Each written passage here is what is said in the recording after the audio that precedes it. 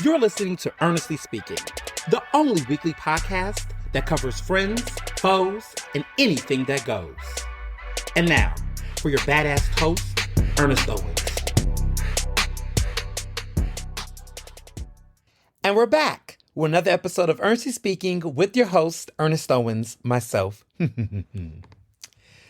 Well, we are now in April. Goodness, the first quarter of the year has passed and we're now deep into the second quarter. And it's already been quite the month. April is already Apriling. The weather is up and down all around. One moment I'm outside, I'm thinking, ooh, it's a little warm outside. I can step out a little bit. And then all of a sudden the jacket comes out. So it's up and down. This weekend it was a little cute, just, I'm taking it one step at a time with this weather. I am. It's like it's a little drizzle, then it gets a little chilly. It's all the things. But I keep the sweaters around. I don't think I'm going to pull out the sweaters. I don't think I'm gonna put the sweaters away, to be honest, until June. Honestly, I don't trust it. I don't trust it. I don't know. I feel like Memorial Day. I feel like that is when I'm going to feel like, okay, I can put the sweaters away, but I don't trust it. I don't trust it. Even April, mm-mm, mm-mm. I just need to see 2 consecutive weeks of consistent warmth.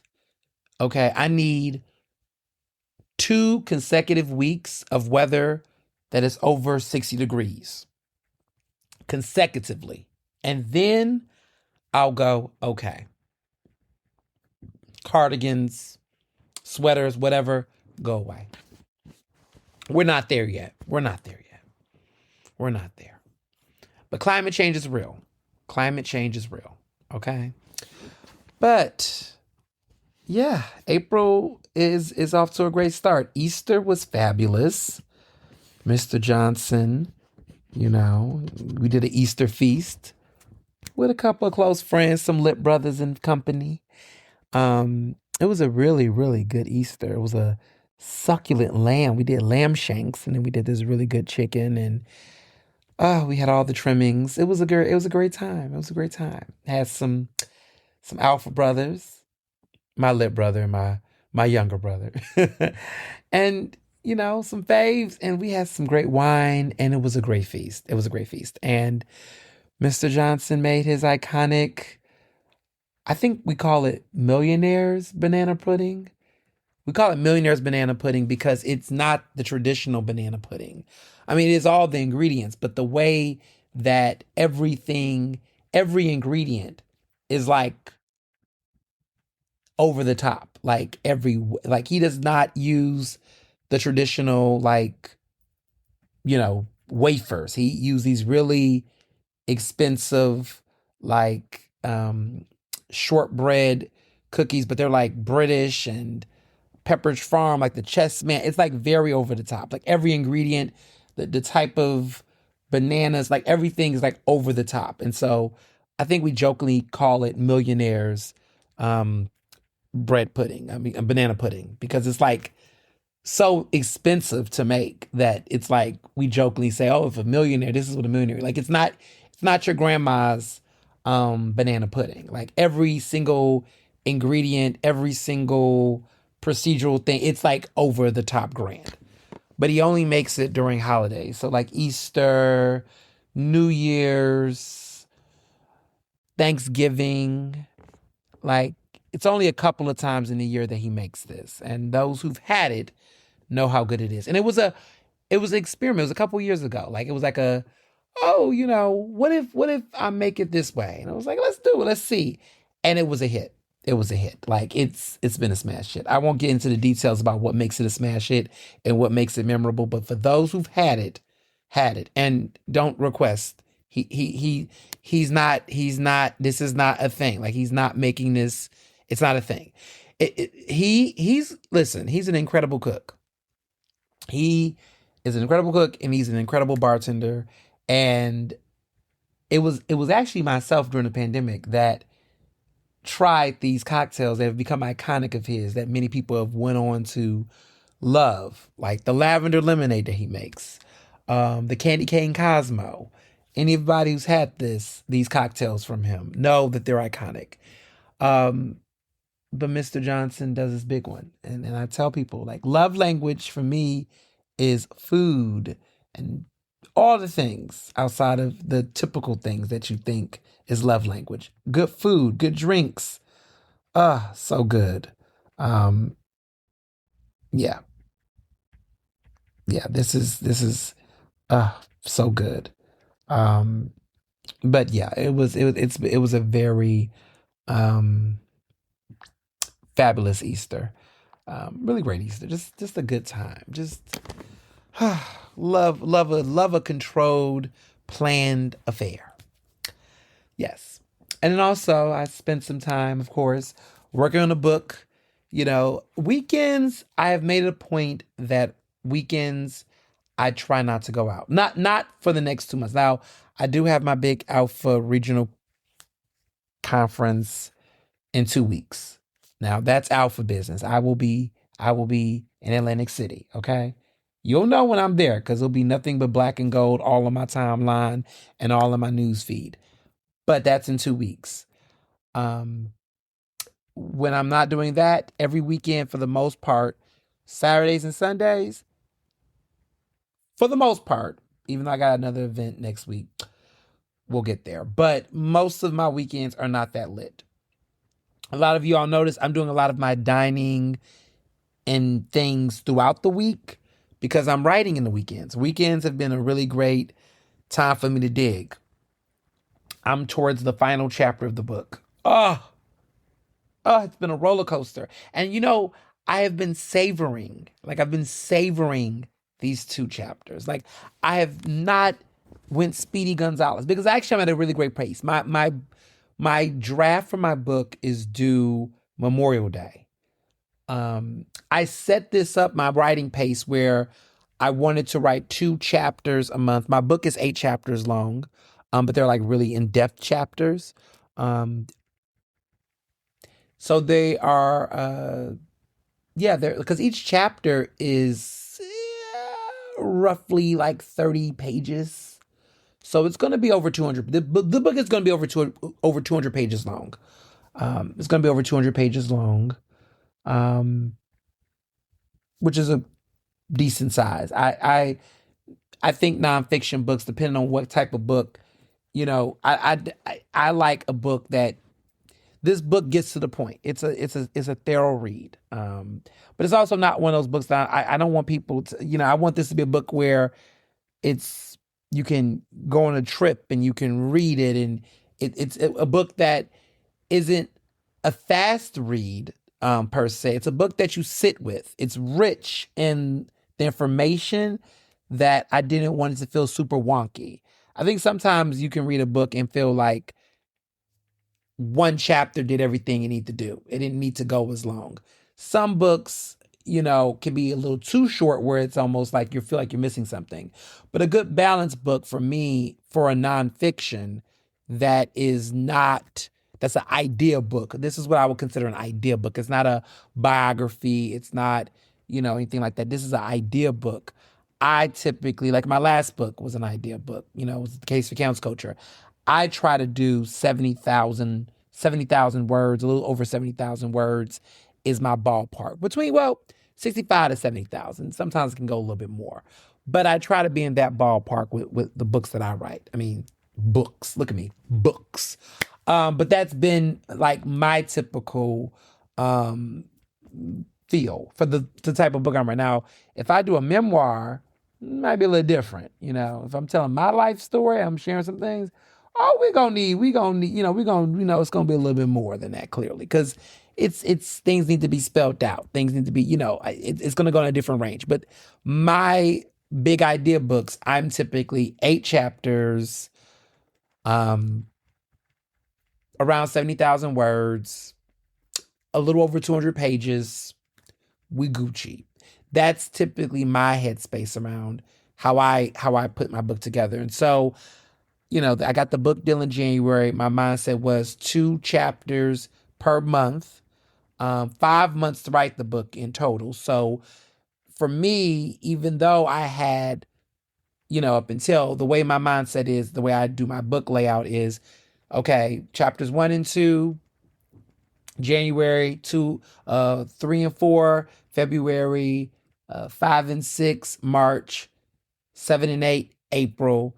And then in May, I incorporate I do all of the fine tuning. I read over each chapter for syncing purposes, interview incorporation of quotes, making sure that, because I've done a lot of interviews over the past several months with various sources. So, figuring out how I want to incorporate those quotes and voices to make sure there's a harmony there.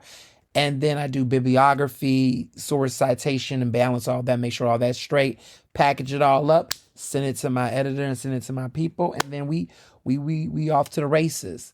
So that's my process. You can write a whole book if you know how to write. You can pull it off. That's what a writer do. Some people out here got ghost writers. No shade to those people. Pay them well. Some people, are using AI and other shit. We don't do that over here. We don't. I write the book. It's my words. It's my voice. It's my thoughts. It's my ideas.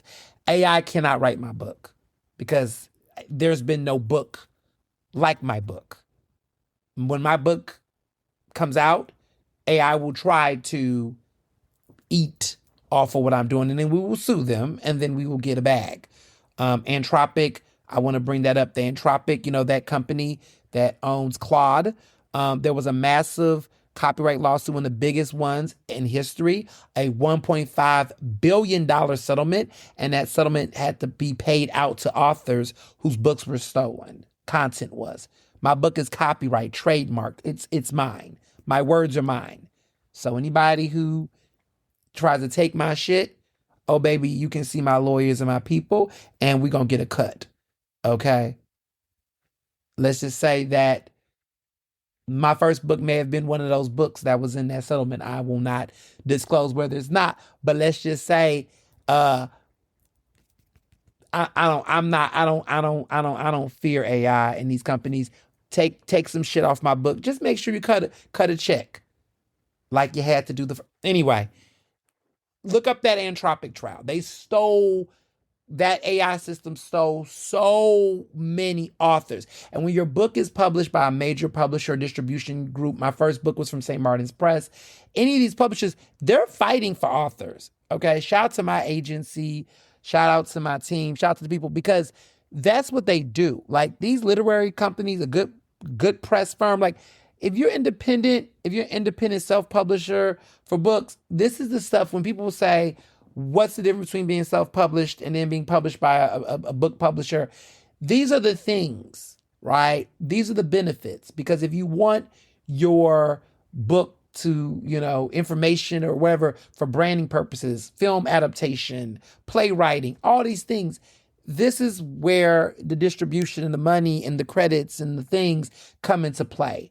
When you're self-publishing, there's just no the protections are very limited. They're very limited. Or the legal support is also, like, everything has to come from you. You have to be the one to send the cease and desist. You're going to have to be the one to have to sue. You're going to have to be the one to get your own copyright. You're going to be the one to have to negotiate terms. You have to do all that by yourself. And attract people, hunt people, scare people, be taken seriously. If there is some copyright infringement, that's the thing. So, yeah, I just literary talk book world. It's a lot of things happening in the book world right now, as you all know. We're going to talk about later in the podcast, but it's a thing. And so, times like this, I'm just so happy that I actually have a talent for writing. And at a time where a lot of people are not reading and writing, but want to be authors, it is just a wonderful thing to be able to do this and have this be a part of my career in addition to all the work that I do. So Love that. Love that for me. Love that for you all. And, 2027 is going to be epic because, woo, when this book comes out, like, I am doing some fun things. Like, I say this every week, but, I'm in the chapter around 2024. We've arrived at 2024, which is fun because every chapter has been its own special experience. It's nostalgic at times, going through some of these parts of my life because writing this book, I'm going through not only the historical parts, it's like a journey.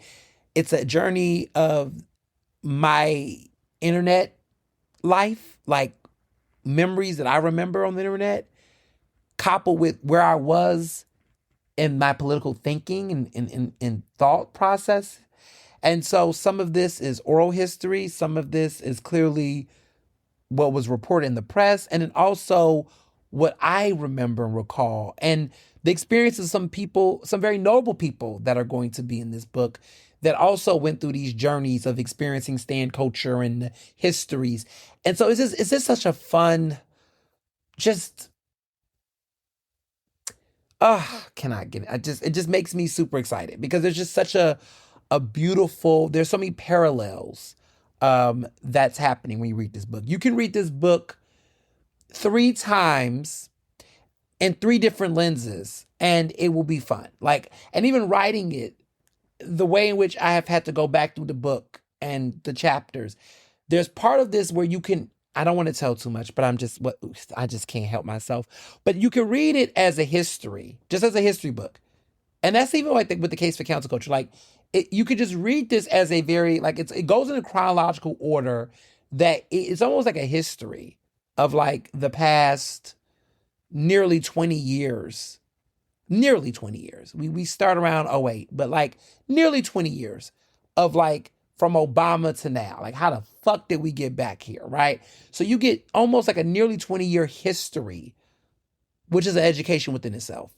So it's like a political history, right? So that's the first strand. You can read this as a political history lesson. The second way you can read this is a political history, not political history, but a internet history, like understanding like online culture and understanding media. Like, it's almost like there's also a wave of which you can understand the history of journalism and media consumption, like how we started from newspapers and television being the leading hook to now evaporating into social media and digital communities taking the helm of media consumption. Like, it's almost like a whole strand of like the history of media literacy in the past nearly 20 years. And then there is this other arc that I'm like unearthing as I'm writing these chapters, that there's almost like a pop cultural lens of us as a society, like our actual human behavior, like a sociological examination where you're just going through human behavior and culture, like how we were more inept as a society and community and etiquette and manners, and how we shift into this weird parasocial isolationist, hyper, it's like hyper online culture. Like, it's like all of that. So there's like 3 different ways you can read this book. And then there's also like kind of this theme throughout of like rise and fall and decline, erosion, social decay, like just watching the decay of society, not the depressed people. I am going to do something. Okay, here I am talking too much, but I'm going to tease at this. In my final chapter, I do shift into a call of action. That was one thing that people said about my last book, which I didn't care because I did not want to have all the answers. And I am big on that. As an author and as someone who's a journalist that do write, I do wrestle with people who oftentimes want writers to give them a happy ending in nonfiction. Or give them a level of solutions or end on a quote unquote happy note. This book will go in a direction that is, I don't know how to put this word, optimistic, perhaps. Maybe that's not the proper word. And I don't even want to commit to that just yet. But there is a sense of a call to action that will happen in this at the end of the book.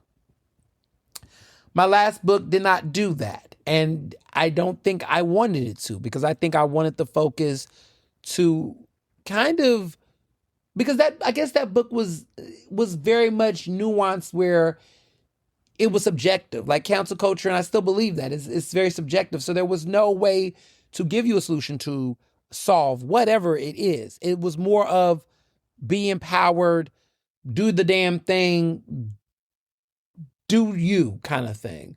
This book is more pointed. There is very clear, sharp take on stan culture is just bad. I don't care if you are a progressive stan, a liberal stan, it ain't good.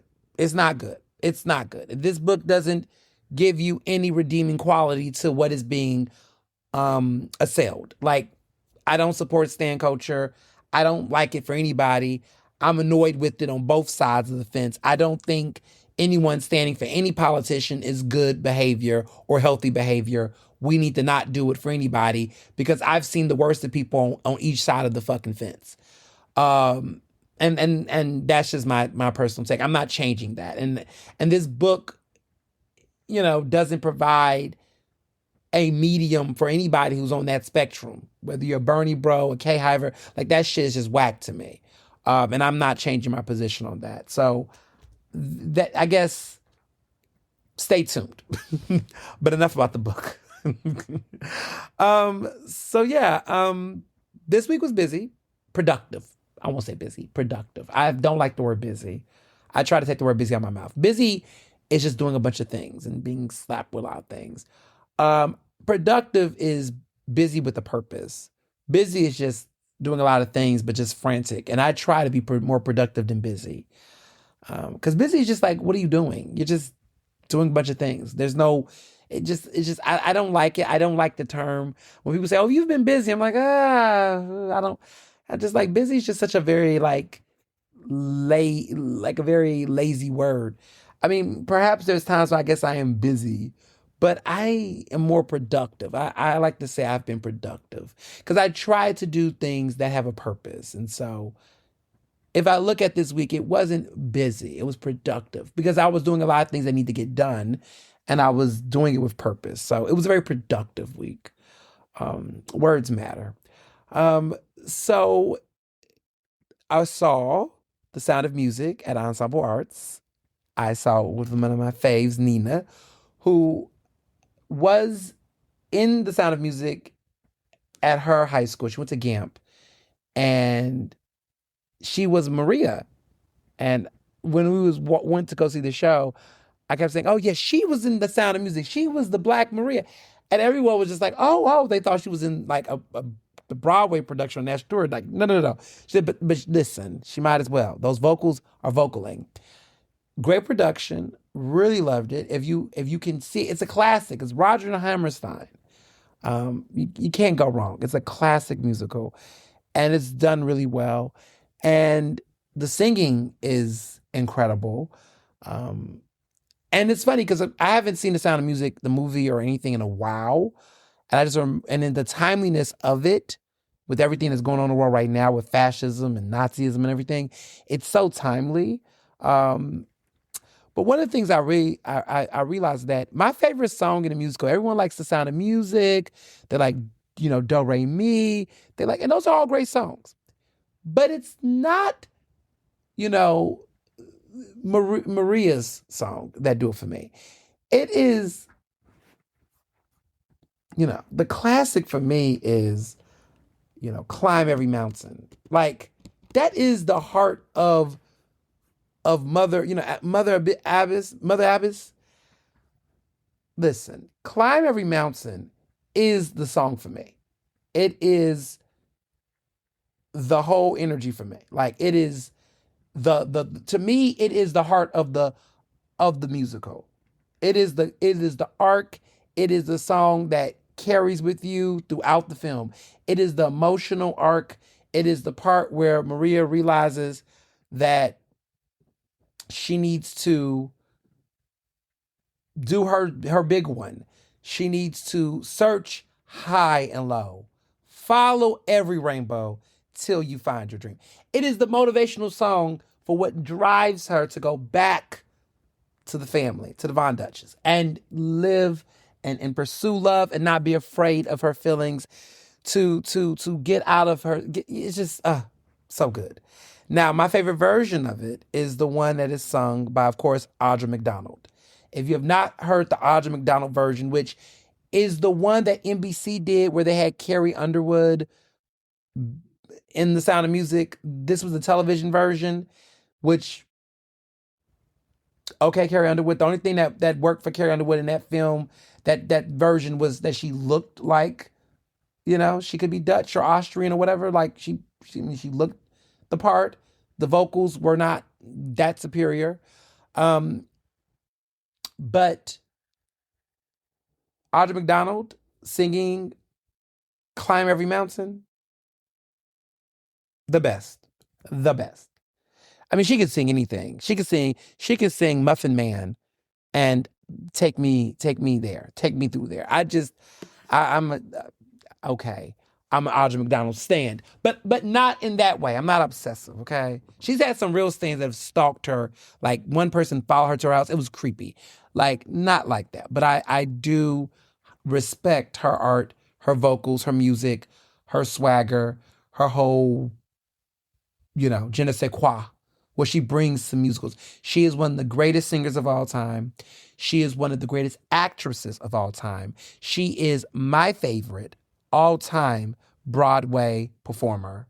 And that is someone who should be doing more film. And if she was given more film, she would eat your faves alive. She is that one, okay? That one. That is the one. That one, that voice, the range, she can act and sing, just incredible. Definitely in my top 5 of all-time greatest performers, period. How did this come into an Audra McDonald stand account real quick? I'm sorry, but I saw Sound of Music. It was not Audra McDonald singing or playing in the ensemble's performance. The woman who played Mother Abbas, she was great. She was. The vocals were great. It was a great show. Definitely a great show. You should definitely see it if you can. I mean, I don't know. This ensemble art season has been nothing but hits. Hits after hits after hits. I've liked every show this year. Every show this season has been good. I have not been disappointed with any production this year. Every show was a good miss. They bring in the classics back, which I really like. Beauty and the Beast and When Chicago Comes. Oh my goodness. I'm not ready, y'all. Chicago is my all-time favorite Broadway musical, if you didn't know. Chicago is like my all-time favorite. Like the one. Okay? And I do like Phantom of the Opera too. I'm a sucker for that. But Chicago is my all-time favorite musical, and it is coming to Philadelphia. And I've never seen it in Philly. Mr. Johnson I saw a couple years ago with Angelica Ross playing Roxy Hart. We have to go back and see it done with an actual Broadway performer. Nothing wrong with Angelica Ross. The vocals were not, I mean, it was a great stunt casting, but I need to see this as a full Broadway production with Broadway performers that commit to roles, vocals. I need to see this done in the full production. So they're doing their national tour. They're coming to Philly. I cannot wait to see this. But Chicago's my all-time favorite musical. So I'm actually going to see it twice. I've committed to it. And I'm going. I made it a point. Jamarcus and I are going to go see it. My younger brother, Mr. Johnson, we're going to go see it as a family unit. But I have to see this twice. I can't. I got to see it. And yeah. This is stuff that I just have to see the show. But yeah, Sound of Music was great. Went to Savu. This is the new restaurant by Kevin Dose that is in the neighborhood. This is the new Black-owned restaurant that is where Cockatoo I miss Cockatoo. Where Cockatoo was. And before Cockatoo, it was another black-owned restaurant there, Mason 208. This location has become one of the locations on my list. There are like, is it 3 or 4? There's about maybe 5, but I'm only thinking about 3 in my head right now that comes to mind. But it's like 5 restaurant locations, like 5 locations in Philadelphia that I call, well, I'm not. I will say these are hard places. Like, no matter the location that I'm thinking of, right? There are a couple restaurant locations that I just feel like I don't want to say they're cursed because, but there are like restaurant locations where people have put multiple restaurants in that said space. And for whatever reason, they cannot churn a long-standing venture. There's about 5 of them. And restaurants go and just do not survive. Do you know places like that? Please let me know. But they cannot just be 1 or 2 locations. They just have to have a track record of just whatever reason they cannot churn out. It just don't work out. Every time somebody try to put something in that location, it just don't stay. So here are some that come to my mind. Because I'm going to name the location. Because if you ever get in a situation where somebody might try to sell you some property, I want you to know, right? So one location is 2121 Walnut Street. Ultramare is currently there. But before that, it was Townsend. And before that, it was a restaurant called Talk that closed down. And before that, it was another art gallery that didn't last too long. But 2121 Walnut Street.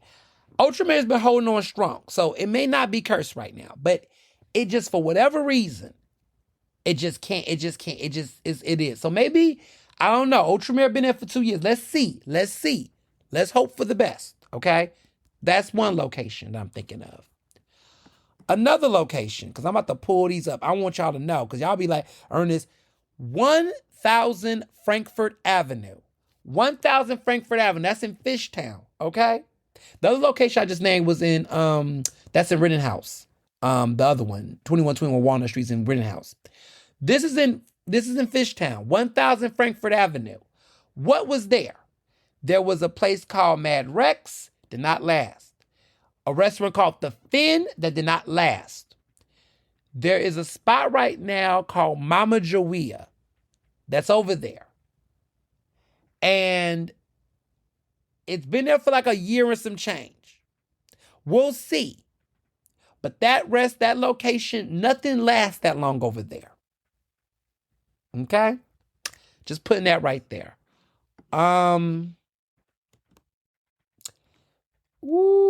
This is one too. I'm trying to make sure I get the name right because it's been so many locations. I don't even know what the hell they're right now. It's always something there. I'm trying to make sure I remember what was there prior. Because there's been so many different places there. And I want to make sure, because the reason why I know this place is because I took my younger brother there for his first drink at 21. He turned 21, and that was the first place he got his legal drink. But that has been there, but it keeps changing. Okay, so 1216 Chestnut Street. That's what it is. 1216 Chestnut Street is another one that just keeps having different things. They don't know what they want to be when they're there. So what I'm thinking about that was previously there, Sugar Factory was there previously. Before that, there was a restaurant called Porta. Then there is a spot called Wicked Wolf.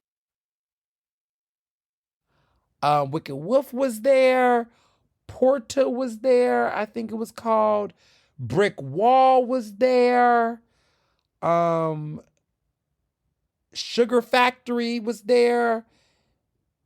A lot of places have been there. Yeah. Because I remember Porta was there. And yeah, it's just been a lot. It was an Italian place, and it just didn't do his big one, you know? So I think about Porta. I just think every time I turn around, they've always tried to put something over there. Yes, 1216 Chestnut Street just don't know what it wants to be. I don't even know what's there now. Wicked Wolf was there for 5 seconds, and then it went away. Um, yeah, it just Wicked Wolf just closed just this January. Yeah, Wicked Wolf. They wanted to make it like a nightclub, but like that place before it was Wicked Wolf, Brick Wall, Sugar Factory, Porta. Like that place is cursed. I don't know what they want to do there. Yeah, it's been so many different concepts over there. So yeah, yeah, it closed in January. So that's another location that just don't know what it wants to be, can't figure out what it want to go, where it want to go. And that's in Center City. What's another place? Oh, before I get to the other location, because I'm going to tell you this other location. It's gonna be one when I get to Savu. But there's another spot in University City. I'm trying to. This isn't too big of a place. And this is maybe like I might be being a little too picky, but 4060 Chestnut Street. 4060 Chestnut Street. Right now, a Love and Honey fried chicken spot is going to open there. But before then, there was some other places that was there before. That was in that University City area. It's hard to put your finger on that. That's not a restaurant spot per se. A lot of things have kind of come and gone through there. But it'll be interesting. University City just is a little patchy. You just never know what's gonna be there, whatever. But now we get to my fifth location. And this is Savu. This is at 208 South 13th Street. This place, it's in the neighborhood. I just feel like every time I turn around, they're trying to put something there. It was Mason 208. That's because it's so iconic. That wall was there. Beautiful wall that no one took the wall out. Then after that, it was, I think, Cockatoo. Maybe it was something else before that. Like, I feel like after Mason 208, it was another spot that was there before Mason 208. What are all the places that's been at that restaurant? Because I feel like there was another place before Mason 208, after Mason 208.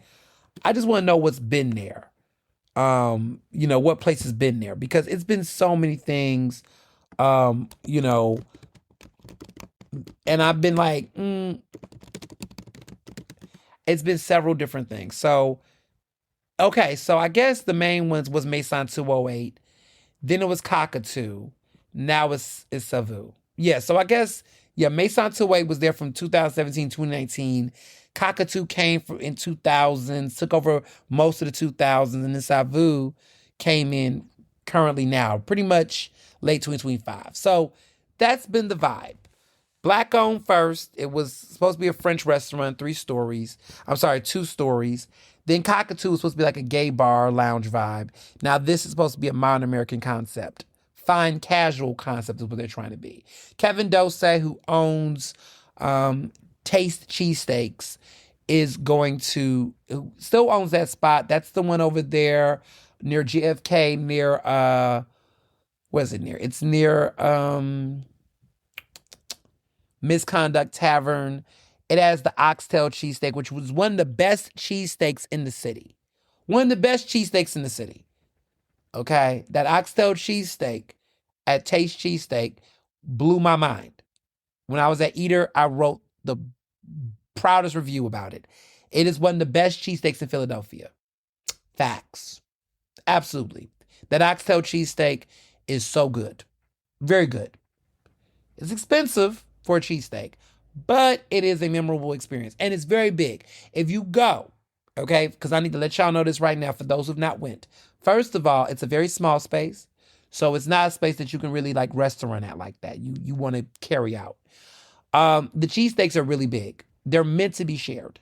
Like they're the size of two cheesesteaks, pretty much. When they cut it in half, it's massive. Like you go home, come hungry, and share. Like you should go with a friend, and you all should get one half a piece, and you will be fine. You should not be getting two of those cheesesteaks. They're ridiculously huge, like really huge. So the portion size is up there. Um, but it's cool. It's special. So he is bringing Savu to New York and apparently Miami Flair as well. He's bringing New York and Miami Flair. That's what he's trying to do with this restaurant. He's got another restaurant called Taste Tacos that should be coming around Cinco de Mayo, allegedly. And that's going to be in South Philly. I think it's only second in South Street, but you need to hear that from me. Okay? That's going to be his taco concept. But it's like Taste Cheesesteaks, except taco version of that, but on South Street. Interesting.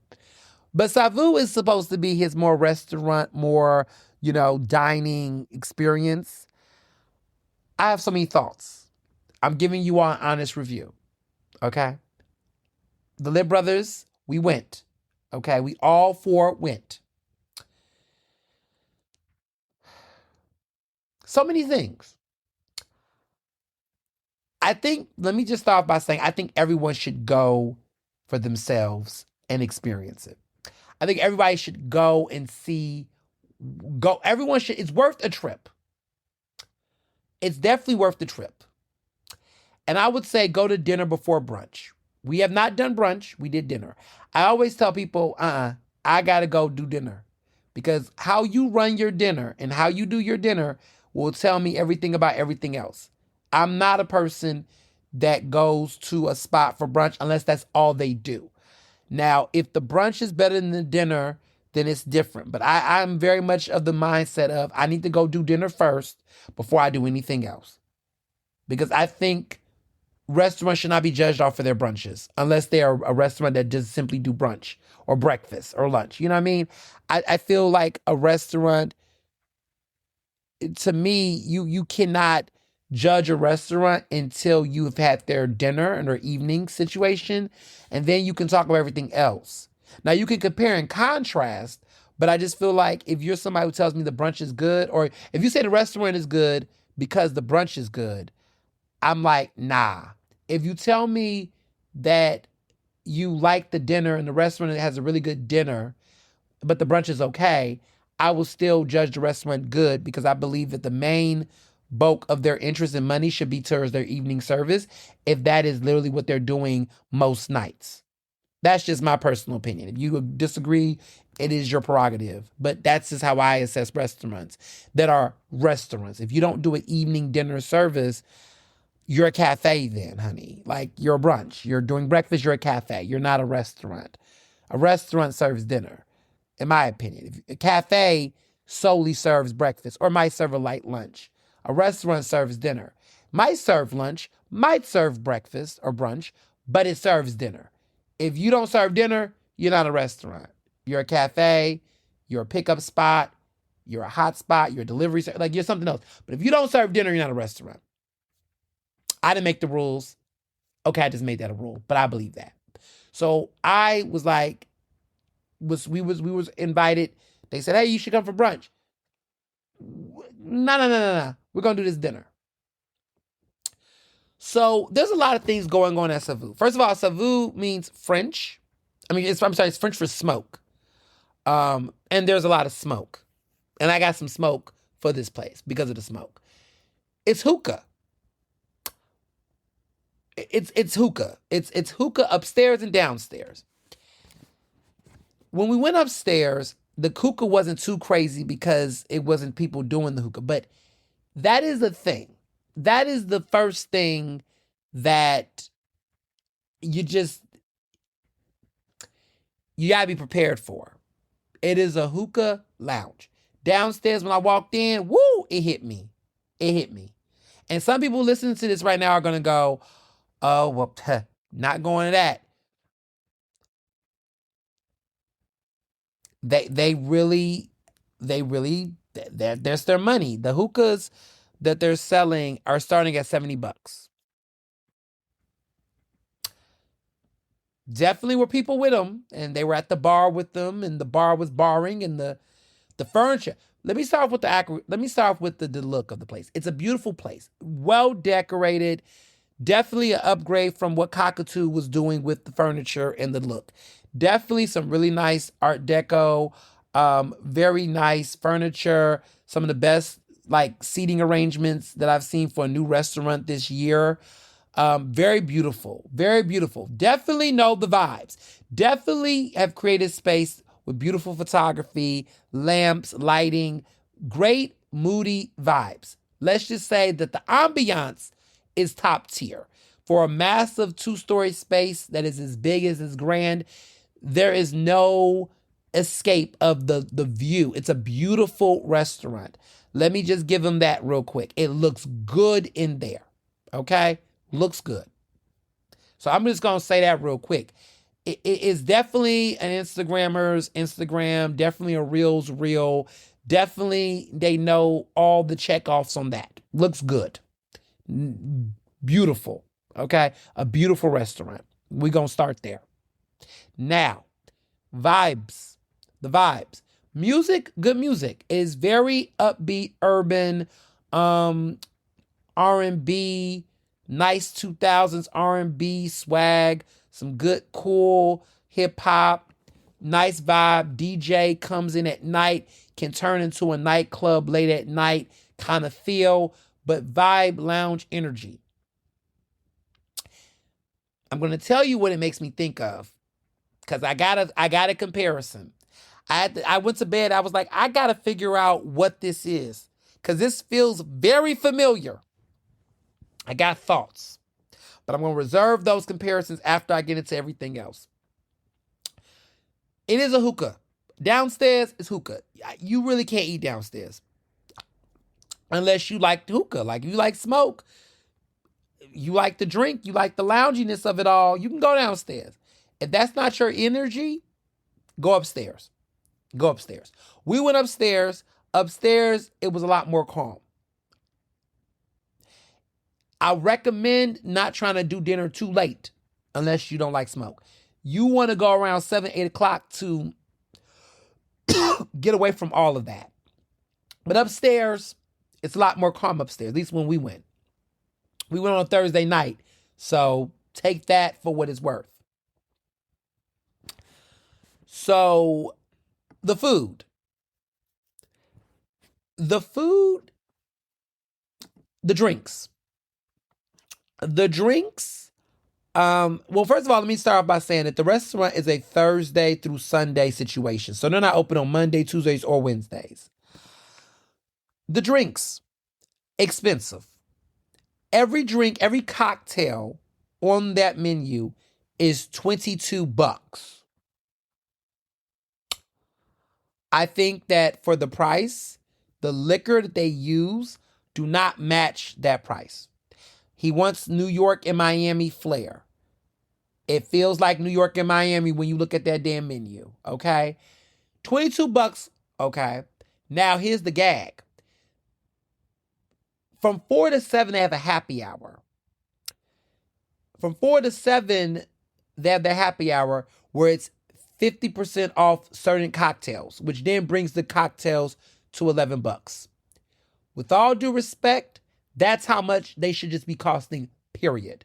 Now, anybody who's been to taste cheesesteaks know that Kevin Dose has done the same thing at that spot. All those drinks are in the double digits of the double digits, okay?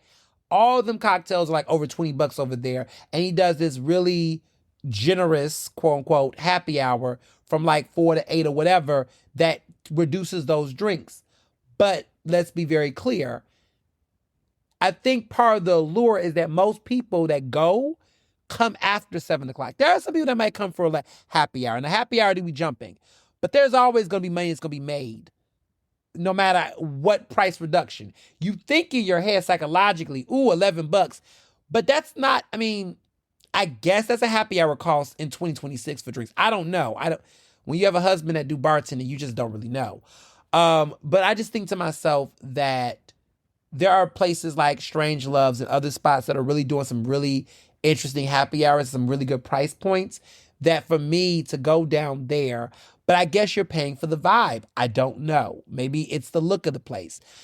To be honest, the cocktails are not bad, but they're not phenomenal. Everything was either super sugary or they just were okay. Um,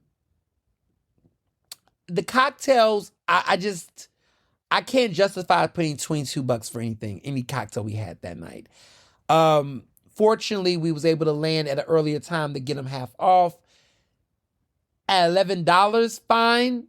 $22, I cannot with in good conscience say that any of those drinks that I had were worth 22. Even on the liquor alone, like they were using, you know, Bacardi rum for a $22 mojito. A $22 mojito with Bacardi is an abomination. I can't justify the cost for that. Not on a regular day. $11, fine. You're in Midtown Village, you're in the neighborhood, fine. Fine. But $22? Forget about it.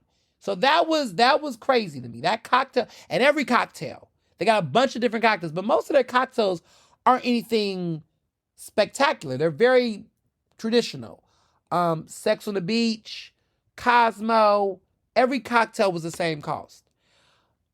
I'm going to tell y'all right now, do not get the porn star daiquiri or the porn star martini or whatever they wanted to call it. It was nothing. It does not taste like a porn star daiquiri or martini or whatever that was. That was not it. I had to request for some champagne or some sparkling to really make the drink taste the way it should have tasted because it didn't even come with champagne. And I was like, that's part of the whole porn star daiquiri. Anywho, yeah, that was, don't get that.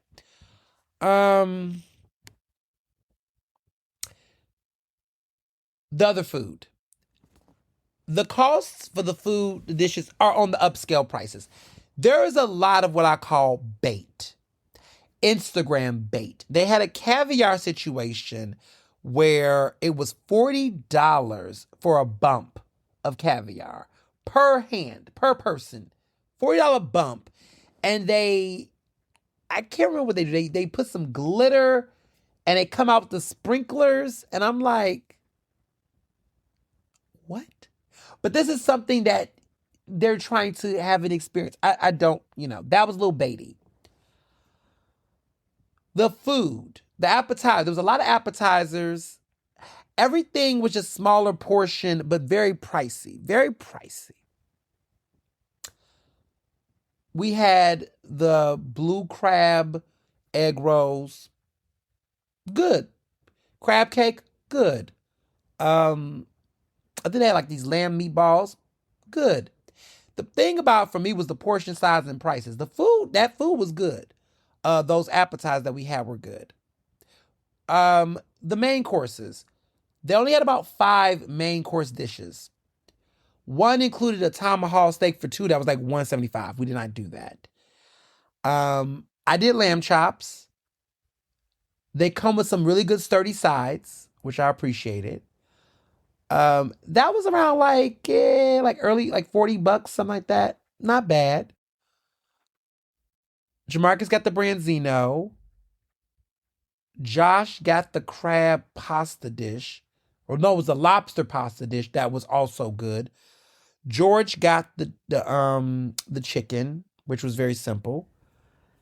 We all liked our main courses. The food was good. It was good. It was actually good.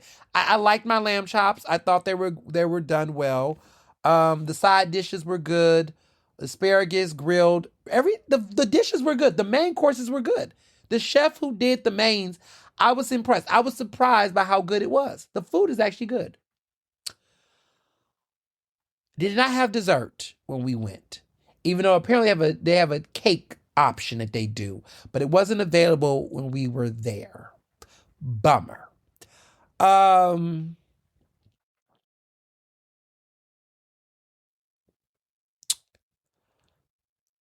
So here's my thoughts. This is either going to be the hottest new spot of Philadelphia, or this is going to be a disaster. They took a swing, and I don't know how the pendulum is going to swing on this place. I don't. I can see it going one way or the other. It's a pendulum, baby. It's a pendulum. It is either going to be the hottest thing or it's going to be an utter disaster. And it's scary in the way that this could go really, really well, or this can go really, really bad. And I don't actually know. I can't put my finger on it. Something tells me it has lots of potential. And that's what makes me not want to trash it, because there are so many good things about it that entices me. I do want to go back for brunch. The Lit Brothers and I are trying to go back and see brunch. There's a lot of potential. This could really be the next hot thing in Philly. It's Black owned. It's in a very promising area, right? There's a lot of traction that can go here. Dose has not missed. I mean, Taste Cheesesteaks initially was a spot that people was rolling the dice. He didn't miss with that. People really like it. Celebrities have come down to it. We are missing that Black spot. Like we've missed something like this for quite some time. I can't think of, well, Kitchen and Cocktails, right? This is way better than Kitchen and Cocktails. Let me just start with that. This is better than Kitchen and Cocktails. Like, there's no comparison. This is better than Kitchen and Cocktails.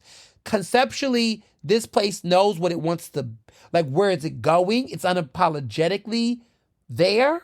The food is much better. The whole focus and vibe of this place. Like, this is not a place for families. This is not a place for children. This is grown and sexy. This is for people that are older. You need to have money. This is not for the YNs. This is not for the babies. This is for people who got money. Either you got it or you don't have it. I can see, ballers, the ballers. This is for the ballers. This is for the wannabe ballers, but they got money. We don't know how they made their money, but this is for the ballers. People that come here with money, I can't even shame them on that, because there is a crowd for this. Y'all know that crowd. You know the crowd. There is a crowd for this. And we deny it so much in Philadelphia. But this is for the folks, and the folks that do want to live like they're in Miami, in New York City. This is for those people. And here's the thing. I'm not mad at Dose for this, because there's a lot of folks that are running their asses to Attico. They're running their asses to Assembly. And those are not Black-owned spots. And they're going there and they're spending that kind of silly money for those silly ass drinks. And so there's a part of me who cannot critique it, because I know there's a group. Am I that girl? They think I'm that girl. I'm really not. I'm the girl that's going to Four Seasons. Okay?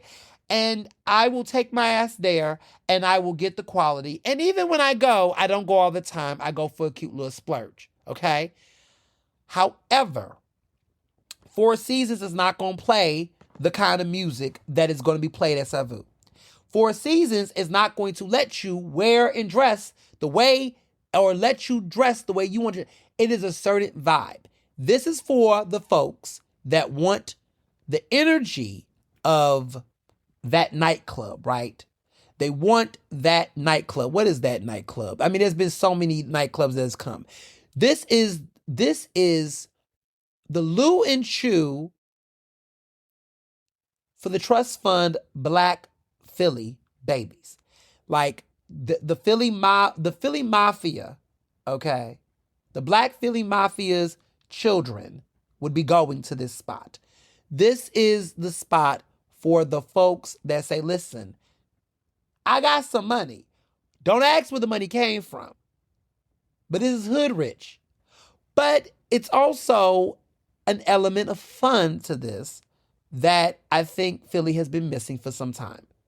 And so I'm conflicted. This review is complicated. You're like, do you like it, Ernest? I kind of do.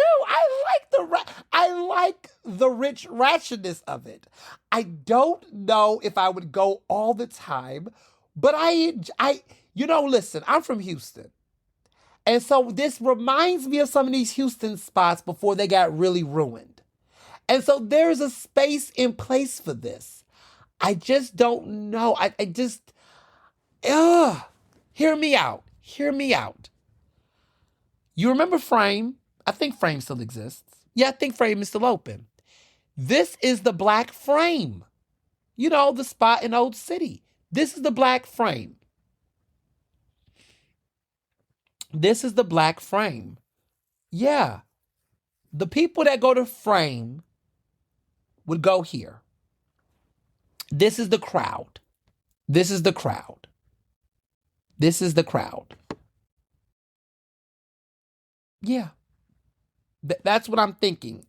That's what I'm feeling. I feel like this is the crowd that will go here. And they are using some of the same people. DJ Dame, who is very popular in that group, in the nightclub scene. He's doing a lot of work there with them, helping to increase the blend. Dame Williams is his name, I believe. Yeah, DJ Dame Williams. Yeah, Dame Williams. He's doing a lot of work to like do events and things like that. He's been around the scene for a while. He's been at Mr. Ivy. He's the guy that puts things. He's working with this spot. Because here's the thing. People go to Elmira, right? They go to the Winston. They go to Tayo downtown. They go to all these spots that are not black owned. And so for me, why not, if you're going to blow money, why not blow money at a black owned spot in Philly? I mean, I know some of the other partners and people like the Winston spots are black owned and African. Mr. Ivy have that. But I just think that what makes this place different is that the food is actually good. I think they got to figure out the balance, though. I do think they need to strike a balance. Like, my notes would be that make downstairs hookah at a certain time. Like, maybe before 10 o'clock, before double digits, let the hookah come upstairs at 10 o'clock.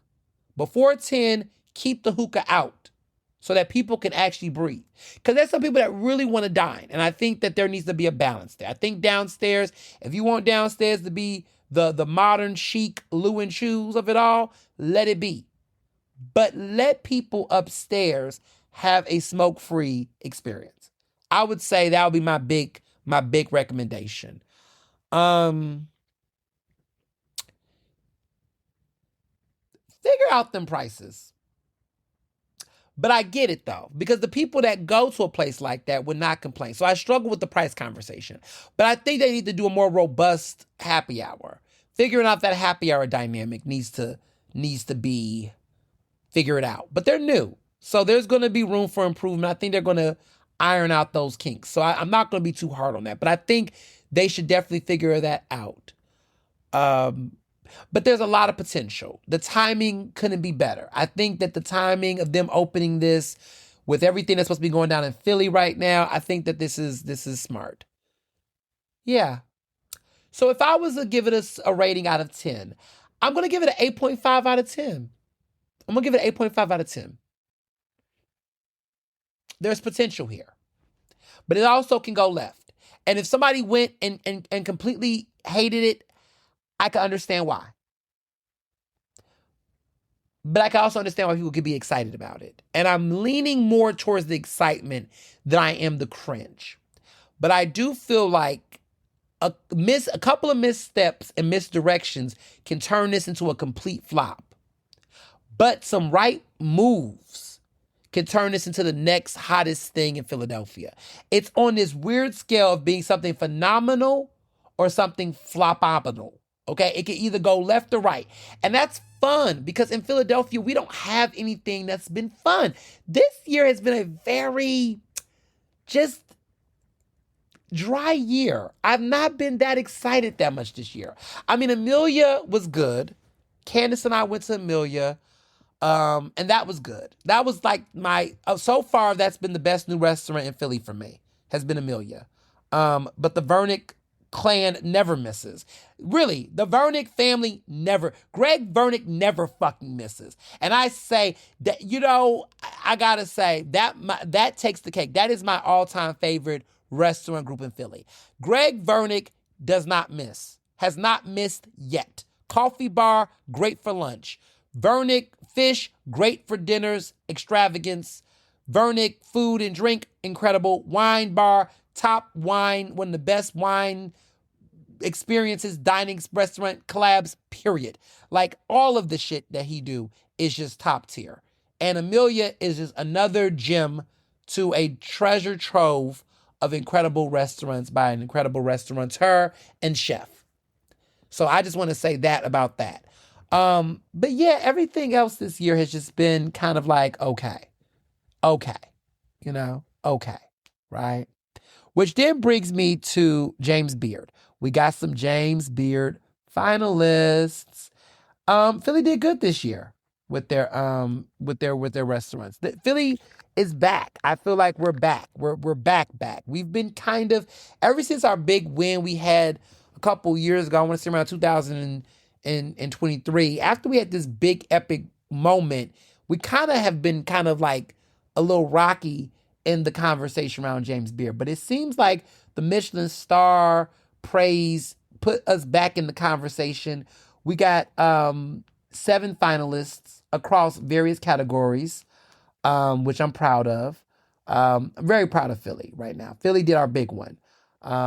Outstanding restaurant, Kaluuya, okay? For y'all who don't know how to pronounce it properly, it is Kaluuya, but Kalela is the one that y'all, that's the hood version. Kalaya, right? But it's Kaluuya. That's how you pronounce it, Kaluuya. But sometimes I slip up too. Best new restaurant is Emmett. Well deserved. Outstanding pastry chef is Justine McNeil from Fiora. That used to be Fiora Fine Foods, but Fiora. Outstanding bar is the Lovers Bar at Friday, Saturday, Sunday, which previously won Outstanding Restaurant. Now, Best Chef Mid-Atlantic. 4 out of the, I believe, 7 restaurants in that category are fighting. The girls are fighting, but really 3. Jesse Ito from Royal Sushi and Izakaya, which I went to. It's good. Amanda Shulman from Her Place Supper Club, another restaurant I've went to. That's good. Omar Tate and Sybil St. Aud Tate, Honeysuckle. And then Nathan Flame from Luca, which is in Lancaster. I've never been to Luca, so I can't really talk about it. But I've been to the other 3 that I previously mentioned. Look, I'm rooting for everything Philly, but I'm also rooting for everything Black. I'm hoping that Omar Tate and Sybil St. Aud Tate win for Honeysuckle. But I gotta say, Jesse Ito, if he wins, I would not be upset at all. This man has been nominated, like, I want to say 7 consecutive times in a row. Like, every year he's nominated for Best Chef Mid-Atlantic, and he never wins. Can this be the year he finally wins? Oh, my goodness. Like, it would be nice. It would be. I mean, my goodness. Like, give this guy it, But I also like my guys, Omar Tate and Sybil. I love them, too. So it's like, I'm torn. But if they don't win, Jesse Ito better win. Amanda Shulman, look, she's great, But, I mean, she got a Michelin star. We got to spread the love a little bit. So, that's my thoughts on that. On the record with Ernest Owens, on 96.1 FM 900 AM, Progressive Black Talk Me. We're going to talk more about that later on, but did that show. I'm not going to be on air next Sunday and the Sunday after that because there's a sponsor buyout for next week's Sunday's episode. So there's going to be a program that's going to run next Sunday. So we have a buyout, which is going to be exciting. And then the following Sunday after that, I'm going to be in Atlantic City for the Alpha Regional Conference. So I will be out of town with my brother because we're both alphas. And George, because we're all 3 alphas. So we're going to be in Atlantic City representing the Mighty Road chapter. And it's going to be a good time. So I will not be having any on the record for the next 2 weeks. So for those who like me, you just got to listen to the show, the podcast. But we'll be back in later April. Oh yes, several things. So next Saturday, April 11th, I told you all I am doing a speaking engagement with PRSA, which is the Public Relations Society of America. They are having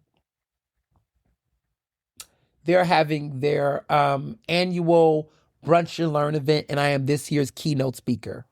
So I'm the keynote speaker for this year's Brunch and Learn. It is going to be at Visit Philly. It is free if you use the discount code PABJ2026.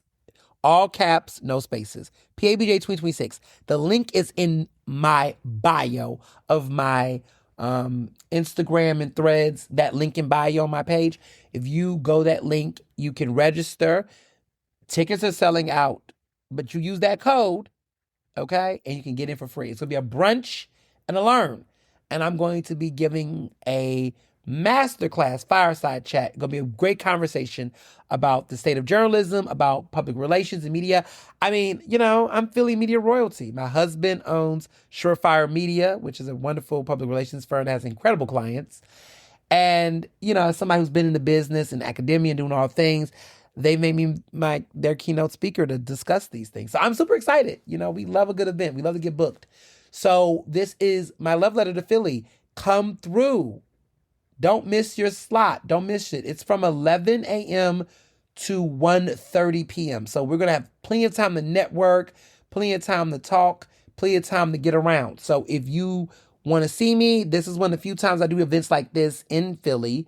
You all know the girl gets booked. She travels all over, but I will be in Philly. And I am making it accessible, free. PABJ 2026. Put it in. Come see me. If you have a copy of my book, I will sign it. I have to mention this because people come with books and they get shy. No. If you got a copy of my book and you want me to autograph, I will autograph it. I will always do that. So if you come through, I will sign copies of my book, guaranteed. And also, I do selfies, pictures, everything like that. I do that. I hear stories of people being like, oh, people, I don't. No. Please, come through, come out. I love to see all of my listeners and all my supporters. So I will be on location. It is going to be at Visit Philly. You must RSVP to attend. So if you think this is a good opportunity, please come. Okay. And if you think someone else can value this experience, if you think somebody that your network is like, hey, I got a friend that's in PR or media, whatever in Philly. They need some words of inspiration. They need some advice. They need to hear from a pro. Come see me. Come have the experience. So it's going to be super fun. It's going to be fabulous. I'm trying to figure out what I'm going to wear. I think I'm going to pull out my springtime outfit. I have a cute springtime outfit that I like to wear in spring, clearly. And I'm like, this will be a good time to pull this spring fit out. So I got a little spring fit I think I'm going to pull out. Debating if I want to pull it out this early, but it's something I wear every spring. And I'm thinking, is this the place to wear it? I think so. I'm looking at it right now as I talk. I'm like seeing it in my mind as fit. So I might pull this baby out. So yeah, that is going to be April 11th. Then it is springtime, so I feel like if there was ever a time to wear that, look at me debating this. I think I'm going to wear this fit. All right, that is April 11th. So yeah. Also, if you're interested in going to events, now this event is not free, but it is a great event that I will be co-hosting with my bestie, Sharon. The PABJ Media Professional Awards. Tickets are on sale now. Yes, tickets are on sale now. If you listen to this podcast, you can get the tickets for $125. There will be an open bar. It's at Del Frisco's Double Eagle Steakhouse in the Vault. It's a 3-course luncheon.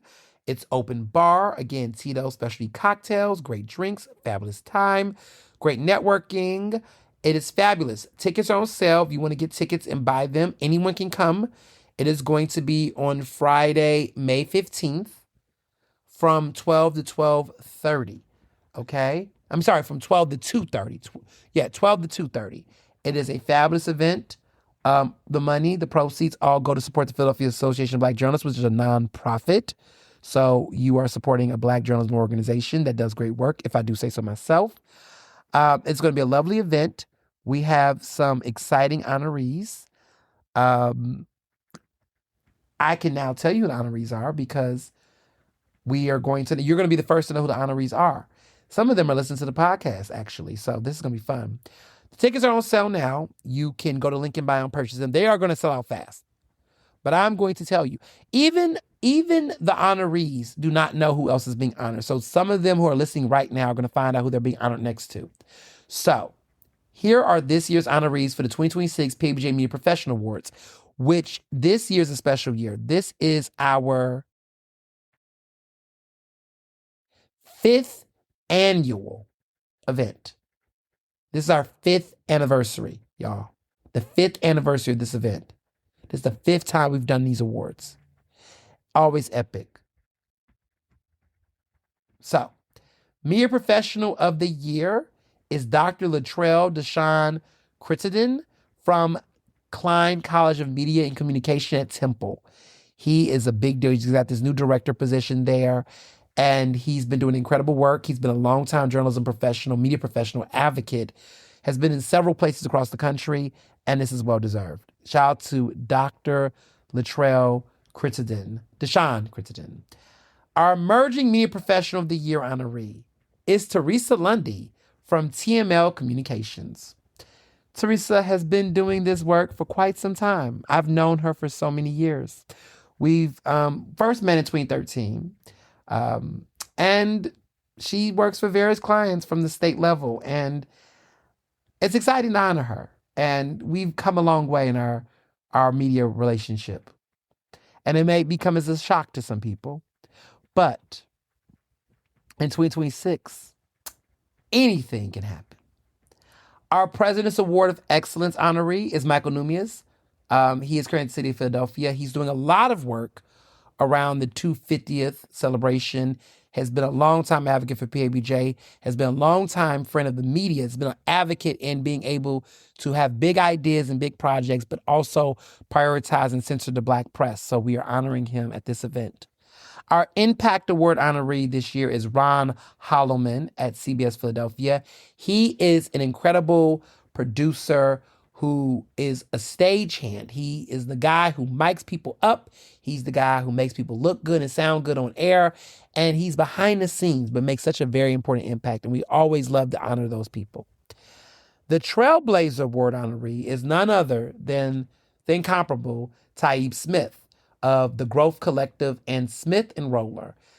Taib is incredible because he is someone who, for years, have been working and advancing and supporting the free press. He has been supporting media. A lot of the projects and work that he's done over the years, even when they're for-profit or just simply for community empowerment, he has always made it a point to empower Black journalists, Black media professionals, and the crux of the work that he do. And has been such an asset as a Philly native to improving the storytelling of Philadelphia, as somebody who contributes to it. And so I love the PABJ Media Professional Awards, which is something I created. I am the creator of the PABJ Media Professional Awards. It was my idea, my concept, because I do think there's a space to honor people in the media ecosystem that are not journalists. And we do that with a balancing act of recognizing that they deserve that, which now brings me to this year's Lifetime Achievement Award honoree. This person is epic. This person is going to be the reason why we're going to sell out in a couple of days.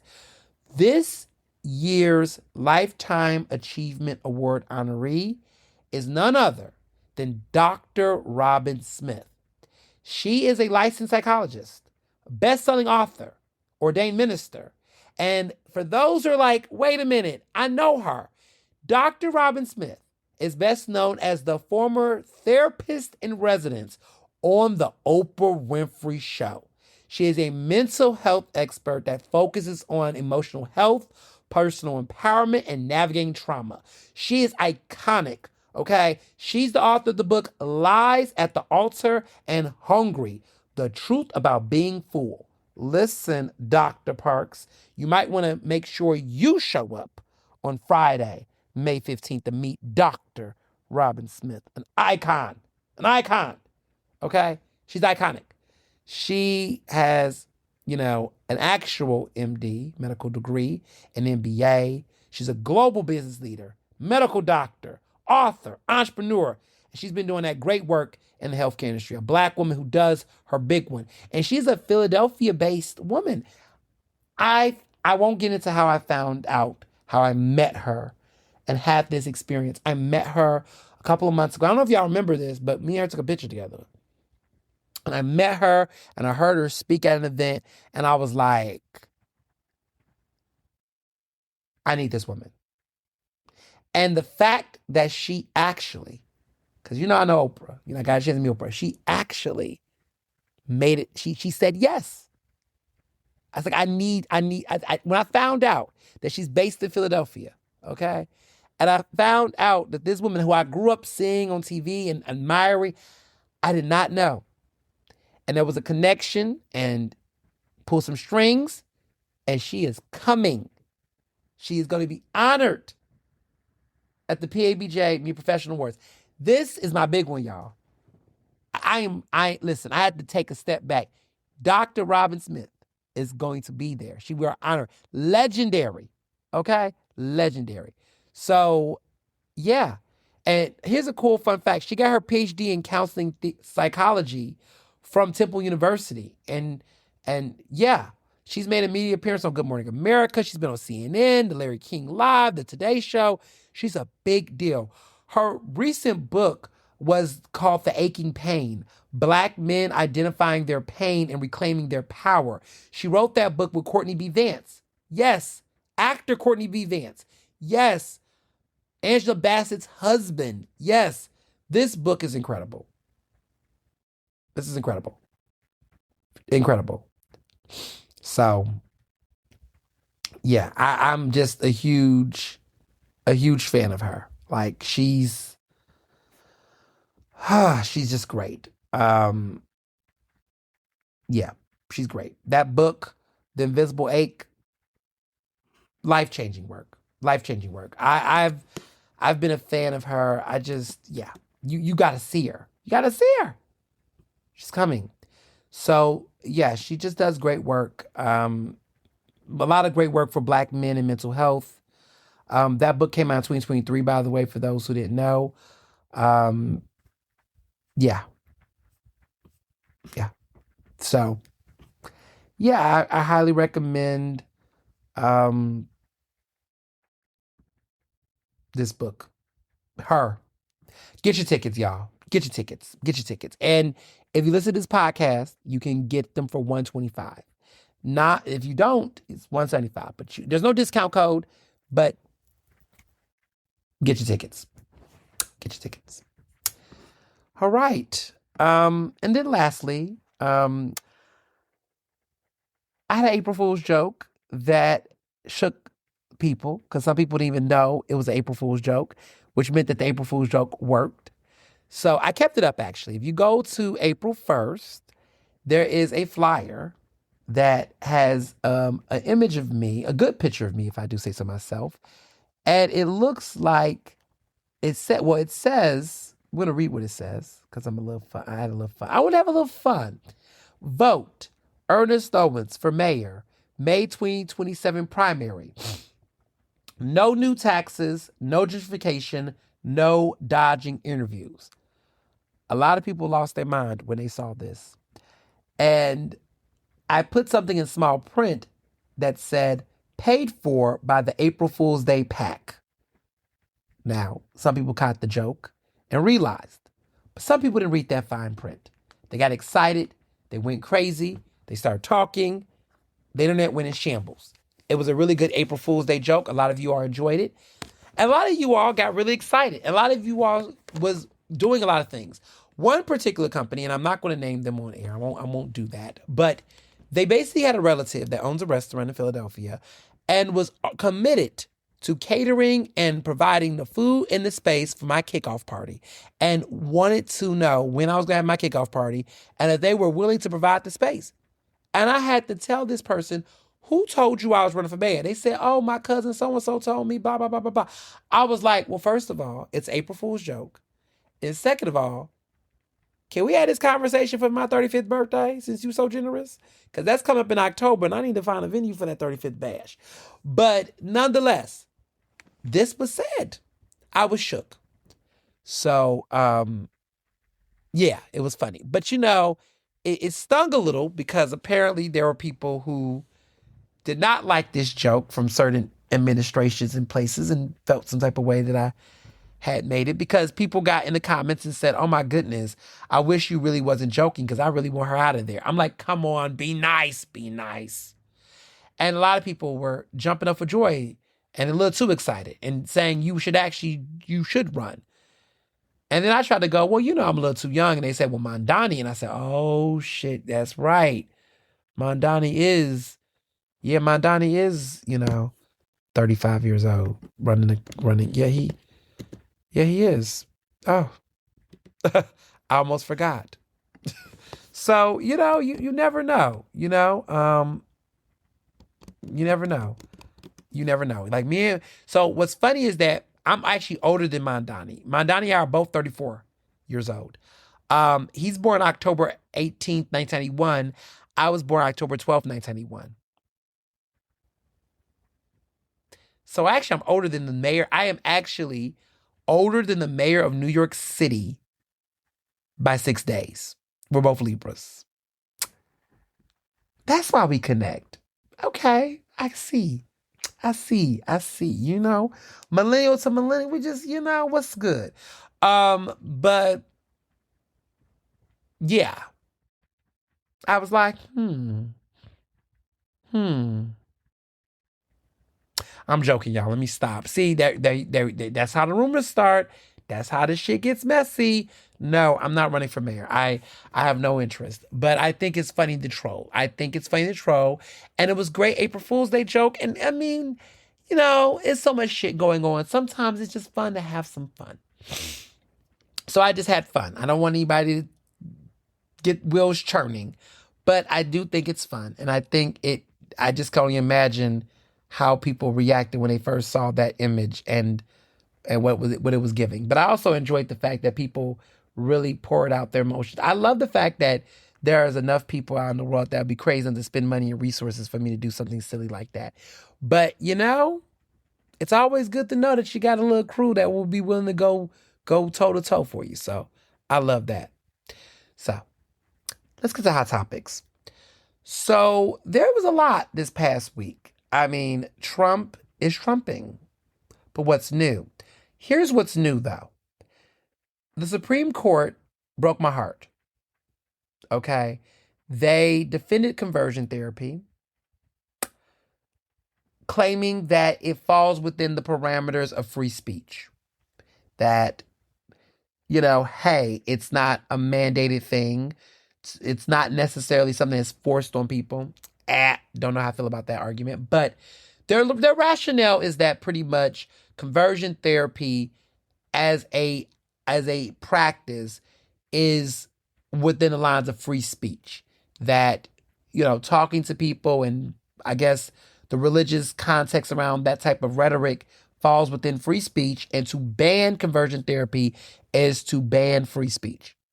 I mean, it's not necessarily considered, I think it's homophobic and harmful, right? The idea, but their argument is a form of free speech. So like, look, if one person goes to a psychic and gets a psychedelic effect, right? We can't necessarily say that the psychedelic effect, quote unquote,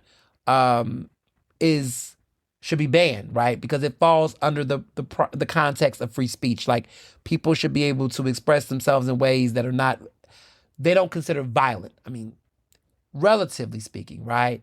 And also one opts into it or not, right? So it's not like somebody's being grabbed and forced to be subdued. And if somebody is being forced in their will to do something, the act of conversion therapy itself isn't the crime. It's the action of the person that subjected the person to any such thing. So it's like, if someone grabs you and forces you to go to church, it's not the church that's problematic. It's the person that forces you to go into to whatever said thing.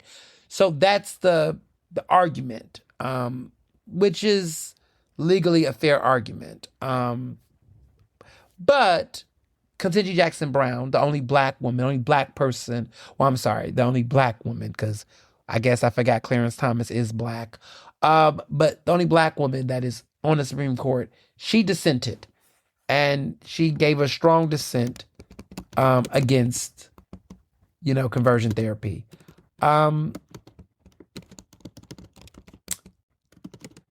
Look, I'm just happy that gay marriage, as of now, is not there, right? She said that in her opinion, her argument was that, well, the court's overall argument, to be clear, it was an 8-1 ruling, is that they deemed that bans of conversion therapy is arguably, quote unquote, viewpoint discrimination. However, Ketanji Jackson Brown argues that states have the authority to regulate harmful, non-evidence-based medical practices. So she made the argument that conversion therapy is a non-evidence-based medical practice that is harmful. That's how I, and so that's how I view it, right? That the whole point of conversion therapy is that they believe that it is supposed to be a medical practice that's supposed to convert people out of, quote unquote, homosexuality. That's the argument. It's a scam, right? Arguably, it's a scam.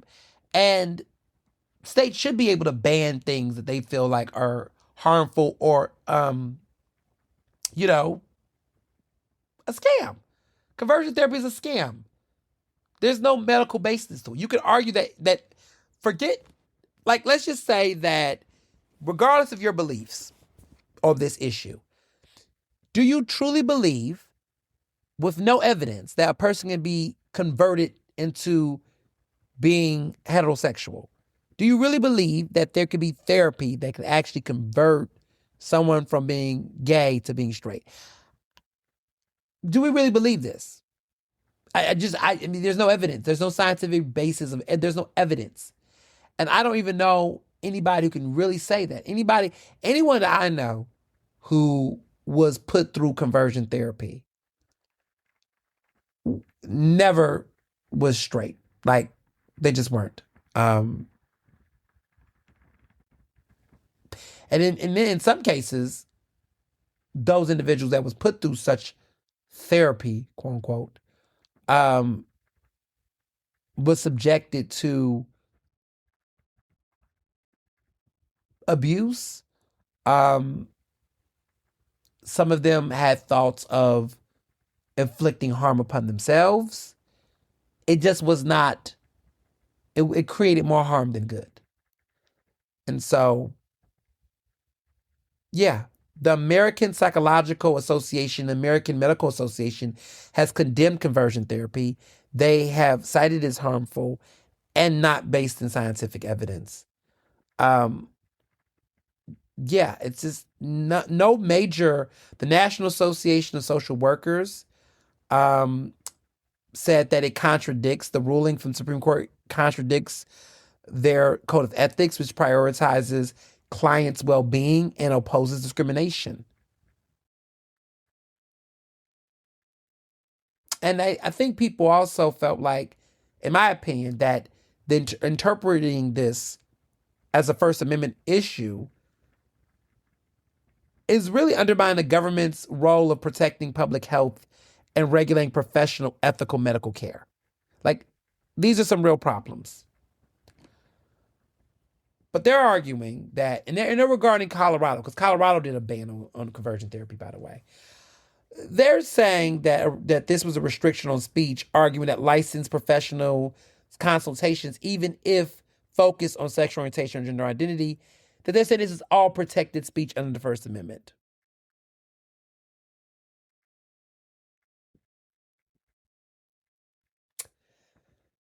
But Justice, Ilana Kagan, even though she joined the majority, tried to say that specific types of bans could be lawful, and she suggested the legal debate over regulating these types of practices is not fully settled.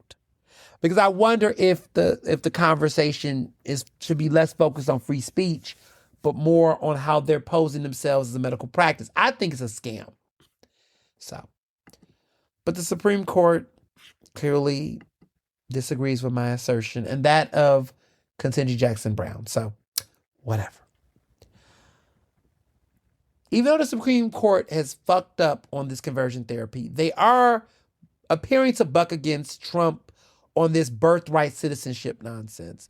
It appears that so far, we have not heard the ruling yet, but it looks like so far Trump on April 1st showed up to the Supreme Court, pulled up to see the Supreme Court in action, to see see attorneys fight against this. And there has been a lot of raised eyebrows and skepticism on this birthright citizenship attempt by Trump. So that looks like that's going away.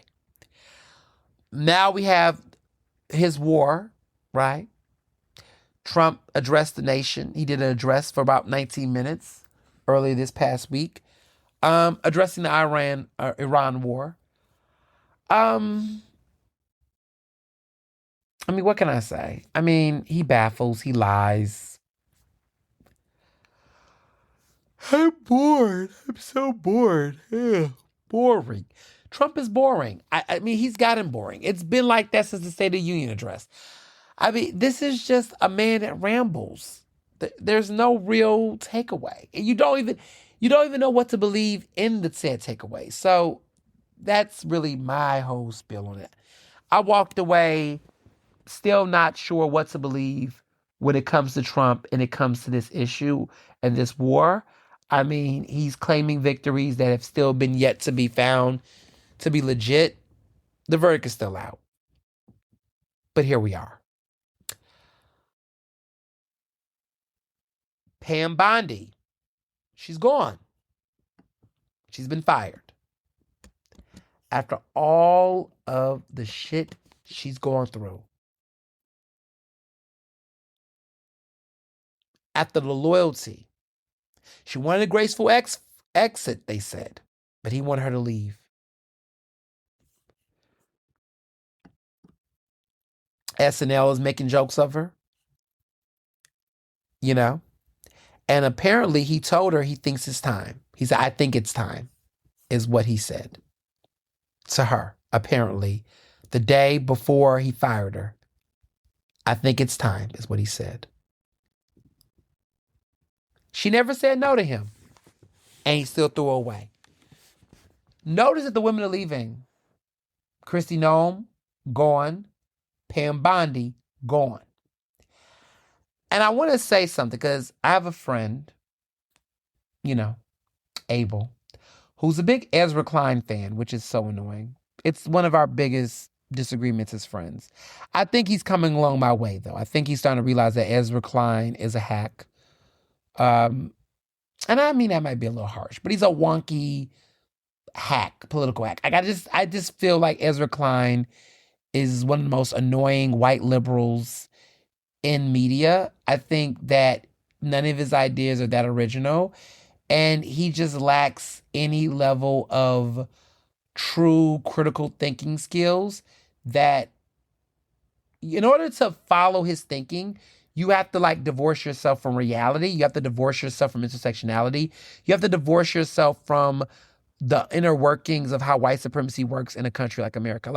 Literally, his thoughts and theories only would work if you did not consider America to be racist, if you did not acknowledge racial, gender, sexual dynamics. You literally have to not consider any other driving forces that shapes politics.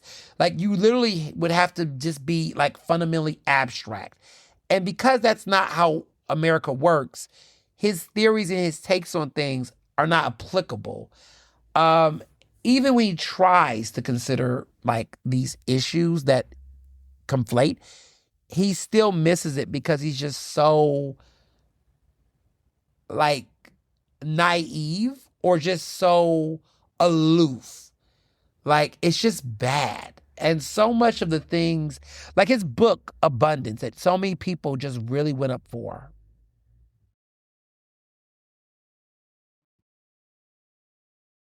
No. No. No. These are just white liberal fantasies. And then these people read these books and they pontificate amongst themselves. And they pat themselves on the back about shit that only they will get, that does not have any material impact. And people think that this is policy. It's not. And so it annoys me. And I've told my Friend Abel, who was at Columbia Law, like, if you continue to reference and cite Ezra Klein around me, you just completely lose the conversation. That's when I know you don't really have any original thoughts. That's when I know, like, we have very in-depth debates and conversations, and it gets to the point where he starts to sound like the New York Times. And I'm just like, if that's the only way that you think about things is reading the New York Times, my friend, I need you to read more. I need you to improve your media diet. Like, if everything you read comes from like the New York Times and New York Magazine, that's the only basis to which you define your cultural landscape. And let me be very clear, it's not just him. It's so many people that I think are so hyper obsessed. And as somebody who is in journalism, I just feel like there is so much diverse media to read. I'm not saying the New York Times is the worst thing in the world, but maybe. But they're just not, they should be like your, okay, credible source to get a take. Okay. But please, go read other things, you know? And the Atlantic, don't just read the Atlantic. Don't just read, like The Nation. Read The Nation. Read that. Read some of The Nation. Read, you know, um, The New Republic. You know, check them out. Al Jazeera. Consider some of the information that's there. Democracy Now. Like, just mix up your media diet. I'm not saying that all of these places are giving you everything. But when you want to know what I read to just get a better understanding of topics, I read that. Um, I look at the Philly download in Philly. We've done some great locally, right? Um, but I think it's important to ground yourself in different types of media. And if you're talking about local politics, read local outlets. Like, one outlet that I love so much, and it's in Chicago, is they do so much great work. And I think about Capital B. Capital B's all right. People like Capital B. Capital B's all right. But the Trib in Chicago is such a well thoughtful, Black, millennial driven publication that covers Chicago in a very thoughtful way. Like, when I visit Chicago, I read the Trib. It's an online platform. It's a digital platform, but it's led by two Black women, millennials, genius, that are from there, that understand that culture, and they have a great team of writers and freelancers, and they just really give me a really gritty thought of what Chicago is and what it's doing, and through a Black lens. And it's beautiful. It's a great publication. And the download, when I think of what I would love the download to be in Philadelphia, I would love it to be that for Philadelphia. That is the answer. Like, a very, because, like, yeah, you got the Tribune, but like, you have the Tribune. I'll keep it cute. But there's just such a lack of like diverse media. And I just encourage people to just get a better lens on society and the way in which people discuss people. Because the way that Ezra Klein and some of these national people talk about stories, I'm like, that's not fully right. Like, when they discuss Josh Shapiro, I'm like, that's just so off kilter. Like the way they discuss states, like, oh, Pennsylvania, battleground state. Yeah, it's battleground. But why? Right? Like, the way they talk about Philadelphia politics, just so lackluster, but like, that's why you have to just increase your media appetite. Like, none of these major national outlets are doing any in-depth takes. I saw a food critic that wrote about Mon, and the New York Times did a food review on Mon, and they just completely fucking ruined that entire that review was just gibberish. It was gibberish. Like, it just missed the entire focus of like why Mon is Mon. But so many people are thirsty for a New York Times validation of their shit that when I read that review, I was like, that's not why Mon is great. And you just also don't get why Mon is Mon. But like, go away. Like, go away. But people will want the New York Times review. But the New York Times review of Mon was just trash. It was trash.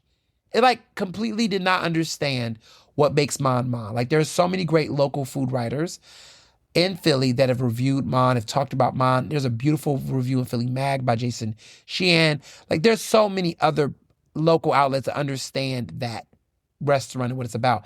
And I would encourage anybody who's not from Philadelphia, do not read the New York Times review. They do not understand Mon. They don't understand what makes Mon Mon. The expectations, the comparisons, like, they just fucking don't get it. That's the thing, right? I have realized that I would rather read local media outlets about how they talk about politics than any national bird's eye view assessment about any state and local politics. They just suck at it. They really do. The Washington Post is better at covering DC politics than they are covering national politics at this point. New York Times, I just don't care about their takes on any of these things. I don't. I really don't. Like, I am bored, or I'm just kind of like, okay. Like, they break news on decisions and they're good for reporting, but any types of real analysis is just kind of flat to me at this point. Because I do it. As someone who covers local politics and talk about them on a national level, I know what it takes, and they just don't have it. Their newsrooms are not that diverse. And what I mean by diverse is like regionally diverse. It's not just racial diversity, but regional diversity, expertise diversity. Like, I just think they just don't have it. Maybe they should hire me. Like, hire me. I'll do some correspondence in Philadelphia if you need some help. Just gonna put that out there. Just because the same wonky New York East Coaster takes assessments on race so shallow, so basic, is how you miss these plots. It's how they keep underestimating certain candidates. It's how they don't understand why the candidates didn't win. Like even Jasmine Crockett, like the way they'll talk about Jasmine Crockett in that race, it's like you don't even understand what happened in Texas. Again, I can't tell you how many people have told me that my assessment of what happened in that race was the most clear cut. How did I get there? Is because I was listening and talking to people on the ground. I was reading local reporters' assessment of what was happening in that race, which was consistently ignored by national media. Like, there's just so many things. Like, it just takes work that they're too lazy to do, in my opinion. But Pam Bondi, the signs were there. She was going. The women are leaving. The reason why Trump made this decision was not because of the unpopularity of Democrats speaking out. It was because his base wanted Pam Bondi out. The base had turned on Christie. The base had turned on them. And so when the base turns on these people, that is when he turns on them. Because if Trump was really basing his decisions off of what the people want, then Pete Hegseth would have been the first to go. Why has Pete Hegseth not left? Oh, because the base actually like Pete. They do. The base actually have not been as critical of Pete Hegseth than everybody else. The base have not been complaining about him like that. He's made some stumbles, and they've called it out, but they've not asked for him to go. Pam Bondi, they've been wanting Pam to go for a minute. Kristi Noem, the tides turned on her very quickly. The Epstein situation is why Trump was ready for her to go. And now he wants to put somebody there that's not only going to buck against the Epstein thing, right? Because that's gotten weak, but for him to have someone to prosecute Democrats. So, yeah. People will say that it was Democratic pressure. Democrats, don't claim that. Don't claim that. Don't claim it. I don't think that we should be claiming that. I think Kristi Noem would have been a better argument, but I don't know. I think that Trump is responding to his base. Now, one could argue that there are alignment with the base and the American people because, listen, some of these people are just so categorically bad that you really can't defend their behavior. And so that's what's happening as well. And then let me get to Kristi Noem. Kristi Noem, okay? She's been in the news, this time because of her husband and his fetish. Brian Noem has this bizarre, I guess, fetish or kink. This bizarre hobby of big balloon boobs with immigrants. A lot is going on.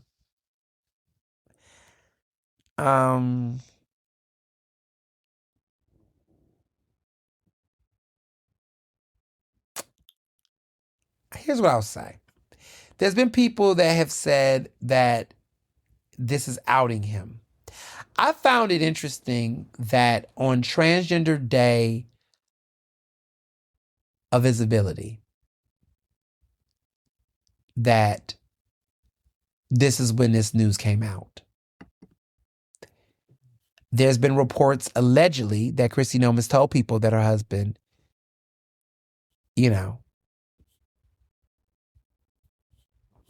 is gay. Now,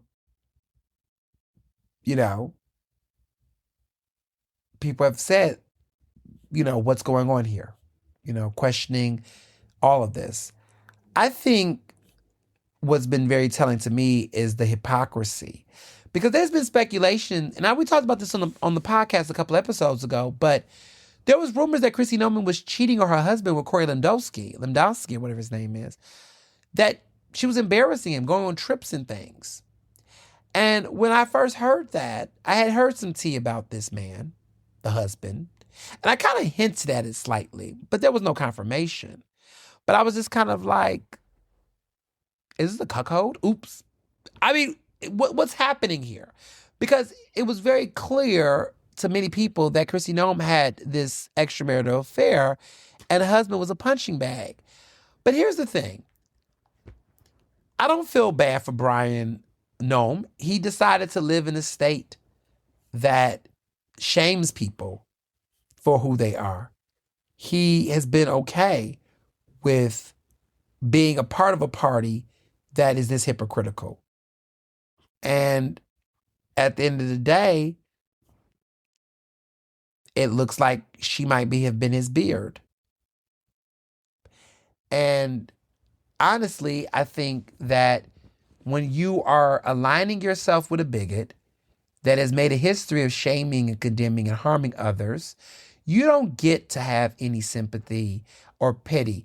I think it's really weird how people will, and I'm going to say specifically white folks, because everybody else is kind of like laughing and teasing. We're laughing because of the fact that at the end of the day, this man has the audacity to align himself with a political party that is shaming immigrants, shaming queer people, shaming trans people. And on Transgender Day of Visibility, you decide that you want to participate in cross-dressing and doing something as a kink and fetish that is crossing the binaries of gender expression, specifically as a man who people assume to have been heterosexual, that has a wife that runs around preaching quote-unquote Christian values. And the hypocrisy of the Republican Party is that they're under a presidency of a man who does not uphold those values in any way, shape, or form. So we're laughing at, once again, another hypocrisy. Lauren Bohart, we didn't see how she done showed her ass. All of these people that walk around here othering folks. And look what the hell they're doing.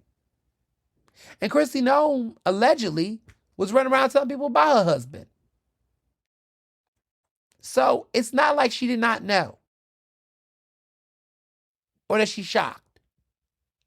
They all knew. Where's the conversion therapy for him? Oh, none, because they've accepted him for what he is and who he is. To see those pictures on the internet, what a fool. And so I do think to some extent, expose these hypocrites. Expose them. Fuck them. Their ideology is killing people, harming people, marginalizing people. And I'm supposed to be sad that my oppressors are getting exposed for doing the things that they're oppressing people for doing? Absolutely not.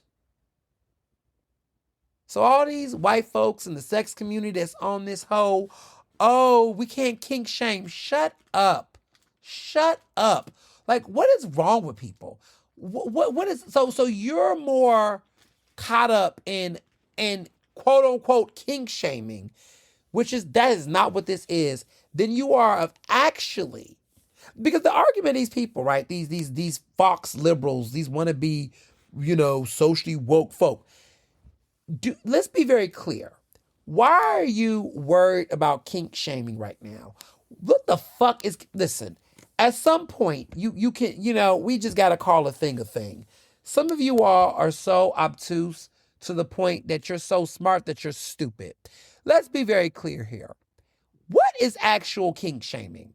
And how is kink shaming? That's such a first world problem. In a world where people are literally being stripped of their human rights, you want to enter into the chat about being shamed about some sexual kink. It can't be a fucking kink shame if we don't know what the fucking kink is. Are you walking around with boob balloons? Keep that shit to yourself, or go share that with a fucking friend or the person you're doing the kink with. I just think that in a conversation about exposing bigots, you are over here saying, now, let's not kink shame. What? Cancel, get that person out the room. I don't want to be with liberals that are worried about kink shaming when it comes to exposing bigots and their hypocrisy. Wrong time for the conversation.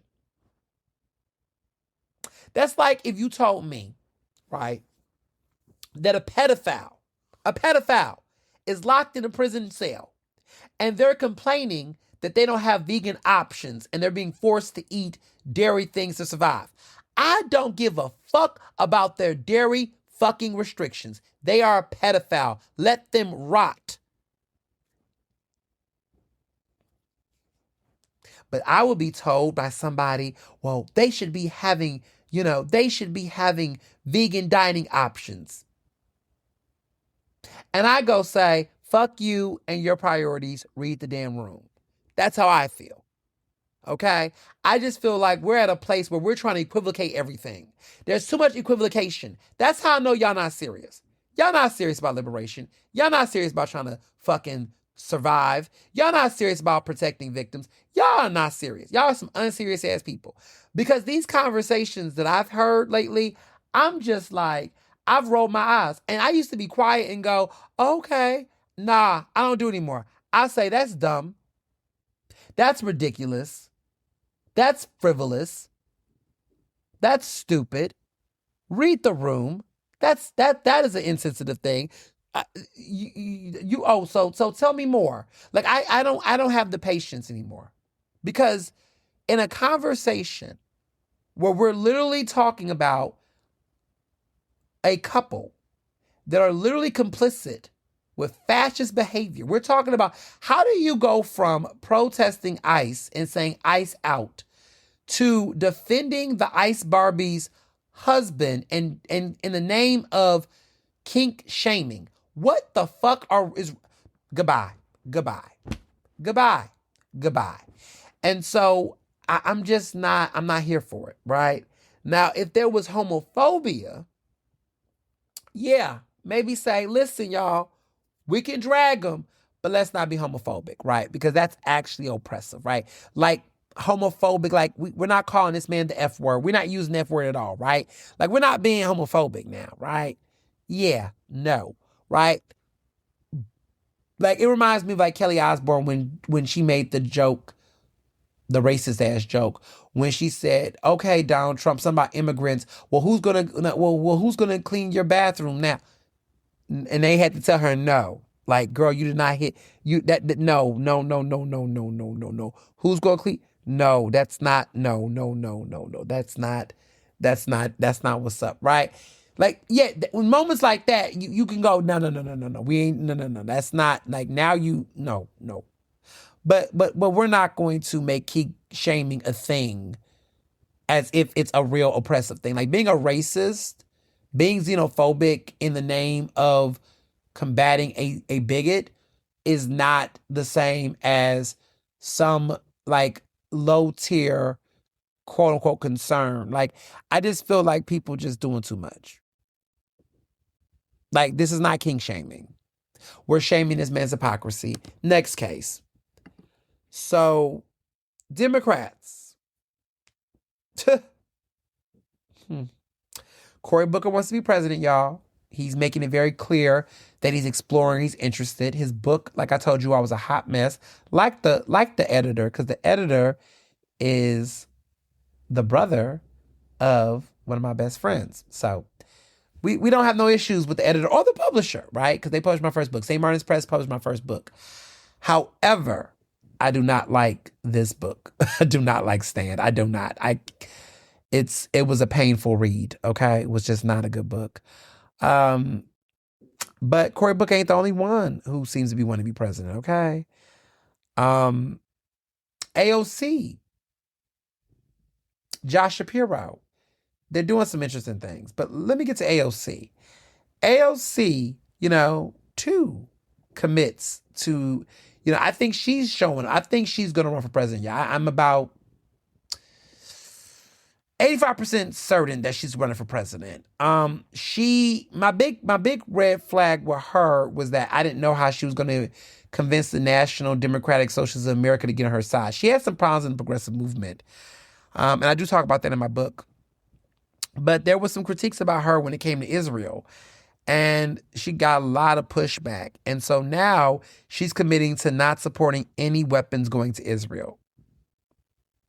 And that is a big win. A lot of the Democratic Socialists are praising her for that she's committed to that she's not going to vote for that any further. Like, she's not getting into any of that. And it's tough right now for AIPAC. Like, AIPAC, this has become a moral dilemma.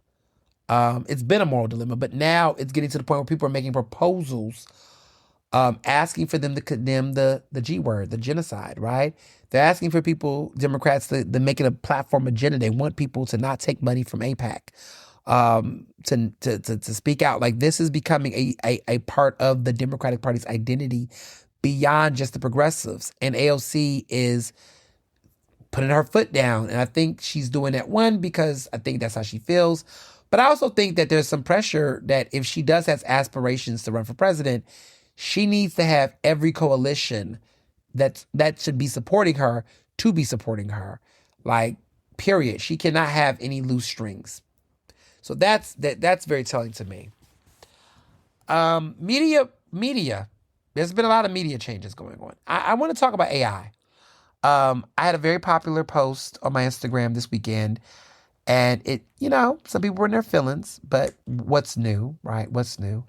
I've been very critical about AI, generative AI. Let me be very specific, because people also were asking about that.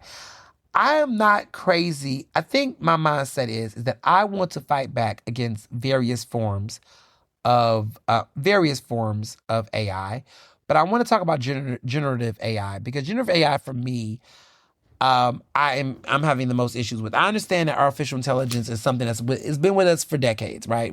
Throughout the 21st century heavily. But this generative AI has been around in recent years, and it's becoming a huge problem.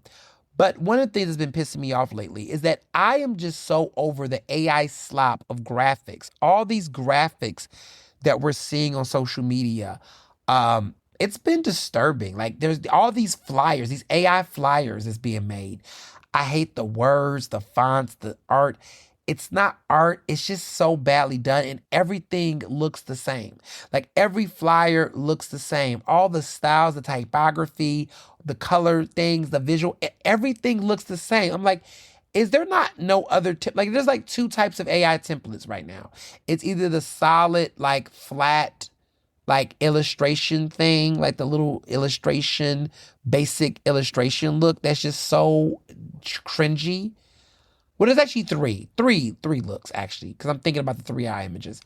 There's like the very basic surface level, like, drawings that are very simple, basic drawing font color things. Like, they look like more symbolic, like symbols.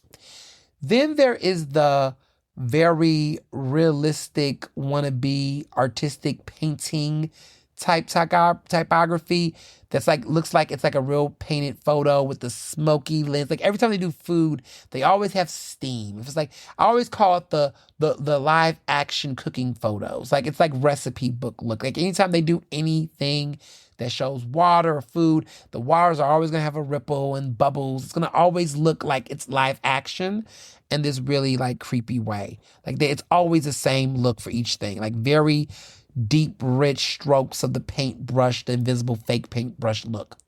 Then I have what I call the AI images that are very what I call the word, like the almost 3D, 4D imagery, where it looks like everything on the image looks very 3D, animated, like very hyper bold letters. Font typography is very like 3D-ish looking type of font. Those are like the three major like AI slop generated type of images that I've seen created all throughout my timeline. You know what they look like, y'all. Like if I was to do a YouTube video to narrate my audio with the imagery, you all would know what I'm talking about. It's just bad. Not a fan. But I say all this to say that I did go off about this on social. I said, quote, free advice. These tired, overused AI designs y'all keep using are cheapening your brand. Yeah, they're cheapening the brand. Like, it's cheap, y'all. They look like lazy, overdone slop that's not only killing the environment, but any legitimate credibility you might have had.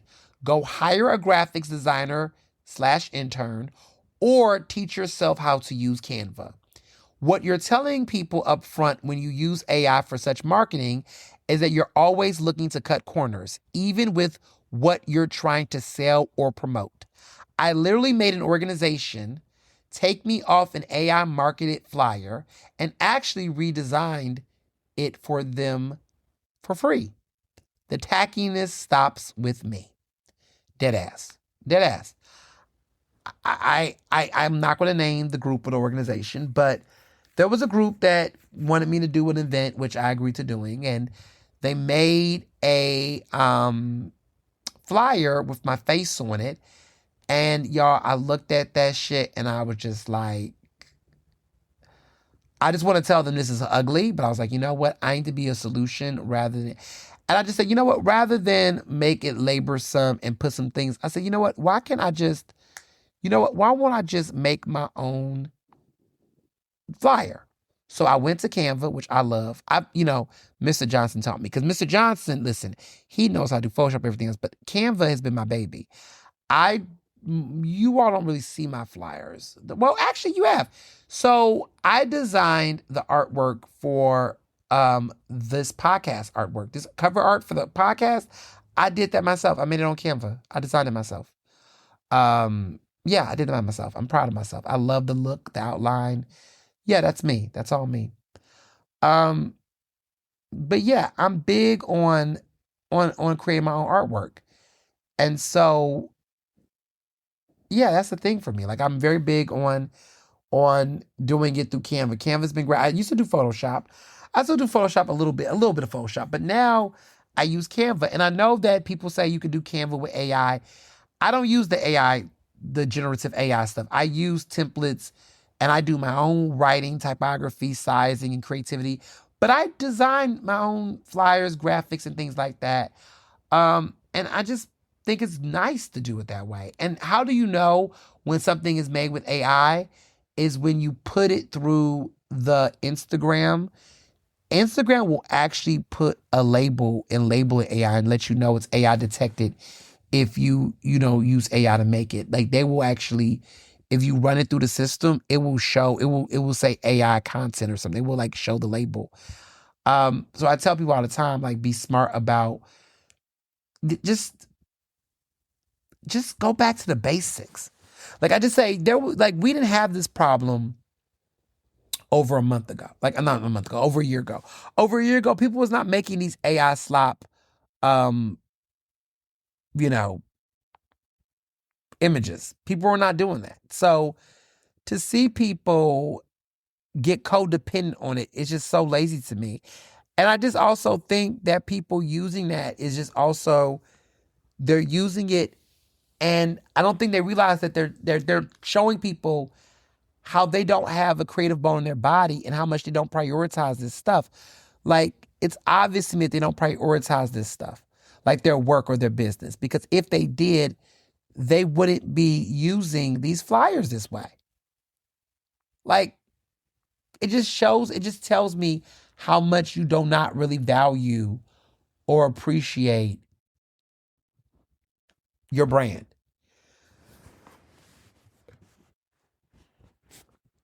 You're cutting corners.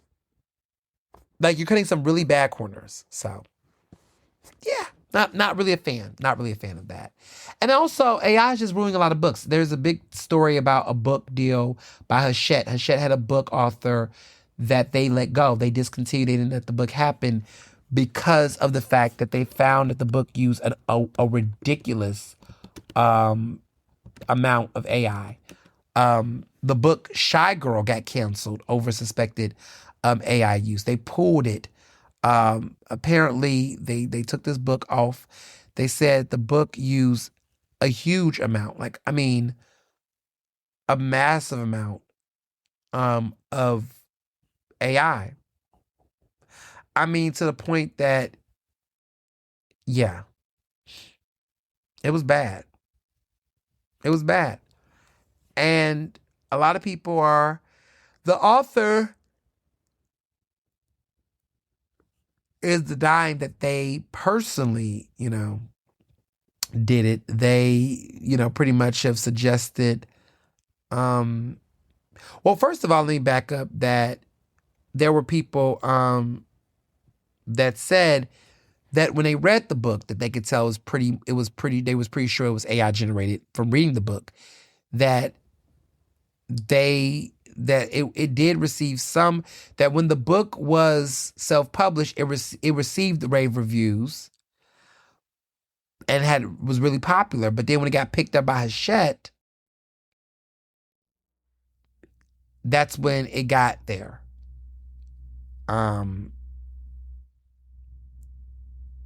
So the author claimed that,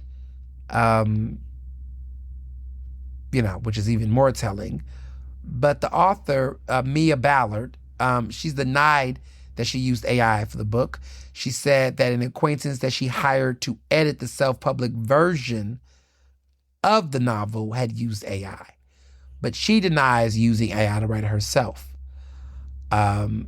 She has said that this controversy has changed her life in so many ways, said that her mental health is at an all-time low. She says her name is ruined for something that she didn't personally do. She could not elaborate on how the book had been edited with AI, because she said she's pursuing legal action. That's what she's claiming. But, okay.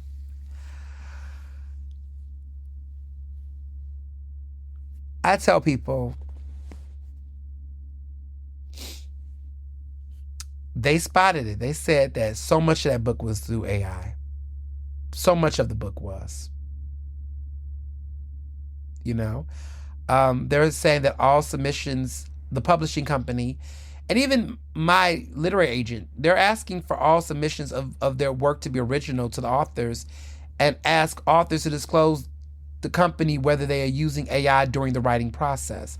So if AI is being used, that needs to be disclosed up front. That is what is being asked.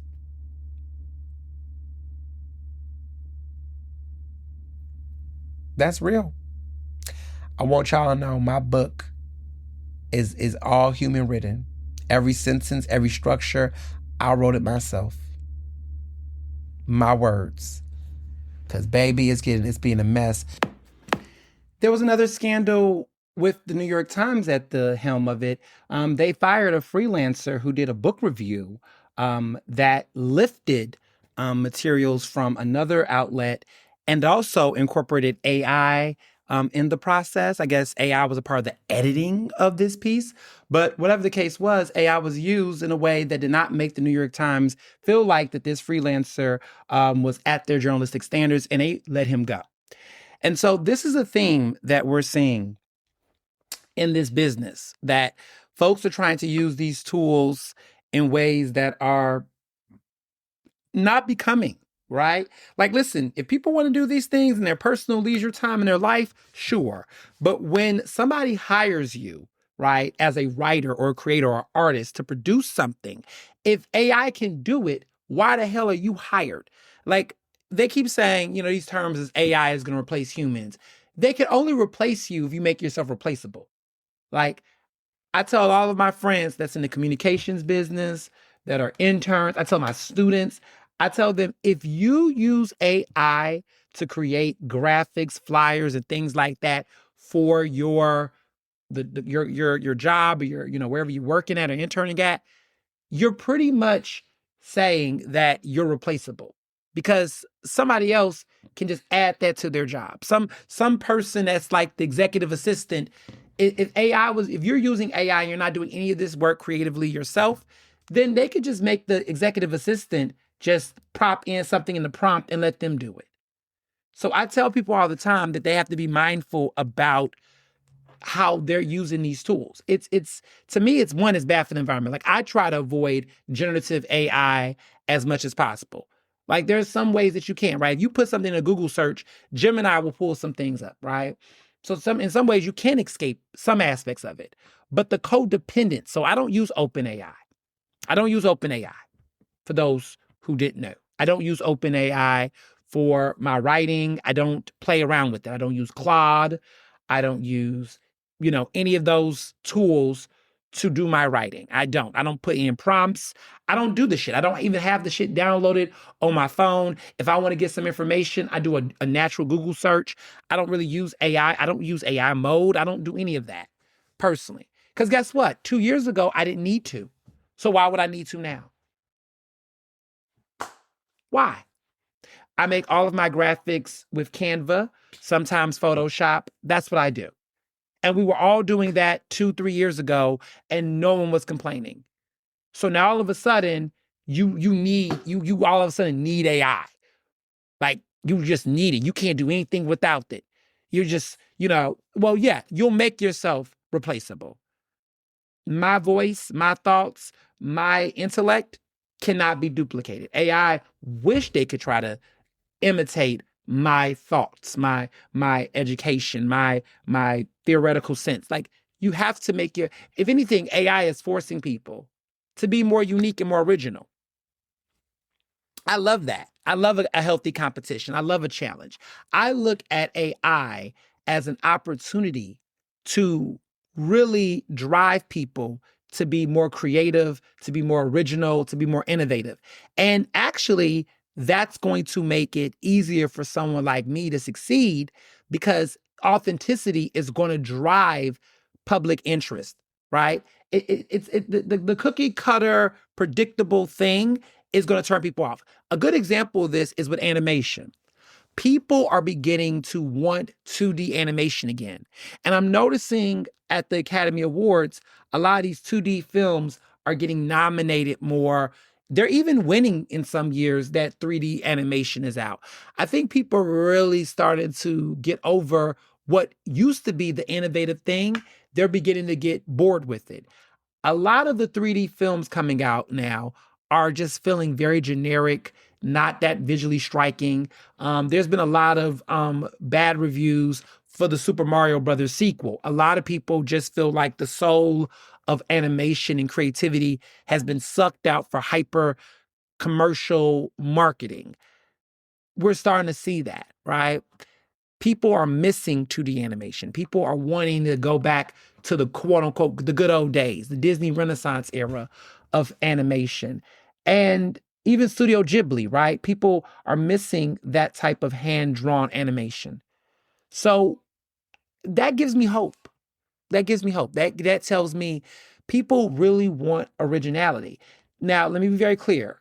3D animators are doing some really, they are doing good work, and there is originalness to that. I don't want to trash my 3D animators. However, a codependence on one type of art form can then feel a little boring, right?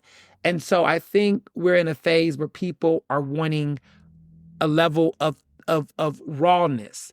Indie films, smaller studio films, original films are back now. People are getting tired of like sequels, says the guy who cannot wait for The Devil Wears Prada. But that's different though. We waited 20 years for that sequel. So that's a little different.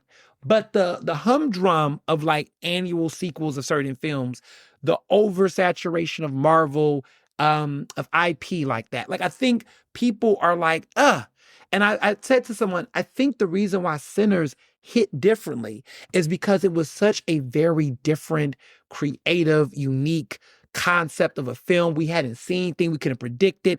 And people are being drawn to very original, creative concepts, different faces, not the same thing.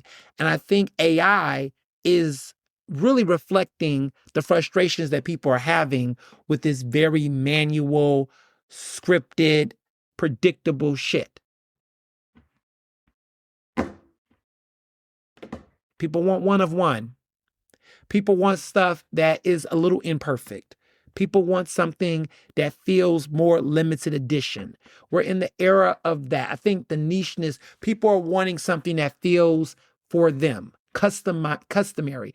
People are going towards that. I feel like we're not there fully yet, but I'm noticing a trend, even with products that are being sold. People are wanting things that does not feel so predictable.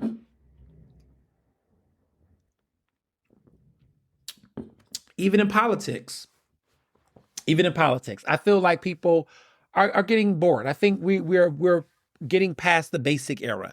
There was an era where I think basicness was the trend because everybody thought being relatable was what we should achieve, right? Relatability got abused and misused for a lack of creativity, a lack of intellect, a lack of provocation, right? Everything was getting too safe. And I think people assumed, like, let me be very clear. Relatability to people being able to connect and empathize, right? That was what we wanted with relatability. What we got instead was people performing universal mainstreamness. So Taylor Swift, right, is a good example of this. Taylor Swift has strived to be relatable in the cosplay of trying to emulate young women and teenagers. Yet she's a billionaire. And in that type of relatability becomes an insult, right? Where trying to say we're just like you when you're not is what makes it even more unrelatable than the attempt to be relatable, right? So that's what I mean, right? However, what people really wanted in relatability was not necessarily for people to emulate or copy their experiences, their lived experiences, but to be able to find common ground in the empathy of these experiences. So, for example, I don't know what it's like to live in deep poverty. I've never grew up in deep poverty, but I can relate to people's sense of hopelessness. I know what it feels like to be hopeless. I don't know what it feels like to be hopeless in deep poverty, but I understand what hopelessness feels like. And so I can empathize with people who might feel hopeless socioeconomically, but I can relate to the feeling of hopelessness and I can therefore empathize with those people. The relatability comes from finding those empathetic connections. Sometimes you might be able to go through those experiences and relatability on a lived experience level can be real. But I think relatability with finding an emotional connection with people and being able to be empathetic to that is how you can be relatable. And I think that's the thing. People tell me, oh my goodness, you're so relatable. They'll say to me sometimes, right? And I'll say, and some people say Ernest is not relatable. They'll say, oh, I didn't go to an Ivy League school. Oh, I didn't, get married, early. Like there'll be people that will say that. But I think if you judge relatability only on material things, you lose the overarch. And there are people that I think have tried to perform that type of mindset. Like, I'm not someone that is going to act like, I had the hard knock life in the streets. No, let me be very clear. I did not live in the suburbs. I did not grow up. But I did not necessarily grow up in the hood, but I was adjacent. Hood adjacent is how I would describe my experience. Hood adjacent. Okay? Hood adjacent would be the best way to describe my upbringing. But I think what is to be clear is that in those experiences, I'm not trying to put on. And I have noticed that there's a lot of celebrities and public officials and others that are trying so hard to mold themselves for a certain demographic of people. I'm not trying to be the new of the crew. No, because here's the interesting thing. Relatability can be found in other ways outside lived experiences. I'm referring to Nunu as Lauren London's character in ATL with T.I. Yeah, for those who know that reference. Here's the thing about Nunu.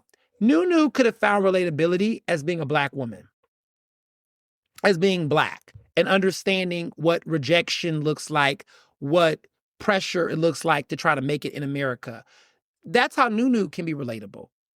Nunu didn't have to put the hoop earrings on and change her dialect and do all of that. She could have actually connected, because she did, right? In many ways, her and T.I.'s relationship in the movie, I'm talking about the movie, the connection they had was through a sense of humor and relatability as just Black people living in Atlanta. The fact that she felt like she had to put on an extra dialect and all these other things was what was really infuriating to him, because he just really wanted her to be herself, right? Because he already found a connection to her just based on other shared experiences beyond that lived experience. That's the key here. That's the key. So, in local news, there's been a lot that's been going on in Philadelphia. I don't even know where to begin. I guess I'll start with the fact that I'm a little disappointed. Not a little, a lot disappointed with Sheriff Rochelle Blau. I thought that she was making some inroads in speaking up against ICE, saying, you don't want this smoke is what she said. But this week, she made headlines for removing ICE protesters at the Criminal Justice Center. There was a lot of protesters that showed up because they've been wanting, no, actually, they were not at the Criminal Justice Center. They were at her office, outside of her office. And some sheriff deputies came and removed them. And this was because people were complaining that there were sheriff deputies that were not doing enough to stop ICE from detaining people at the Criminal Justice Center. That's what it was. And there has been protests outside the Criminal Justice Center basically saying no ICE at the CJC. And this is downtown near Chinatown. They have been very critical about this for a while. Juntos, No ICE, Philly, and other groups have spoken with the sheriff's office back in February with demands, and they said those demands were not heard. And now this has escalated. Last week, this happened. And so it's a shame because the First Judicial Court has said that they're not responsible for anything like there's been some complaints that people have wanted the court to get involved. They said, look, they don't deal with law enforcement issues pertaining to ICE. That is the responsibility of the sheriffs. The sheriff's office handles issues in the courts when it comes to enforcement of the law, not the courts, the sheriff's office. So it's interesting because the Philadelphia Police Department, a couple of weeks ago, remember there was that whole shuffle that tried to act like the sheriff's office did not really have much authority in these issues pertaining to ICE.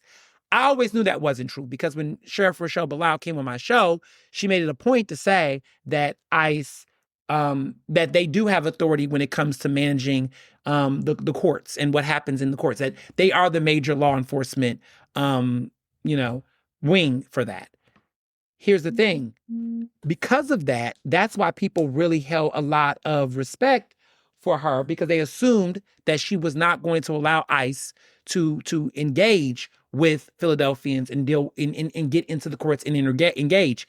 It appears that she's reneged on that, and it's created some friction and some issues. And the first court, judicial court in Philadelphia, said basically, hey, we don't really deal with that. That's the sheriff's office. The sheriff's office says that they are doing their legal job, pretty much said they're handling their legal responsibilities, which includes dealing with those matters. So as a result of that, protesters were literally physically removed and handcuffed outside of her office for demanding her to address that. Very unfortunate. Not a good look. Also,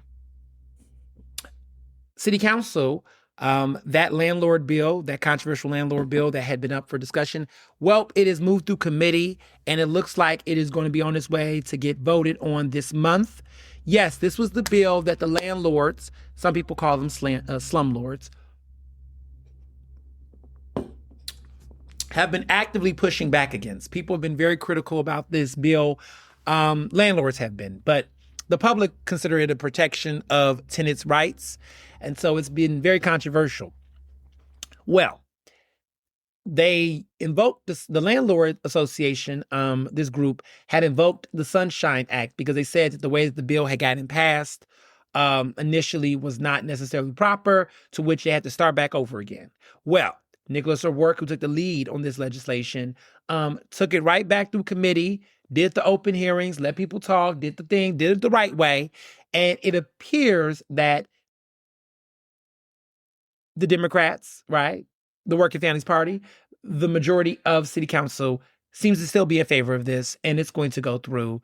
And yeah, that's where we're headed. Now, it has not been passed officially yet, but it's already making its way through committee, and then it'll be proposed again, and then City Council will vote for a first vote, then it'll be a final vote, and it's going to be law, y'all. I don't think, let me be very clear.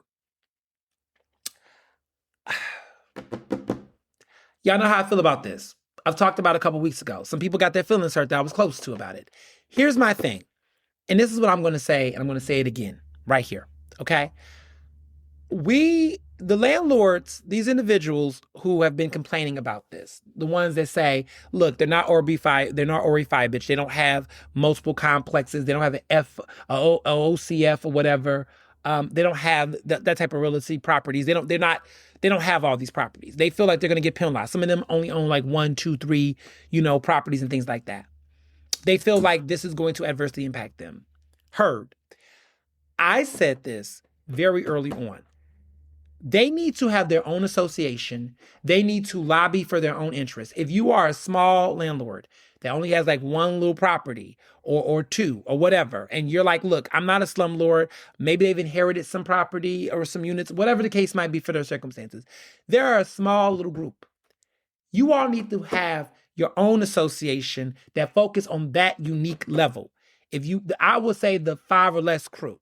Like if you're somebody who got like 5 or less buildings, you all need to have your own little association. Maybe call yourselves the Tiny Landlord Association. I don't know. But you all should create your own little group. And you all should specifically lobby City Council to, when they create these bigger, larger bills, to say, hey, we are a small little coalition. We're not those people. However, I have heard that some of those people are those people. But I do feel like there should be, with any policies, right? Like we have laws that impact corporations differently than small businesses, right? Small and local businesses are not the same as Fortune 500 companies. I do think that in Philadelphia with the real estate game, there are tiers of responsibility, leadership, power, capital. And so I do think there needs to be different tiers and different conversations to be had. Right now, there seems to be a big tent umbrella and everybody's getting hit the same. But I do think that, to be clear, on the side of the Nicholas O'Rourke's and those who support this legislation, several things. One, the small dogs in Philadelphia are trying to act like big dogs. And if you want to act like big dogs, you're going to have to pay big bone prices. And if you can't afford a big bone, stop acting like a big dog. That is the problem I have with Philadelphia in general. There's a lot of people out here that want to act like they're Jay-Z, but they're not even Chingy. And why did Chingy have to catch a stray? Listen, it is what it is. there are a lot of people who they own property, but they don't own property. See, people are gonna say, look at you, bitch. No, listen, I'm being real. There are people that walk around here and be like, I'm a property owner. I own land. And you only own a little slither. And ain't nothing about owning a little slither. But it is not a situation where you should be walking around flexing. I want to, listen, I think I hinted at something a couple of weeks ago, but I own some property. I have some equity. Now, I'm not a landlord, and my property, my equity is not, is not in Philadelphia per se. But I have some stake in some resorts. Let's just say that. I'm not gonna put all my business out there, but Mr. Johnson and I have some resorts. We have some stake in some resorts across the country and maybe around the world. But here's the thing. I'm not walking around here acting like, I'm Donald Trump, and own the Trump Tower and the Mahaj. Well, you don't even own that anymore. But I'm not walking around here like I'm a big geezer. Like, I'm not walking around doing that. I understand my stake. I understand my equity in said things. And therefore, I act my wage and my age, okay? And I think sometimes people are not being very transparent about how much equity or how much stake or what they have in a percentage of something. And so they just run around with the title, and then people then place expectations on them based on that title, right? Owning property, that is very suggestive, right? You could just be a homeowner, and yeah, you own some property because you own a home, right? But that doesn't equate to somebody that says they own property like Warren Buffett. Like, you're not Warren Buffett, right? You're not, Alan Dom. Like, and I think that that's the issue that is happening with folks in Philly, is that they really talk about owning property like there's some major big boss, and they want to emulate that. And then when the consequences and the taxes and the things come to hit them and bite them in the ass, then they put their hand up and say, I'm just a local Black-owned business owner. Oh, shut up. Now you a little small business owner, but you was big dogging it, okay, at the barbershop with your homies, and at the bar and at the corner, you was flexing and on social media taking all these pictures like we couldn't see. You see what I'm saying? And so, so this is the shit. So I tell people, don't sit around here and be acting like you that person, because you might got a little property, but we all know how the market is. The market is crazy. You could be up today, down tomorrow, in a blink of an eye. And so what this showed me, this bill, right, is that all of these big dogs that I had seen in Philadelphia run around here talking about owning property and Black wealth and own this and own blah the block, they weren't really owning the block like that. They owned like one little corner, but they wasn't really owning the block like they claimed they were. They were over here quoting Nipsey Hussle and shit, and they was not Nipseying or they were not hustling. Like, listen, they weren't doing it, and that's okay, right? That's okay. It's okay to own. So I'm not saying it's not.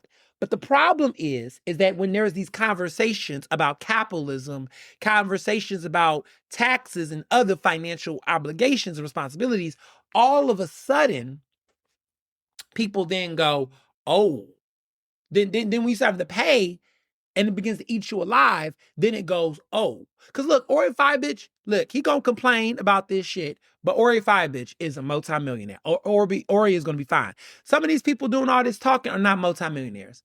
They may have a little six figures, but they're not really bringing in the dough like that. They really aren't. But yet they will flex like they are for everybody else around them. But you got to stop. You got to stop faking it. You got to stop faking it, because now you got to pay to fake it. It's going to cost you to keep up a facade, and that's how you go broke. That's how you end up like Pinky. Listen. Too many people need to stop. I see too much of that in Philadelphia. Cut it out. Knock it out. Okay. People assume that because I'm not out here doing it like that, then I'm not doing it like that. I might be doing some things, but I ain't gonna sit up here and be walking around here putting my on the table and being like, yeah, no,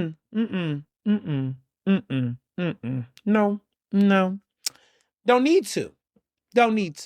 Unless I'm bringing something to the table for people to indulge in, ain't no need to talk about it. Unless I am trying to bring something to the table for people to consume, don't need to talk about it. I think too many people spend so much energy talking about things they're not trying to share. If you're not trying to advise or recommend or provide to folk, I don't know why you disclose all the things. I just don't get it. Like somebody said recently, which I agree with, that it is tacky to share plans with friends about things that you're not inviting them, including them to, unless they're like close friends. Like it's like a conversation. Like I think it's weird, right? If you're at a party and you're at a party with a group of people and you're talking about a birthday party that you're having and you're not inviting those people to your party, but you're literally going on and on about the details of the party that you can invite them to, but you're choosing not to for whatever reason. Why talk about it? Why sit up and tell them all the details of something that you have not invited them to? Now, it's one thing if you're doing consumerism and people want to be nosy and know and you want to share. That's different. But it's another thing where you're opting into this information with people at a table and there's no invite. Don't do that. I've learned not to do that. I don't do that. If there's times where I go to events and things or I'm doing something with a group of people, I'm not running around telling everybody about what I'm going to and what I'm doing if I'm not inviting them. I just think it's tacky. It's just etiquette to me. So I'm just one of those people. Unless there is something to be shared. And then you know what it is? I think it's my journalism headspace because mentally I think about news and I say, when I write a story, I think, or if I'm reporting on something, whatever the case is, I'm like, is this information necessary to the reader? Like, what does this do for the reader to know this detail? If it does not help shape the story or provide important context, omit it. Shrunken White, The Elements of Style, omit needless words. Y'all got to go back to writing.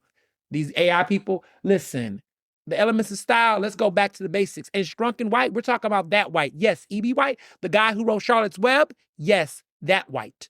Same guy. That book, The Elements of Style, is a classic. I tell all of my students who are interested in writing, let's go back to the basics. Let's do the elements of style. And then, you can play around with other writing books, but we're going to do the elements of style, okay? Because wordiness, omit needless words. Sometimes you can play around with flowetry, but you got to understand why the words are there. And you got also, I always say, omit needless people, omit needless details. It's the way of life. Sometimes people are oversharing in ways that does not help the plot.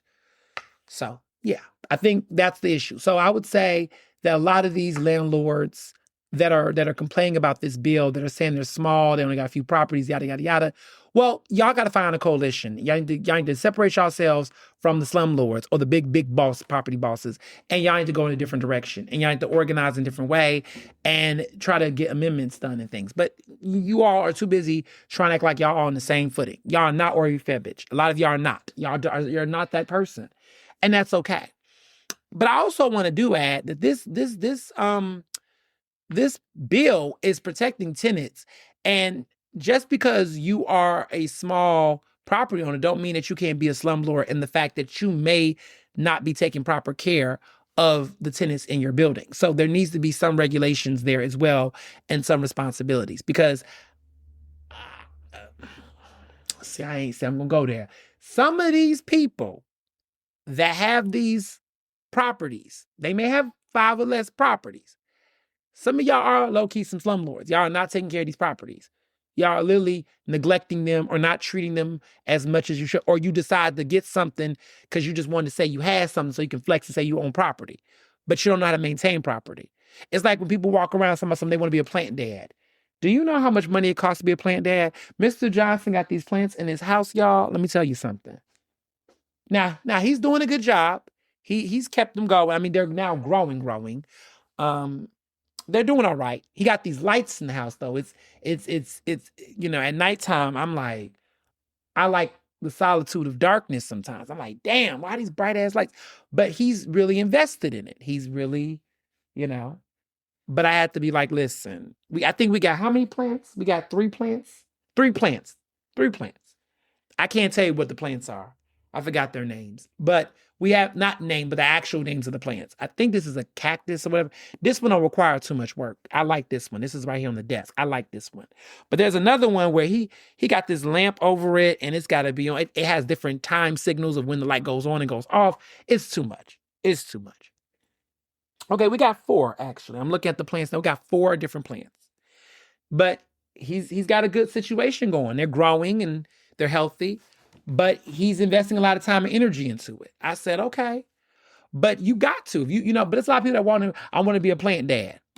And then they get some plants, these plants be dying fast. They don't know what to do.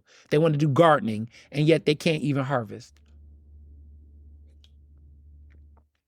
I'm just saying, whatever you choose to do, you got to be investing time in it. You just can't simply just be happy when you get the deed.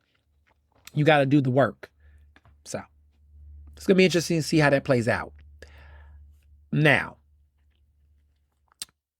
I'm going to talk about this because it's going to lead to other 2 parts, because these other 2 parts go hand in hand. Penn is being forced to give up a list of the Jewish activity that's happening on their campus and the students.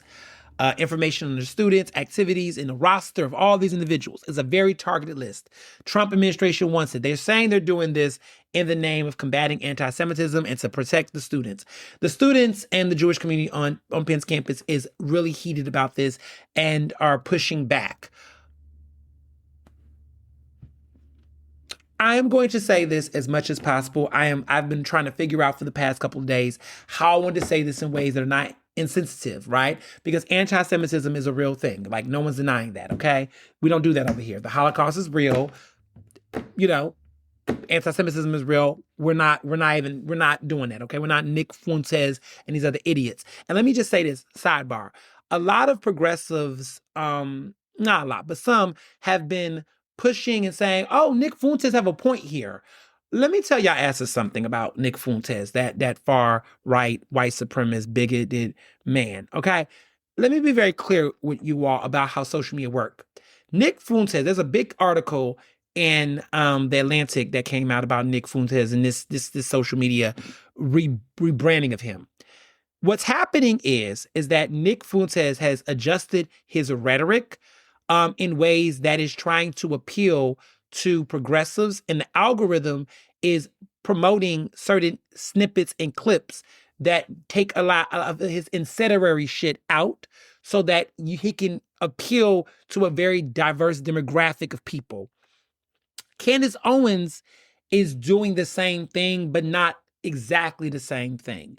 Whereas these people still have their bigoted beliefs, but they have found a way to flatten their appeal. And let me be very clear, this is very manipulative, that if you are a far-right conservative, there are certain snippets of Nick Fuentes' podcast and his commentary that is more racist, more bigoted, more problematic, and that is what is fueling their drive towards him. However, some of his snippets and clips that are being shared on social media are a little bit more milder, but he's making certain points, but he's not using the same anti-Semitic rhetoric. Same guy, same space, different crops, different edits. That is what's happening. And there are a lot of progressives that are like, wait, am I starting to understand him better? Is he not that bad? And they're saying the same thing about Tucker Carlson. They're both doing the same thing.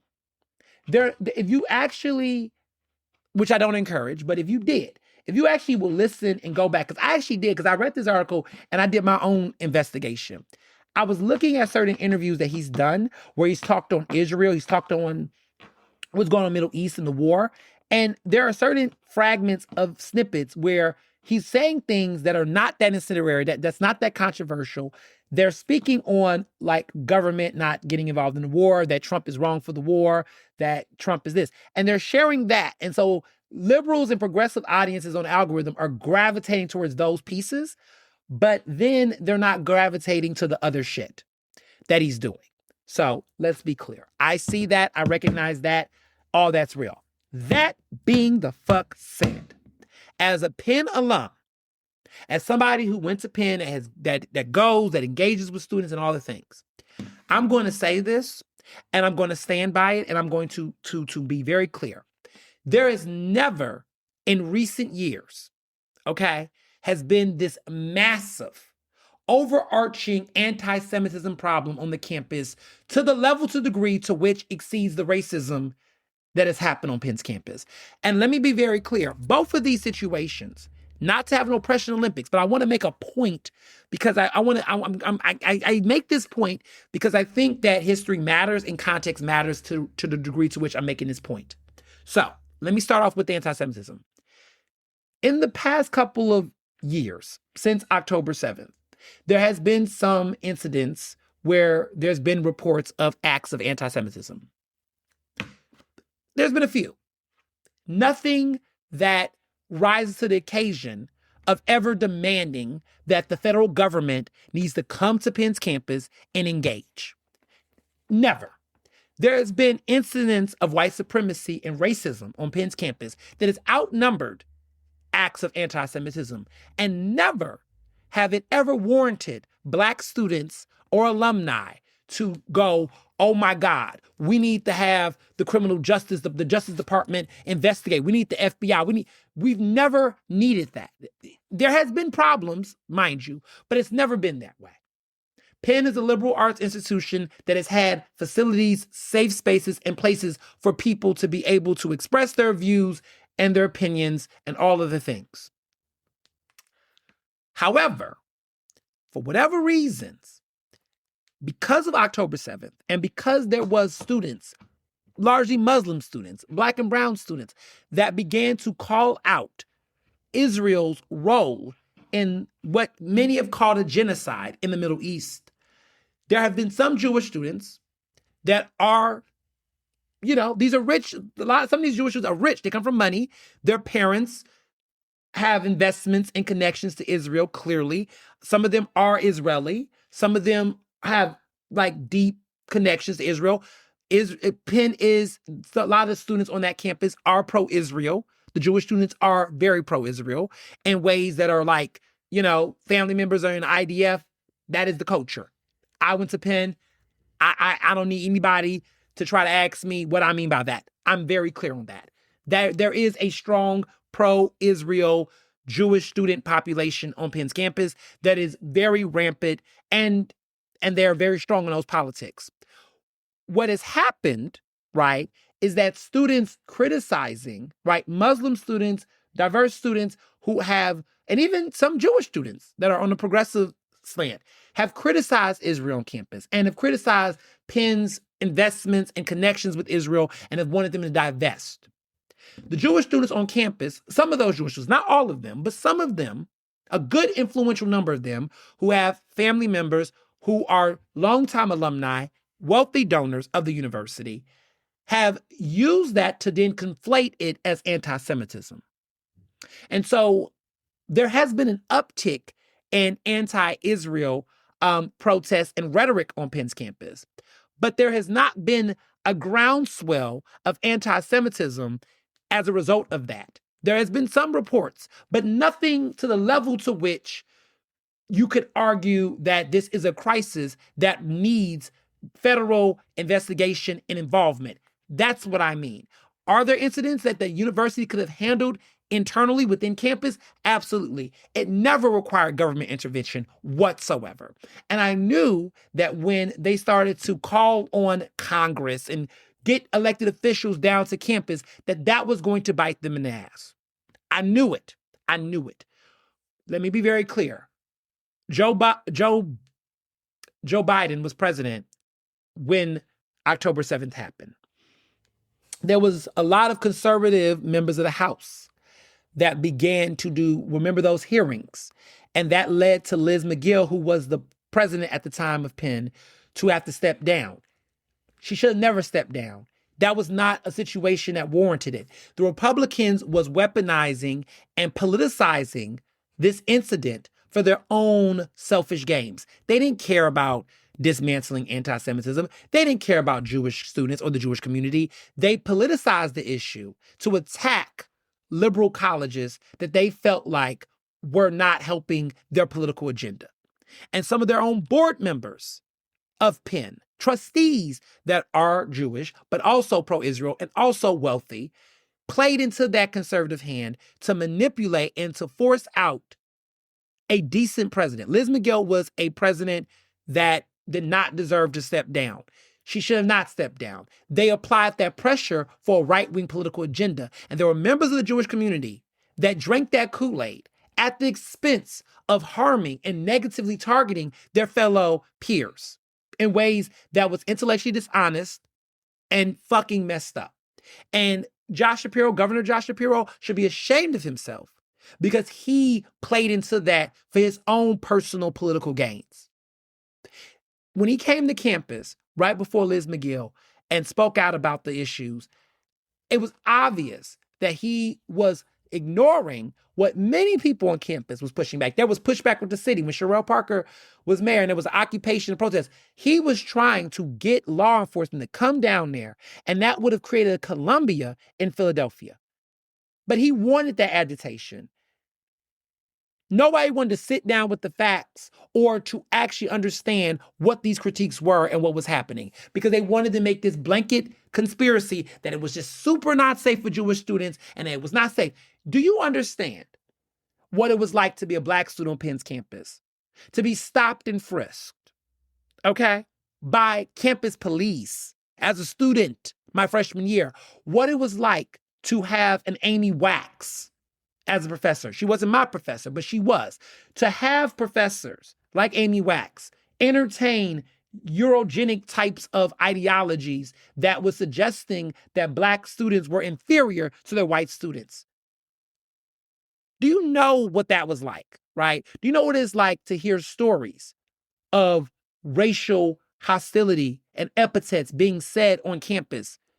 Like protests. I remember Christopher Abreu, this man talked about this Black student walking on campus and being, assaulted, right? Threats of a noose, of all these things, like all of these things. Like there's been consistent racist fraternity parties that have literally been blackface in the 2010s and 2020s. Like there has been consistent racist things that have happened on Penn's campus, both by faculty, staff, administrators, law enforcement, and students. And throughout all of that shit, you've never heard a need of Black students saying, we need the NAACP, we need justice, we need a federal investigation. We have not had that. There has not been that level of hostility towards Jewish students on Penn's campus at that magnitude. That's not to say there has not been some incidents, but not at that level. And so the fact that this was blown out of proportion away to get government intervention, to get probes, to do lists, to target these students, to the Muslim students, to take them to do disciplinary action on their right to protest. Like there was a lot of excessive First Amendment right violations and targeting of students that were not Jewish. And they demanded it. They said, oh, we need to do this. We don't feel safe. So now Trump was like, oh, well, we want to know who you are so we can make sure you're extra safe. And now you all are scared because guess what has happened? Have you noticed that the cries of anti-Semitism in the past year at Penn, notice how it's gotten real quiet. Notice how all of a sudden we don't hear about that as much. That this crisis, right, that was so big and so, like you just notice that we stopped hearing many of these rampant stories and these speculations. It's kind of gotten quiet. But now Trump's like, no. I want a list. I want to know who you all are. And people are scared. No. He wants this list because he wants to protect you. You all begged for so much government intervention. You wanted to let people know who you all are. You demanded this. Now you don't want it. Why? Because a dog that bites is a dog that bites. Because you recognize that Trump's intentions, his intentions, are not to protect you. They never were. So all of that begging for aligning yourselves with these Republicans, right? That you all wanted to push this. Oh, now shifting views have changed. Oh, now it's not as bad as you claimed it was, because it never was. Now you want to renege on this codependence on government intervention. Hmm. I hope that it does not happen. But I think an important lesson needs to be consistently reiterated. Temporary moments of discomfort and frustration does not allow you to become a Karen in a way that will then turn around and bite you in the ass. That's the lesson. There was a moment on Penn's campus where things were hot. People expressed viewpoints that did not align with certain people's viewpoints. But what we got to stop doing is conflating people's criticism of the Israeli government as being automatically anti-Semitic. We have to stop doing that because this isn't like these critiques to try to conflate being Jewish with having beliefs of oppression. Do not disrespect Judaism like that. People got to stop. Like I tell people, do not disrespect Christianity like that. People have tried to justify their bigotry in the name of Christianity. Stop it. Don't put that on God. Don't put that on Jesus. Notice how a lot of these people, when they do these mega things and these homophobic things, they oftentimes will say, oh, that's my faith. I'm a Christian. I'm a this.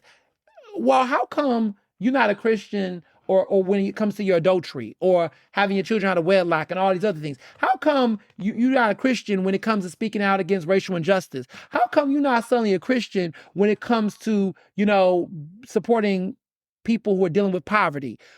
It's very interesting that people can ally with Trump with Christian values, but don't seem to speak out and condemn Trump on his hatred or the other things he's doing that's not Christian. I just think that the weaponization of Christianity to justify bigotry is not okay. And I also think we need to acknowledge that there's a weaponization of Judaism to justify oppression, to justify acts of alleged genocide, right? Like, that's not Judaism. That's not Judaism. Don't put that on Judaism. Don't weaponize your religion to justify your oppressive behavior. Don't do that, because I see a lot of white supremacy. I see the colonialism and the imperialism being a universal form, that white supremacy is a global thing. It's an international issue. It's not an American thing, that this is international. This idea of feeling like you can own land and property and harm people or exclude people or second-class citizen people, that's not Judaism. That's white supremacy. That's bigotry. And bigotry can be done by Christians, can be done by Jews, can be done by Muslims, can be done by, we see this in Islam. We see people that are using and weaponizing Islam to do terrorist acts of hate. They're weaponizing their faith to try to do it. That's not Islam. Terrorism is not Islam. It's not. And those who have weaponized their faith to do heinous acts, that is not Islam. It's not. Genocide is not Judaism. White supremacy is not Christianity. Do not put that on these faiths. See there? See what I did there? And that's the problem. Everybody needs to take a fucking seat. Everybody needs to get themselves in check. Everybody needs to get real and be the fuck for real. Because I think what is happening is that there's too much identity conflation. And I see what people are doing. Everybody wants to pull out all these different cards to justify their shit. I see right through it. That's probably why I'm not religious.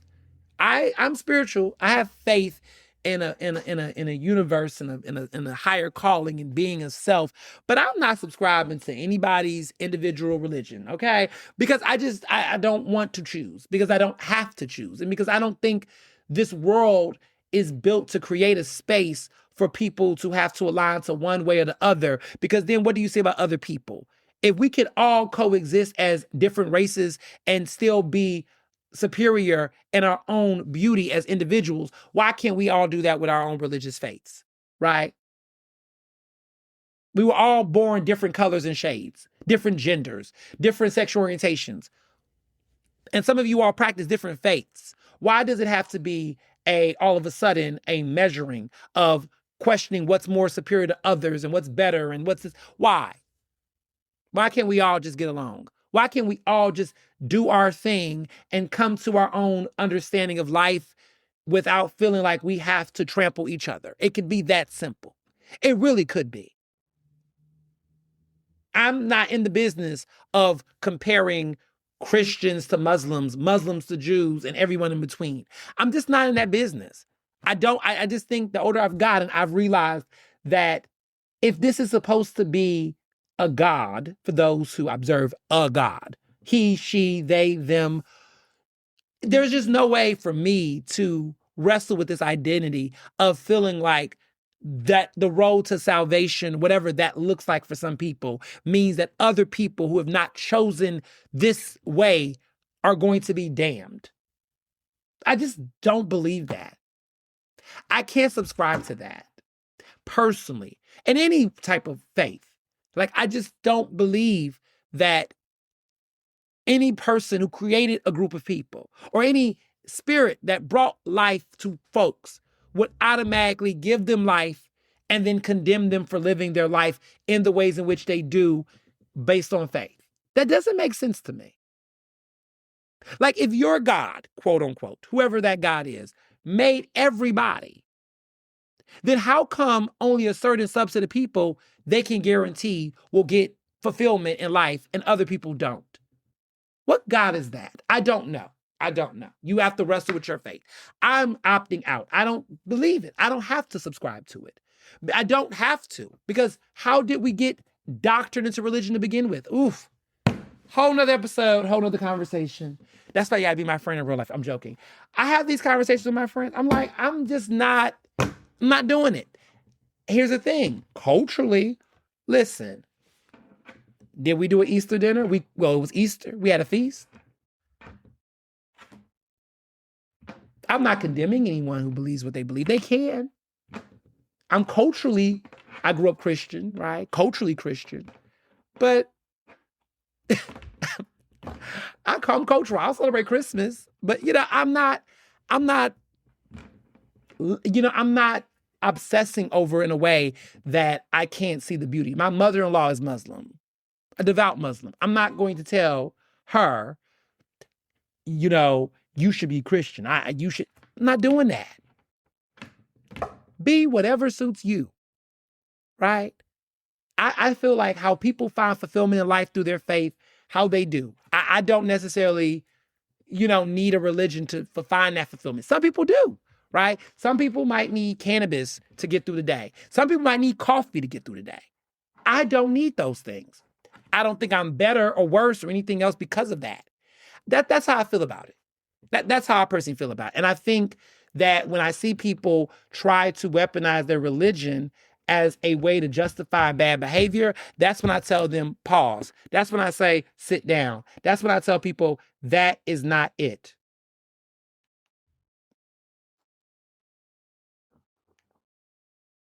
Period. So, that's the truth for me. That's the truth for me. And that's what I believe. And I think, we got to get to a different point in time with all this. It's getting to, it's just so much. I have thoughts. And people have asked me over the years, oh, why don't you go to church? Why don't you do this? Why don't you do that? And I'm like, I've never really got there with folks about it, but I think the older I get, the more I feel more comfortable expressing my views. And listen, I think people who go to church or go to mosque or go to, whatever places they go to, I think that that's good for them. I think people should practice whatever works for them. But I do think understanding that if you're passing judgment on folks based on their own set of beliefs and understandings, that's when it gets dangerous. And that's how you have wars. And that's why we find ourselves in these wars that we're in, because people are trying to dictate through power how people should live, act, and be. And I just feel like I'm more against oppression, and oppression is not assigned to a person's specific race, specific religion, or any of those things. So, yeah, that's that. So yeah. Speaking of Shapiro, It has come out that Shapiro has raised over $10 million in the bank. Yes, he has raised over $10 million in the bank, in his coffers. He's raised that much money, some serious finance. Okay, over $10 million in the past 3 weeks. 3 months. The first quarter of this year for his gubernatorial race. That's a lot of money. He's raised more money than any other Pennsylvania gubernatorial candidate in history. At that rate. Like, he has done something historic. Like, no one has raised that much money in a time period like that. What does this mean? Why does this matter? Let me start by saying that what this tells us is that, one, I think Shapiro's going to win governor. I think that's a given. I mean, if he does not win, there must be a massive scandal or something crazy. But I think it is safe to say he's going to win re-election. The question is not going to be whether or not he wins. It's going to be how much he wins, right? And so I think Shapiro really won a referendum. He wants to prove that he can be a strong presidential candidate. There's been some chatter that people are saying that him and Gavin Newsom are the ones to look at.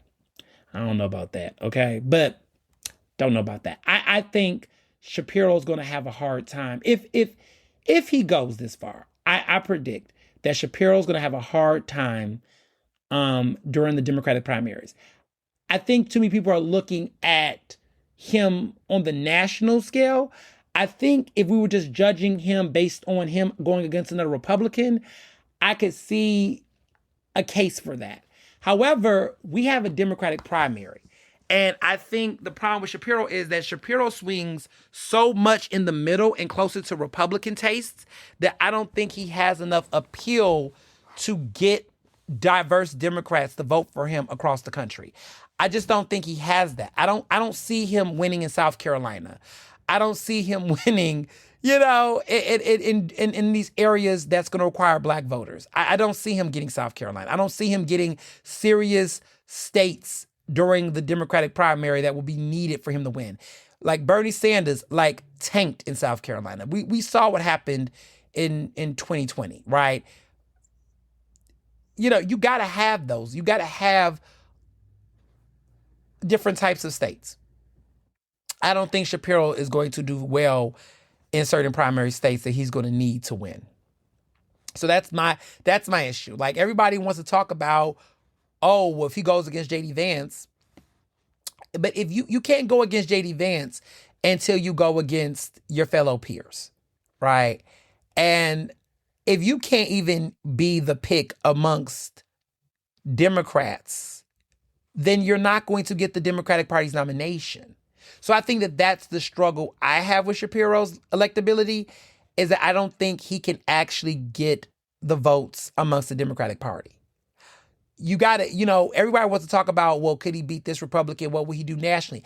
I think we got to go back, like I said, to the basics. And I think that's been the problem. Like, even with Bernie Sanders, I feel like if Bernie Sanders went against Trump in 2016, he could have won. He could have won. I think there could have been a stronger chance that he could have won. However, because even Bernie Sanders had won states that Hillary didn't win. Like, he won Michigan. Hillary couldn't even win Michigan during the Democratic primary. Trump won it during the general election. Bernie Sanders could have won Michigan. So I just think about some of these factors. I think that Bernie could have probably beat Trump in 2016. However, he could not get the Democratic nomination. He wasn't going to get South Carolina. He wasn't going to get black states and areas like that with black voters. You cannot win a Democratic primary without black voters. Period. You can't. And Biden's success has come from the fact that he's able to get black voters. Biden did well with black voters. He could get black voters. He could win a primary. He could get the nomination. That was not the case for Sanders. Both times. Sanders could not, for the life of him, get the black vote to win the primary. And so I don't think that Josh Shapiro can get the black vote to win the Democratic nomination during the primaries. That's going to be his problem. That's going to be his problem. If he tries to run, I think that's going to be his problem. I don't see a universe in which he can get enough of those votes. So, yeah. But, as of right now, it's cute. It's cute. $10 million. It's cute. It's cute. Okay? You know, I think that's, it's cute, right? And I say all that to say that it's cute. Yay. $10 million. You're going to make a referendum. We're going to see how much that's going to translate in votes. But I think he's going to win governor. And I think that, honestly, he should focus on being governor. I have no problem with Josh Shapiro being governor. I don't agree with a lot of the things that he's done. But I can't imagine anybody right now primarying him that could beat him. Republicans are just out the question. I think governor works for him. There is so much more he can be doing. And honestly, I would probably appreciate him if he was not trying to run for president, because I think so much of his dumb decisions and moves are moves that he's trying to do in the name of trying to be a presidential pick. And that's what's annoying about him, because so much of this seat is about his presidential ambitions rather than him just focusing on being governor. And I think in the beginning, when he first served his first term, at the very beginning, he was making some strides. Things were looking good. And then things got to his head. And ever since the whole VP sweeps, he's just fallen off from me, personally. I just have found a lot of the ways in that even before that, even what went down with October 7th, I would actually say, for me, the handling of October 7th and the ousting of Liz McGill and his role with Penn on that shit, I think that was the first major red flag for me, actually. Actually, it was that. And then after that, it just became one miss after another, and now here we are. So, yeah, I just be governor, man. Just do that. Do that. But I think he wants to supersede Ed Rendell. I think he wants to be that one to take it there, because, I think he's trying to, Ed Rendell, I think, is probably one of the greatest Philadelphia, one of the greatest, Philadelphia, but one of the greatest Pennsylvania politicians, Democrats of all time. I think he is the GOAT of Pennsylvania Democrats. I think Ed Rendell is the person that, politically, he's achieved so much as a Democrat in Pennsylvania. And I think he is the person. There was talks of him at one point in time being a VP for John Kerry. If there was ever a Pennsylvania Democrat that was close to that national level, right, to that level, I would say Ed Rendell is probably the number one, in my opinion. I'm not saying I agree with his policies. I'm not saying his life. I'm just saying that when we're talking about actual impact, influence, people to this day still want an Ed Rendell endorsement. I don't know how much it's worth at this point, but it carries weight. It can get you some donors. If Ed Rendell still has a cachet of donors and things, so if you get an Ed Rendell endorsement, it may not influence the people, but it might virtue signal to donors to support you and give money to you. I guess I will give that credit. He's having an event at his house. He has a fundraiser. He gonna get some coins for you. But an Ed Rendell endorsement carries weight in certain political circles. People still want an Ed Rendell endorsement more than another endorsement, even though people are still trying to get another endorsement. Bless his heart. But no one's looking for a Jim Kenney endorsement. That he's out, right? Talk about out, right? But there's people that don't have that ability, to have that kind of sway. So for Ed Rendell, for over 30 years, books about his influence, iconic books, A Prayer for the City, come on, iconic, right? Yeah, I think he is he is the GOAT. He is the GOAT, I would say, in modern politics. We have not seen anyone that has touched that, in my opinion. Yeah. Yeah. So that lastly brings me to the drama with Philadelphia City Council and the mayor. These taxes. Okay. There's been a new report that has come out, and it's gotten some, some major, interesting revelations. Some interesting revelations, some interesting conversations has been had about, the role of the ride shares, tax. People have been really raising eyebrows about it, and there's been a big reveal. So first of all, let me start with saying this. There's been a lot of talk that the rideshare tax is going to adversely impact the working class and some senior citizens. That has been the concern. I agree. I think that the tax is regressive. I think that is a regressive tax, and I do think it's going to negatively impact working class people in Philadelphia, and specifically Black and brown residents that need that ride share, right? They got to send their kids to schools. They got to do all these things. I am very clear on that. The Parker administration has been pushing out rhetoric that suggests that this is not a tax on working class people, that this tax will impact people who can afford rideshare, that the rideshare service is more bourgeoisie, it's more for the upper middle class and college educated folks, and these are people that are using this rideshare, and that this is going to tax them and they can afford it. That has been the long-term narrative for quite some time.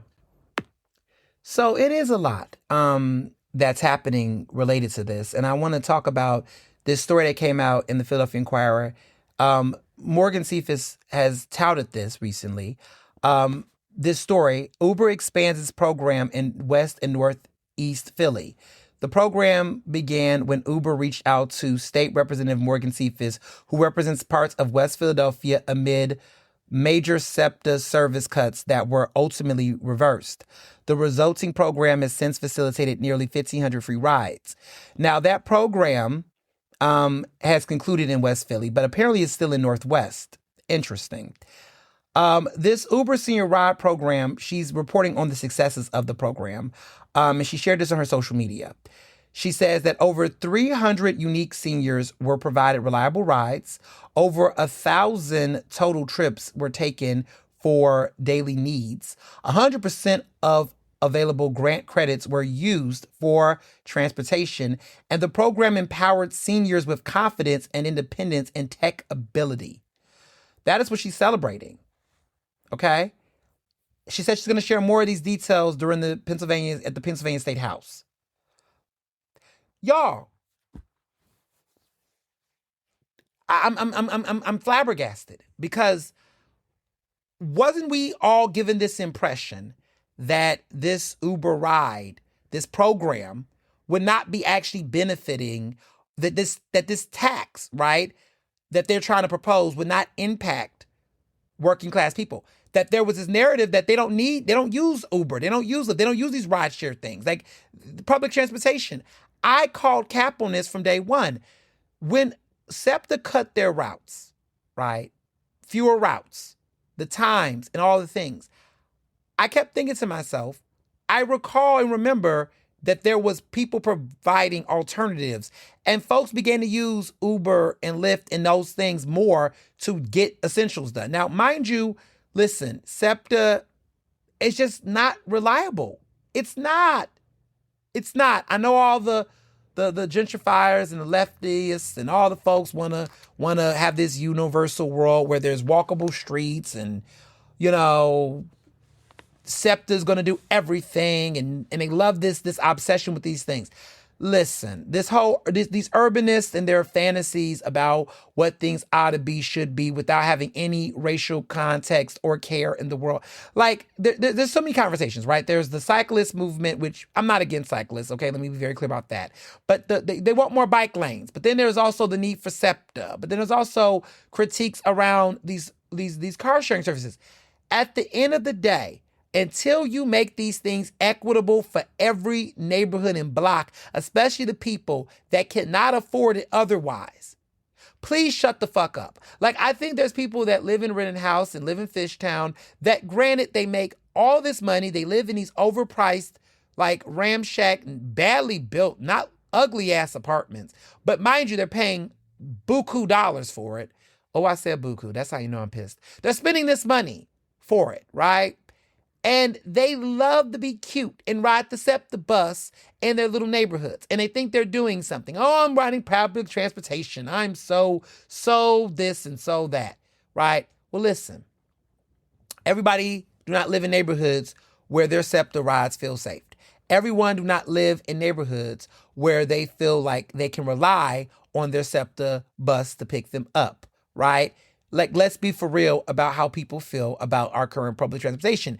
And that, yes, it's easy for you that live in Center City to get on the 40 and to ride around and feel cute, right? Yay. Yay for you. I like that for you. Enjoy that bus. Enjoy the reliability of that bus and those public transportation because it is serving you in the ways that it should. However, it does not work that way for other neighborhoods and other communities, okay?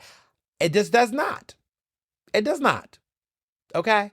And yeah, if you're riding the Market Frankfurt L to like Old City, it's very different than trying to go to 69th Street Station.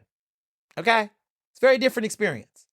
As somebody who was a Market Frankfurt L girl before the 2020s, when I was going westbound, that route and experience was very different. When I was taking it at 52nd Street Station, very different than when I was taking it on 34th. Very different experience. Okay? So I just feel like even the way that people talk about public transportation, like it's not even serving people in the same experience in the same way. And we need to be honest about that. And so, yeah, I get our senior citizens using Uber, getting tech, getting familiar with how to use these apps to make it work for them, and using it in a way that makes sense for their needs. They're not using Uber for everything. They're still using some public transportation when they can wait. Like if they need to go grocery shopping or something and they have that time to be able to wait and do all the things, they do. But when they got to go to a doctor's appointment, when they need to pick up some medicine, right? They know that they cannot use SEPTA to help them do that. And so there has been an increase in Lyft and Uber ride shares in neighborhoods like West Philadelphia, North Philly and things. If there was not a need, then that grant would have not been used the way it was used. I did my show on the record with Ernest Owens on 96.1 FM, 900 AM, Progressive Black Talk Media, WRD Radio. I did my show on Easter Sunday. I had an Easter Sunday special. And one of the callers that called in, her name is Cynthia from West Philly. She called in, she's a senior citizen, that said that the program is over in West Philly and was asking for State Representative Morgan Cephas to bring that grant money back, to bring it back.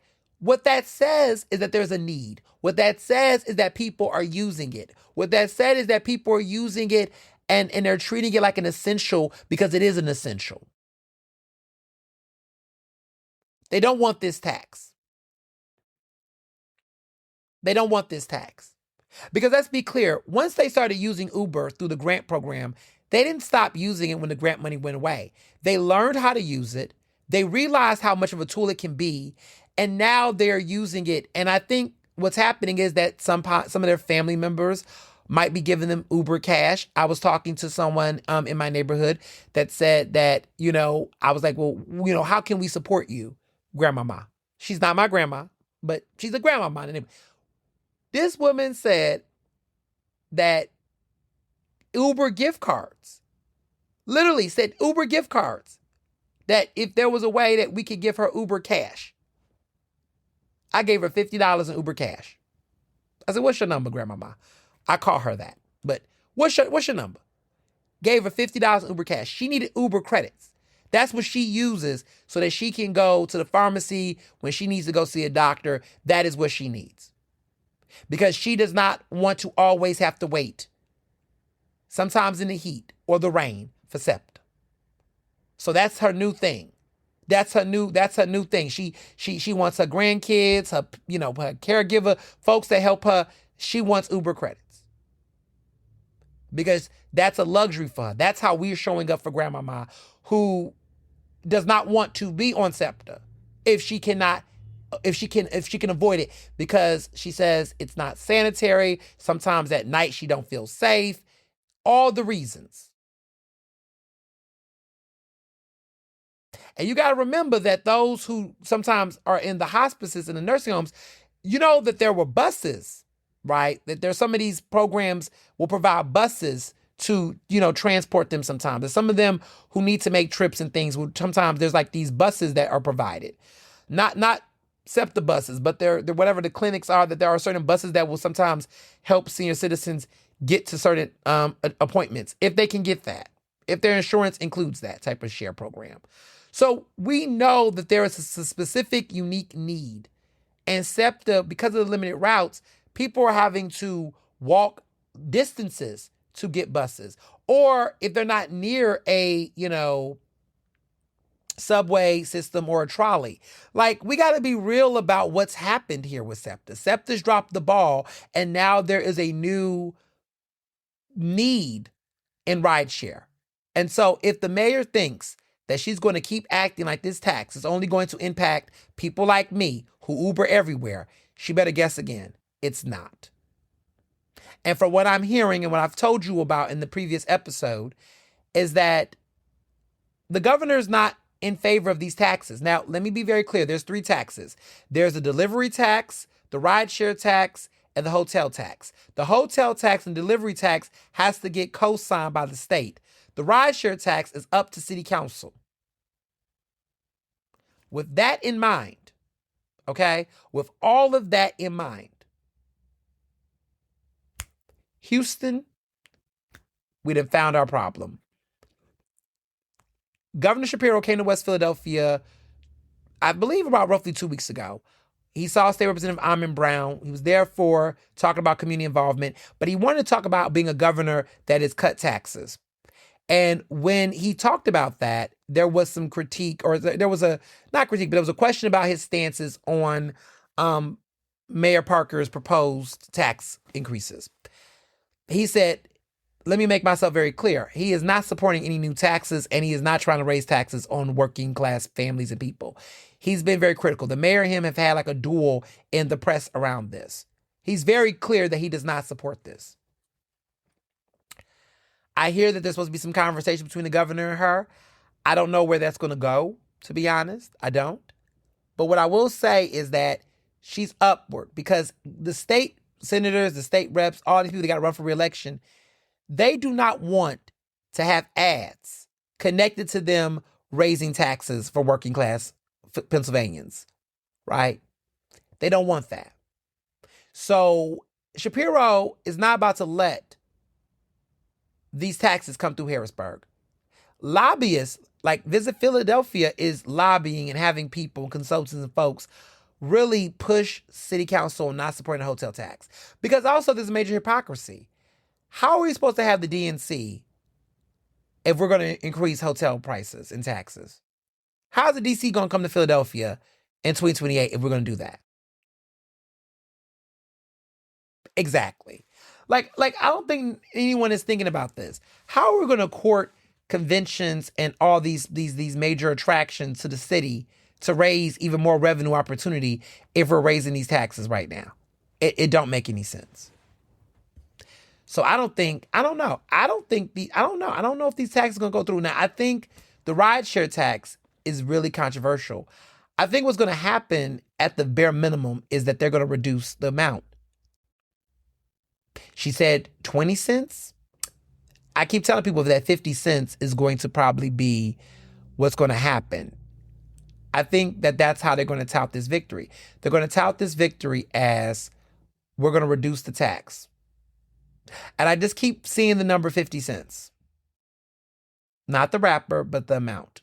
50 cents. I just feel like they're not going to kill the tax. I mean, I'll be surprised if they do. That would be what we should do. However, I think they're going to try to find a happy medium of reducing the tax so that the mayor will have a tax, but she won't have the amount that she wants. But I don't know. I don't even know if that's going to stick with people, because I just think people are so tired of taxes in general. But I don't know. I think we're stuck in a situation where there will be a tax. I don't know. I don't see city council completely fighting against that. They just don't have it in them. They don't have the fight in them. But I do think they will try to reduce it. I can see a situation where they would negotiate a reduction. It's going to be unpopular, though, either way, because people don't want taxes regardless. So that's what we're dealing with. That's what we're dealing with. That is the current state of affairs. And it's going to be interesting.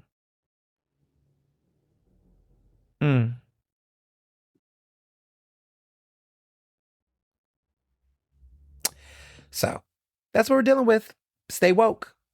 Stay woke. Stay woke on these taxes. Stay woke on city council.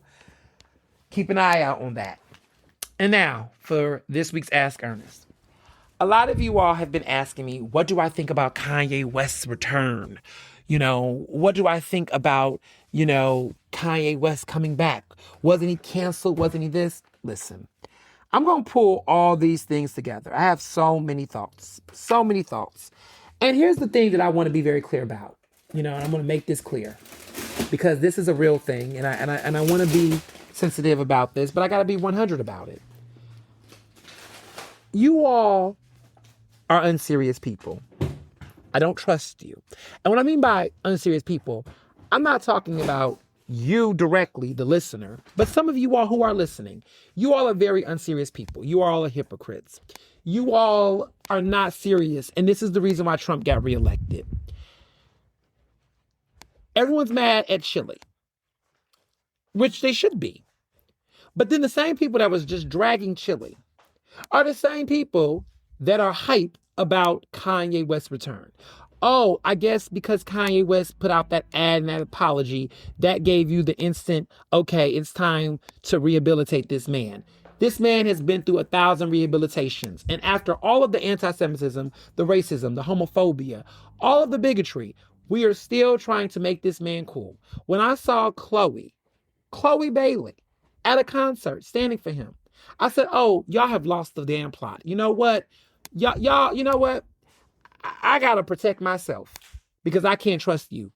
I can't trust you people. I cannot trust you all. I do not believe you all. Like when you all run around talking about allyship and accomplish it, any of you all that have been hyping up Kanye, I see you. And with that, I say, fuck you. How fucking dare you? And the standards to which you all try to hold other people accountable while y'all sit up and consistently give this man a chance. You might as well give Donald Trump a chance. Kanye West is a white supremacist.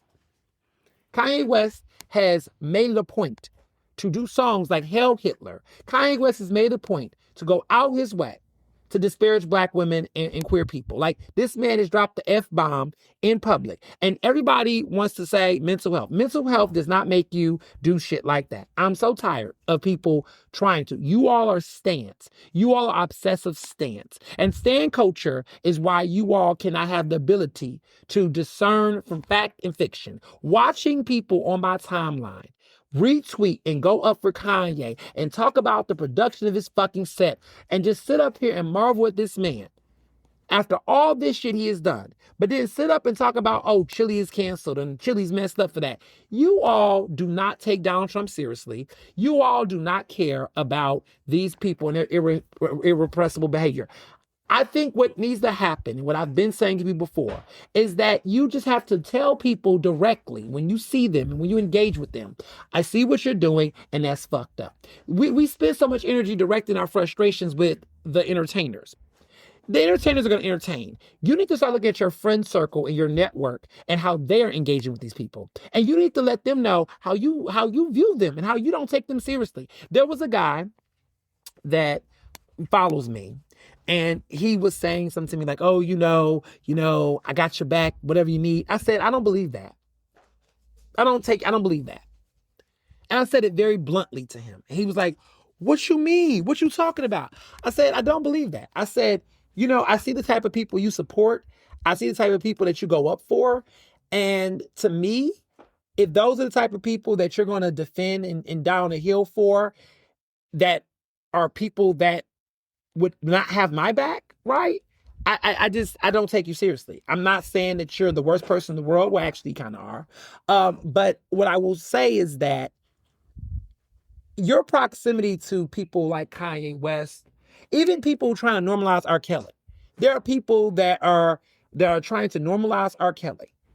I mean, listen, there's people that are still going up for Chris Brown and just acting like that shit is normal, right? Trey Songz, Tory Lanez, you name it. Everybody wants to create their little exception boxes for them. And I'm looking at this and I'm just going, well, of course. Of course. The Chris Brown fan will also be the fan of R. Kelly. Yes. Yes. They will find some redeemable grace for people like that. Like there's no line. There's no wall. There's no line. And the reason why I know this is even true is that I'm going to even make the connect the dot with Brandy, right? So Brandy came out in her book, which I told y'all about phases. And I read the book and, I knew that there were going to be some moments and there's still more to come with this book. But I guess they're taking it step by step. But the big headline this week, since the book has dropped, is that, she admits to, having a relationship with Wanya Morris from Boys to Men. She talks about how she was in a relationship with him, a romantic relationship with him, when she was 16 years old and he was 22. And she talked about how the relationship was emotionally and abusive and manipulative and, all the things. And basically said that at the end of the day, she was a child and he was a man and he should have basically know better. She's absolutely right. What's been interesting is hearing people, talk about, say, well, like treat this like, oh, well, that's what she should have been dating him. And, oh, she's in this relationship with him. And, well, what was wrong with her? She's blaming him, but what's wrong with her? Let me be very fucking clear with you all. A 16-year-old girl cannot have a romantic relationship with a 22-year-old man. That is called statutory rape. She talks about how she lost her virginity to him, that she thought she was in this relationship and that she kept it from her parents and all the things. Let me be very clear with you all.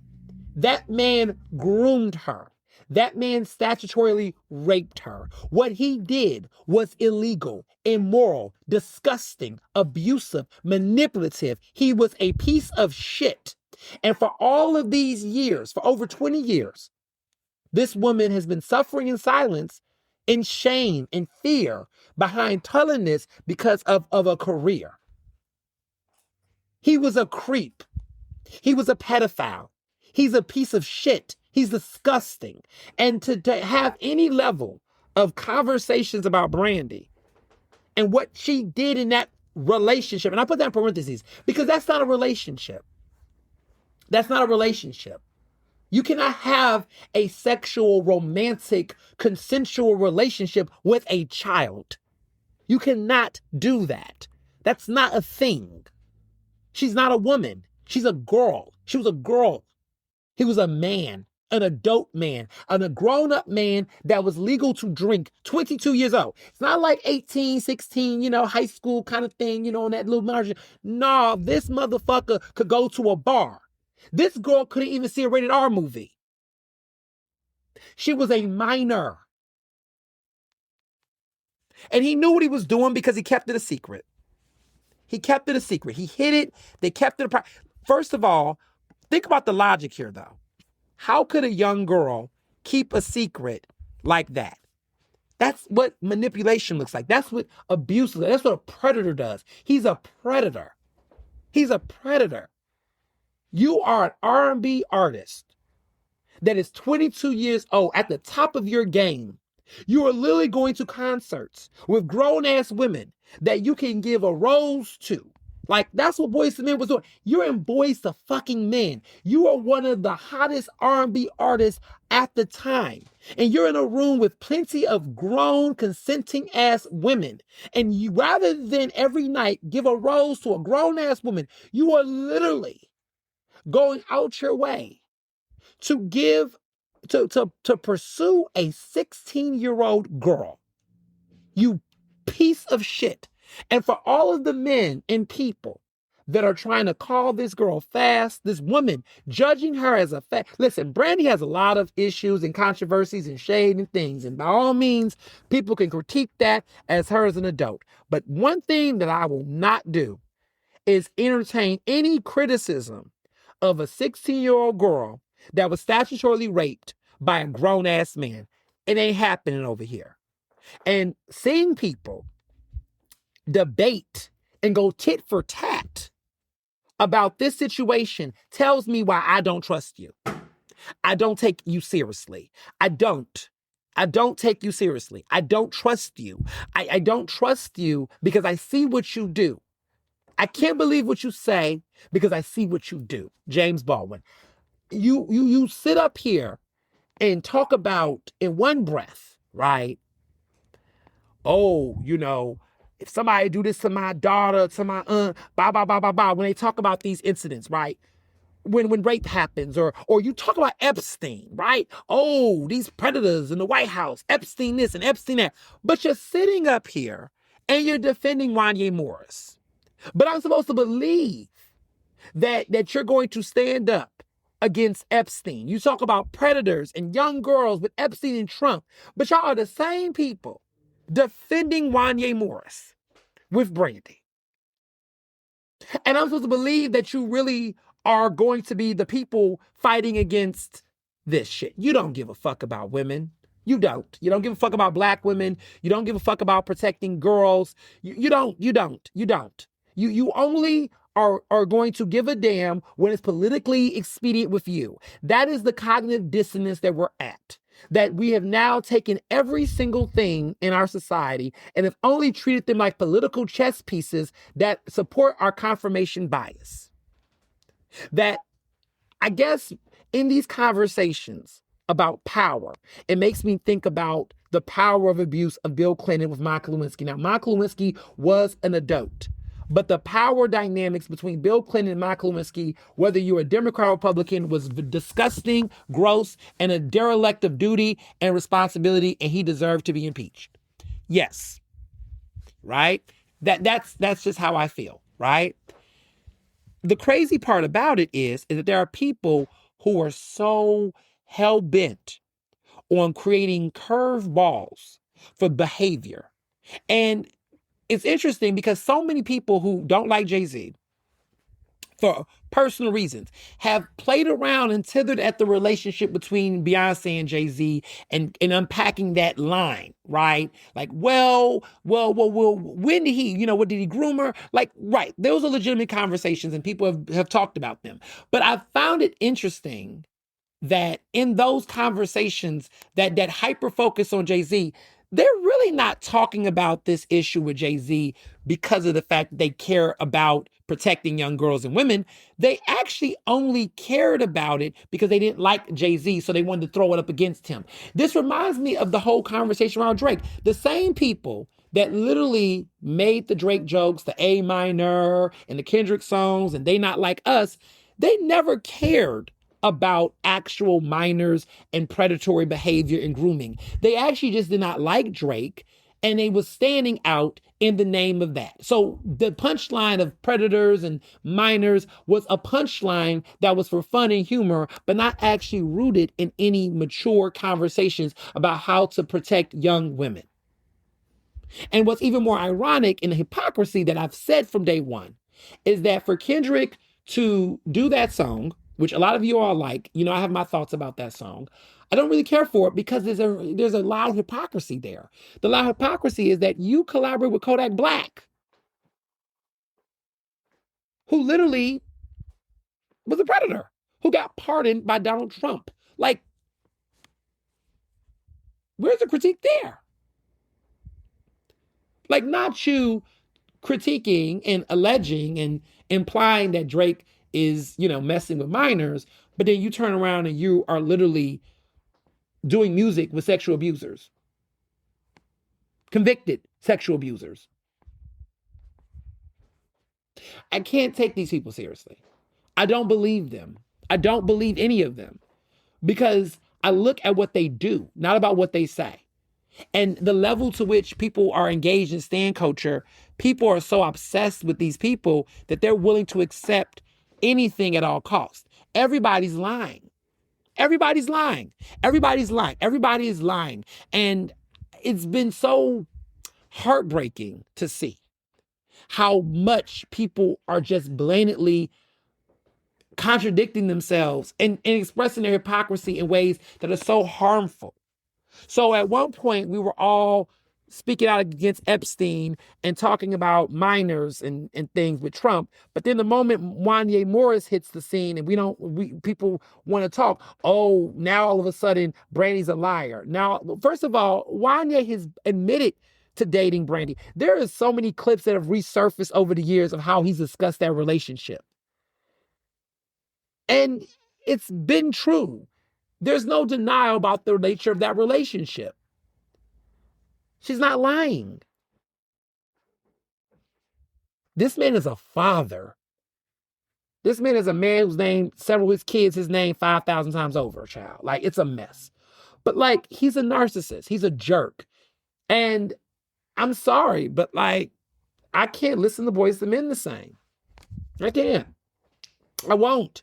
And anybody who goes to those concerts and accept roses by him and fangirl, I just, how do you? How do you? How do you? Might as well go to an R. Kelly concert. Oh, that's right. He's locked up for his shit. Ain't no different to me. But what you don't want to admit, or nobody wants to talk about, is that the 90s, there's a lot of those type of abusive, predatory men that were out there. It is not just Wanya. It's not just R. Kelly. There are many men in R&B that was doing that shit. And a lot of people know that, and they just are quiet about it. And we know it's coming. We know that shoe's going to eventually drop. And when it do, what are y'all going to do? Move the goalpost, per usual. Listen, Kanye West has proven to me and to so many folks that you can do all of the things and still pack a concert with 80,000 people and do 2-night shows. And so people will still show up, even people that are young. It's not just old people. Chloe is like what? She's like a millennial, young millennial, Gen Zer. Like she of all the generation, like she of all people should know better. So that's when I know. That's when I knew. People don't care. People like what they like, and they want us to all know it. And as people that are decent people, if you are somebody who think that you're different from that, then just be that person. You be that person. Don't accept it. Don't tolerate it. Don't subscribe to it. Don't be that person. Period. So those are my thoughts on that. It just is frustrating, y'all. Like, people are just so unserious. And we got to name that. We just have to name that. I digress. Movies. We're going to talk about one movie. Clearly, that movie, The Drama, with Zendaya and Robert Pattinson. Woo! I didn't like it. I did not like it. I know people are trying to find slithers of nuance and all the shit with this. It just doesn't work for me. Look, I like Zendaya. I do. I think she's a great actress. She's, beautiful. She's an incredible fashion icon for her age. She's great, right? I need for her, I just, there's this lie that needs to stop being said. There's a rumor that's been said that Zendaya is working with white directors and going after white roles because she doesn't want to take roles from dark-skinned women. That's not true. She's never said that. But that's just a narrative that people have tried to create to justify how she's been cast in films. That's just not true. The thing is, Zendaya has talent. Zendaya needs to get a real director, a real Black director. She's to work with a Black director that is going to cast her in a role that allows her to really show her full range. I think the work that she does with Sam Levinson has given her some interesting career moments, but I think that her consistently working with white directors, she's Black. She's a Black woman, okay? She could be interracial, biracial, however you want to call it. That's a Black woman. And she has sensitivities and experiences of a Black woman. She has, right? And I think that what happens in Hollywood is that she's not racially ambiguous. Okay? Let's just be clear. That is a Black woman. You do not look at Zendaya and go, oh, I don't know if she's Black or if she's white. Like, that's a Black woman. Let's start there. Second of all, the roles that they need to cast her in needs to be roles that really do reflect her fullness. So many of the roles that she's in, like, literally pariahs her, where she's either the only Black woman in the film or she's this anomaly. And yet she flows in these spaces and as if race and dynamics of that does not really exist. And just seeing her in these films do it, people celebrate that and they say, "Oh, she's getting the white rose." But but is that really the desire, or can she just get a role? Can she just be a Black woman that has multitudes? What is wrong with Black women playing roles as Black women? Why are we saying there's a white role to begin with? And why do we assume that a white role is a role that strips one of having unique experiences? Or is it that white people are so bland that we don't assume that there are experiences unique to white women that does not allow them to have it? So why is the default role white roles? Could a role just be a role? And could a Black woman just play the role in the interpretation to which she has her experiences? Somebody call in Audra McDonald real quick, because I need to get y'all together about this conversation. What I love about Audra McDonald is that the play Gypsy was directed, the show, right, was historically done with a white cast. Didn't have to be done by a white cast. It was just done historically by a white cast. Well, the play, directed by George C. Wolfe, who's an incredible Black play director, was won Tonys. He's great. He directs it. He casts a Black cast. The monologue, the script, the same, just with a Black cast. And so Audra McDonald makes history as being the first Black Mama Rose. The thing about it is that role isn't a white role. It was just a role. And she played it from the lens of her identity as a Black woman and gave it a whole nother experience in life that was beautiful. What's happening with Zendaya is that in these roles, I don't feel like she's playing them as a Black woman. I think she's just a Black woman playing a white role. But who made the role white? Who's making these roles white? Like, I get if you're talking about history books or film adaptations, but if it's an original show, play, who's to say it's a white role? And I think that was what was weird to me, was that I didn't feel like Zendaya was playing it as a Black woman, or the script or the set did not play into it to allow her to have that complexity. Like, the whole plot twist, in parentheses, does not lean into the nuances of what made that an interesting turn. Like, some people said that they didn't think it was believable that, because spoiler alert, at this point you might know the spoiler alert. If you don't know the spoiler alert, I'm just telling you spoiler alert. Okay? You could just skip over this whole part if you don't want to know, but at this point the movie done came out. There's a lot of critique online about it. Long story short, Zendaya's character is marrying a white man, Robert Pattinson's character. They are getting married. They met, they got secrets. The big secret is that, this secret that changes the entire direction of the film is that basically when she was younger, she basically tried to do a mass shooting at her school based on feeling othered and bullied and whatever. And she had a whole manifesto, and she pretty much was going to be a child shooter. School shooter. Like, she was gonna be like that lone wolf type. And so throughout the movie, in so many weird, quirky, bizarre ways, Robert Pattinson's character is trying to navigate if he can marry a woman who has this dark past. Like, she doesn't do the shooting, she plots to do it, but she ends up not doing it because another shooting happens, and then that changes her mind. But that doesn't divorce the fact that she doesn't do it not because she doesn't actually want to do it, but because something else happens that then offsets her ability to do the crime. So pretty much, yeah, creepy as fuck, weird as fuck, what the fuck, right? So people have argued like, oh, it's not believable that, because we haven't had any incidents in American history that a mass shooter was a Black woman. So, or a Black girl in a school.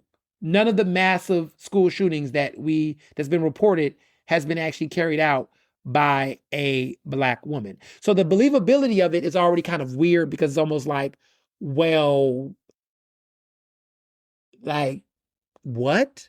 So you can't even believe the premise of it. But let's say it wanted to be subversive and turn the tables in this unique way. There could have been an interesting character study of, well, if there was ever a student that felt like an outsider or a lone wolf, wouldn't it be a Black girl in a school? Like, couldn't there be an argument that the microaggressions that Black girls experience in school, in grade school, could trigger a sense of behavior that would make them want to react in that way? I mean, if you wanted to go into that subversion, right? That she had enough, that she was in this all-white, predominantly white school, and she snapped. Like, one could argue that could be an interesting case to be made, a character study on that. But they don't interrogate that. They just don't even dig into the nuances because the director of the film is a white man. And he doesn't have the range nor the introspection to consider directing a Black actress to explore that in a way that could really make the story interesting. There's not enough character development that really drives this narrative plot. It fails because so much of the film is in the shock and awe of the reaction to this reveal that the twist over plots over any real character development, right? Now, Robert Pattinson is acting his ass off. It's the best role he's ever done in his career. But the problem is that it's the plot twist is so ludicrous that nobody can really be taken seriously in their pursuit. Now, there is other characters that are interesting. Alana Haim, who is in Haim, the group, she is in this film. She's been trying to act for a minute. She was in, Licorice Pizza, believe that. She was in that movie. She's been in some other films lately, trying to do her thing with Paul Thomas Anderson, right? But she's interesting in this. She's actually one of the most interesting characters in this. I think Robert Pattinson's the best performance of the movie, I would argue, but she's also really good in this. Zendaya, she's not bad. I just feel like it's just an undercooked performance because of the direction. It's just not good. The film is just deceiving, and just also the lack of sensitivity held with this serious subject matter. It's almost like a mockery of the trauma, and it's being used in such a very irresponsible, reckless way. Provocative, gets the crowd going. This movie does that. But I just cannot fully appreciate or have any respect for how they handled this material. Even if you want to call it creative and thoughtful, we as a society have gotten so shallow, but just so self-deprecating and so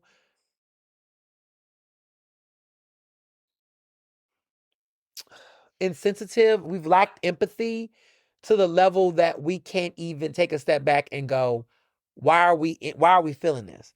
It makes me just think about the downside of cinema. Like, cinema has gotten so invested in these very anti-hero, dark narratives that are great to spark provocation.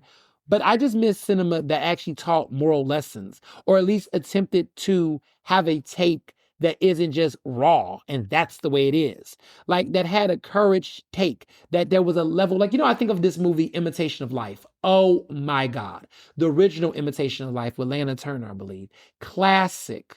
Maybe that's the remake. But Imitation of Life is an incredible film. Beautiful film. If you've never seen it, I highly recommend it. It was my grandmother's favorite film of all time. Imitation of Life was like her favorite film. And I remember watching this and being shocked that a movie like this was made back in the day. Like, the way that they talk about race, the way they talk about dating, like, it's such a classic film. I highly recommend watch Imitation of Life. Where are those types of films, right, that had a a consequence. These movies don't do consequences anymore. Like most of these films don't actually provide a level of like a take of, you know what? Bad things happened and there was a consequence for it. Like, I think that was what was hard about Marty Supreme. That in the spectacle of Marty Supreme, you don't walk away with a consequence.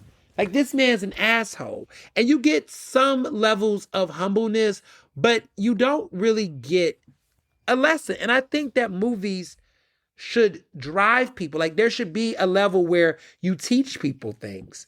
You put people in a position where they have to wrestle with their thoughts and their ideas. And that cinema should teach. Cinema should challenge. That we should want to not just walk away with, oh, damn, and then go home. That you should walk away being like, wow, okay. Okay. Like the director has a message. We don't have that as much in movies. And they've gotten so bad lately. Like, I just think about, like, Anora. Like, you just walk away from these movies going, okay, what was the lesson? What was the point? Do I walk away feeling something? Like, everything's always open-ended. It's lazy. It's cowardice. Like, I just feel like filmmakers should go back to making films that gives you a take. And I think, even though I don't like his films, but I can understand that maybe that's the allure of Tyler Perry films, is that Tyler Perry films do give consequences. Tyler Perry films do tell you or preach to you or give you some level of a message. And maybe what issue with the Tyler Perry films is that they're too preachy and they're just not done really that well. But there is a level of consequence. I think about the older Disney movies I watched when I was growing up. There was a lesson. You walked away, you felt a message, and the filmmaker was intentional in saying, I want you to learn this thing. I want you to feel bad about this. I want you to feel good about this. And there was some level of an arc. There's no arc in these films anymore. And I think that's how I felt about this. It really hit me like, why are all these movies like this? Like one bad after another, the same way. Like Marty Supreme, the same way. We just kind of just get left with nothing. Like, there's a reason why so many of us love The Lion King. Because The Lion King gives us something. It gives us a message. Forrest Gump, there's a consequence.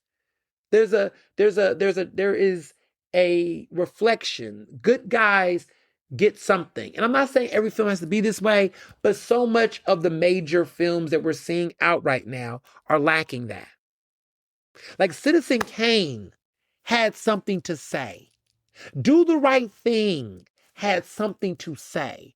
And I just miss movies like that. I do.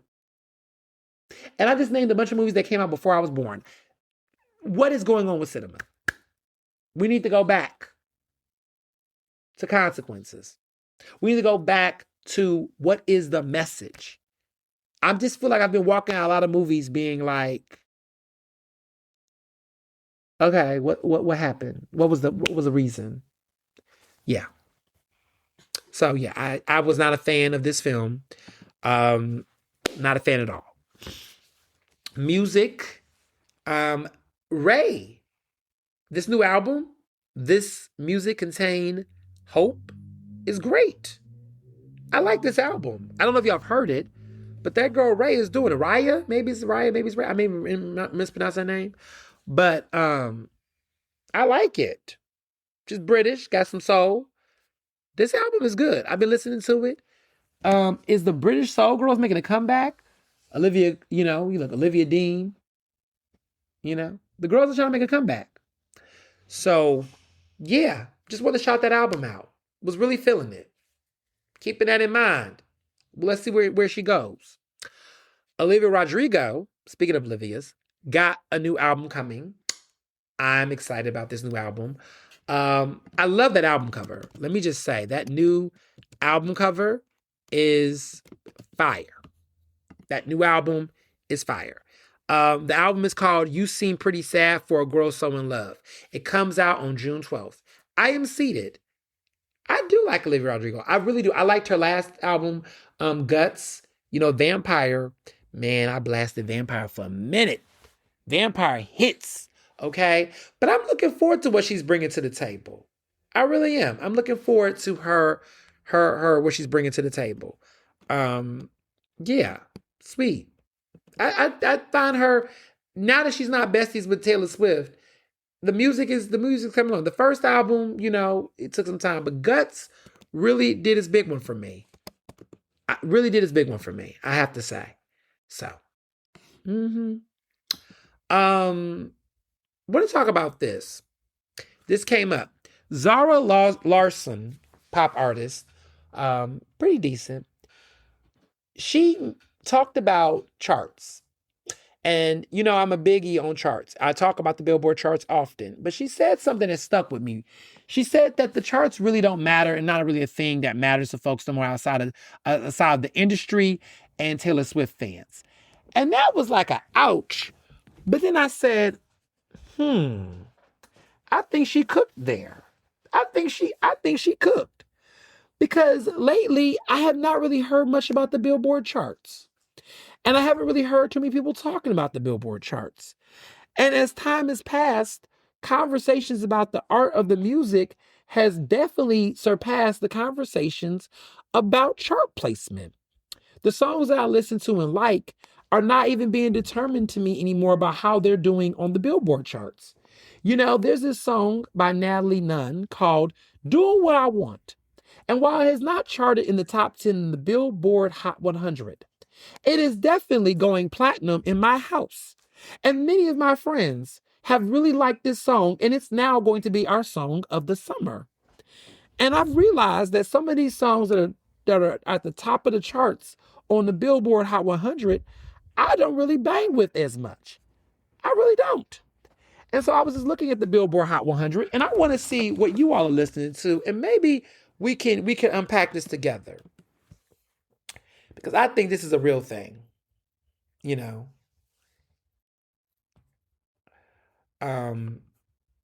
This is a real thing.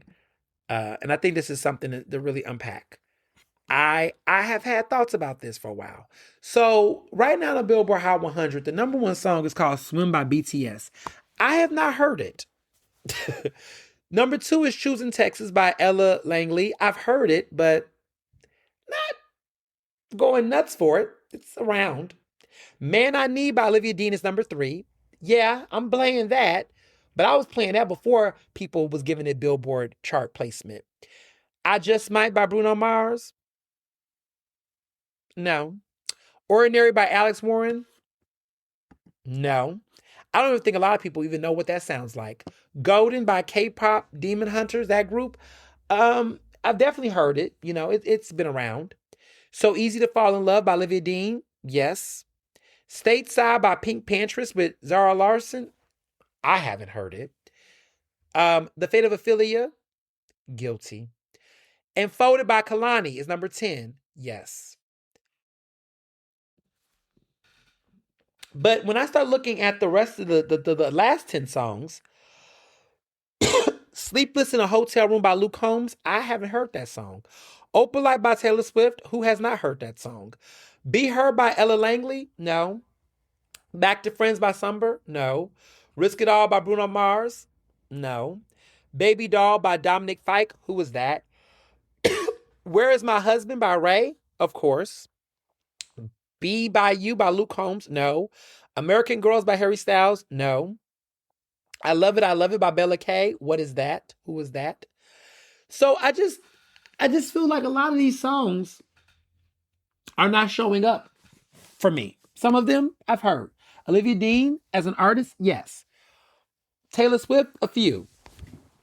But a lot of these songs, it's not shaking and baking for me. So it's been an interesting, music is, a lot of these industry people are pushing these songs, but they're not necessarily shaping the culture like they used to. The fact that Man I Need has not been number 1 on the Billboard charts yet It's crazy. But the reason why is because we know that payola and these other systems is driving that traffic. Man I Need is literally, in my opinion, song of the year material, record of the year material. Should be a song that if it was any other time in America, that would have been number one. The reason why it's not number one is because we got Spotify stream manipulation.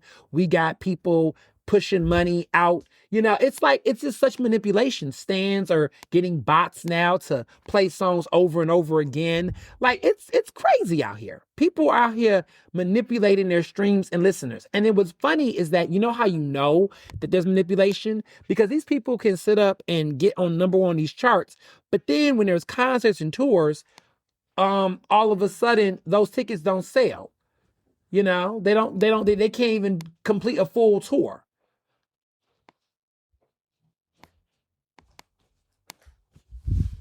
Just an observation. So moving along with TV, Scotty with the Baby is on Zeus Network. Yes, I am watching it. It is my guilty pleasure. There's a lot of problems with Zeus and the things, but I watched the first episode. The second episode I just got into. It's explosive. It's a very combative show. It's the kind of show that yeah. I mean, listen, it's not for everybody, but Scotty with the Baby, this is Scotty with the Body. She is on Zeus. She was on Baddies. She is pregnant with Luminel, Lenny, as they call him, Plumber. What a plumber he is. This is his child with her. It's messy because he was dating for quite some time the host of the reunions, this lovely woman, not dating her anymore, pursues Scotty, who is a castmate on the show, which is also super messy, and this whole Zeus family. And now he's about to have a child with her. They're going to have a girl. We're seeing the rise and fall, the ups and downs of this interesting couple. Yeah. I'll just leave it there. And then I want to talk about Stephen K. Brown. He talked about streaming, and it's created an interesting conversation online about the role of streaming and TV shows and episodes. So Paradise just concluded their second season. Phenomenal show. People are like, why are these shows only 8 episodes and less? Why we don't get more episodes? Like, the fans. And Stephen K. Brown made a good point. He said that when these shows go on streaming platforms, right? Streaming companies are not in the business of trying to create more episodes to get you all to watch more. They're trying to create shows that will get more subscribers. They're not interested in necessarily pushing out more content. They're interested in raising their subscriber profile, which is why you've seen all of these streaming platforms compete. There's always a new show, and they're trying to get you to subscribe to the channel or subscribe to the platform to watch that show. And then hopefully it can hook you with it. Or then once they hook you with it, get you to watch some other things on the channel while you're there.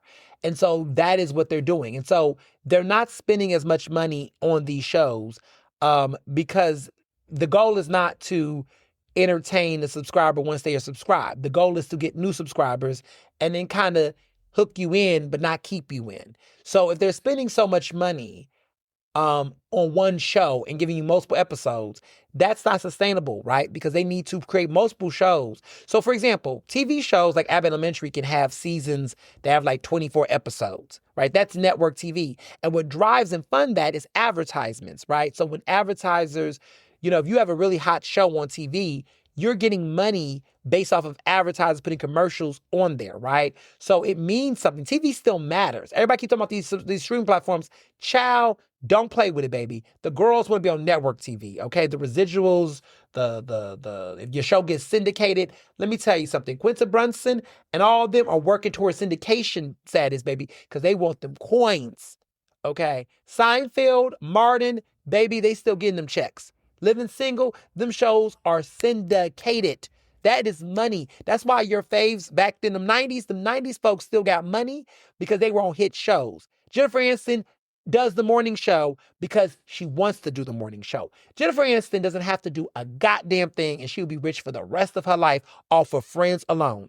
Can you imagine some of these folks that had major shows? Like Bryan Cranston, baby, Breaking Bad, he got Breaking Bad, he got Malcolm in the Middle. Like, that man does not have to work a day in his life. Like, the residual checks on hit shows. Could you imagine? Raven Simone, baby. The Cosby Show.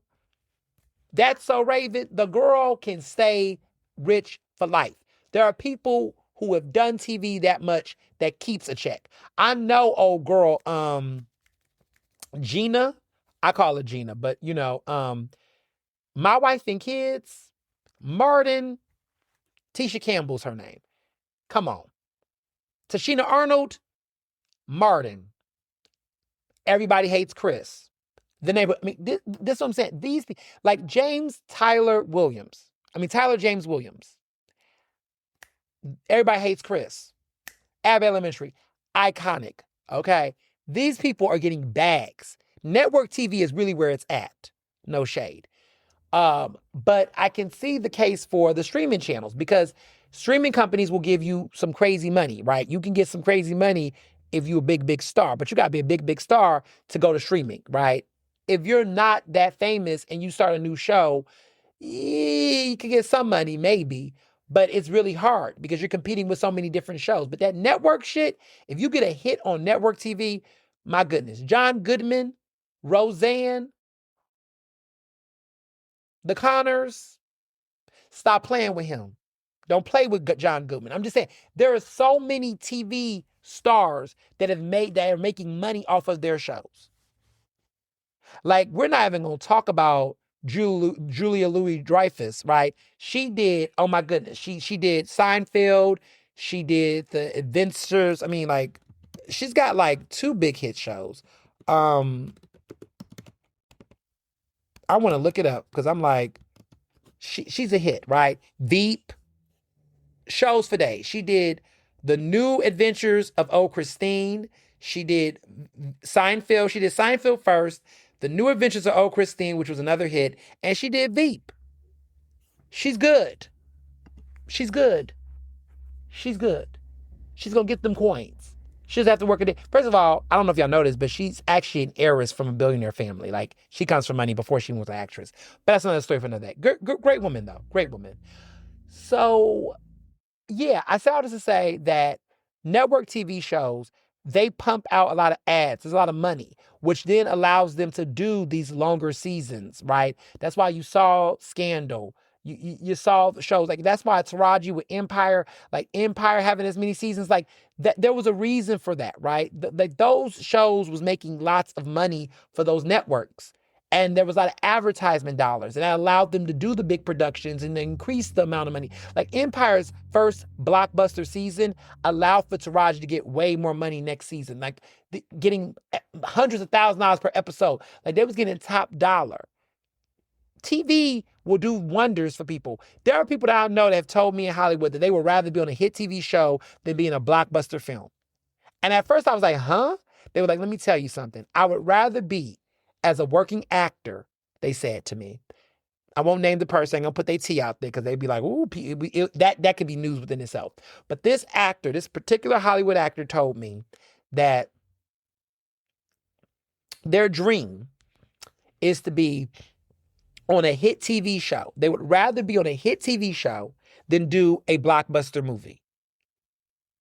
That their goal would be that. There's one woman who told me, actress, that was on a hit TV show. I will not name her because she's also in the news for something else. And y'all might guess who it is, but I ain't gonna name her. But she said a good point about this thing. But she was on a hit TV show. She can sing her, see, I'm telling her, okay. She's a good performer. She was on a hit TV show. She told me that she made more money and had more opportunity on that show and what came with that show than doing individual film roles. And she would rather be on a hit TV show like that again, do another show like that again, than go after a big movie role or something like that. And I said, wow. And then I did my own research and, of course, learned, like, yeah.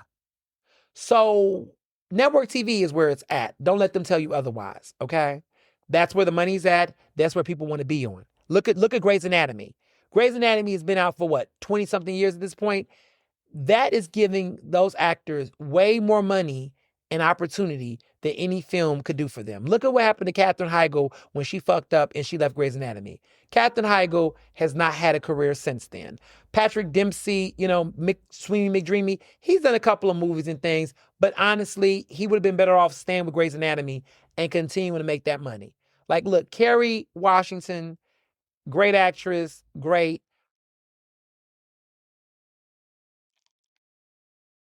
Scandal, I think we've been tired of Scandal at this point. But what she did in that time period with that show, I don't think she's been able to fully recapture that magic since. She's great. Great actress, funny, cool, great person. But she hasn't really done anything, in my opinion, that has captured that type of magic. And I don't know what role she needs to be in. I don't know if they need to give her more opportunities. I just feel like she needs to do something more daring. But that's another conversation for another day. But like, I just feel like with streaming platforms, to Sterling K. Brown's point, as somebody who has done network TV well, This Is Us. That's how he got the Emmy as Randall. He knows what he's talking about. Paradise is cool and he's getting some great bank, but he understands that he is there as a driver for people to, get Peacock.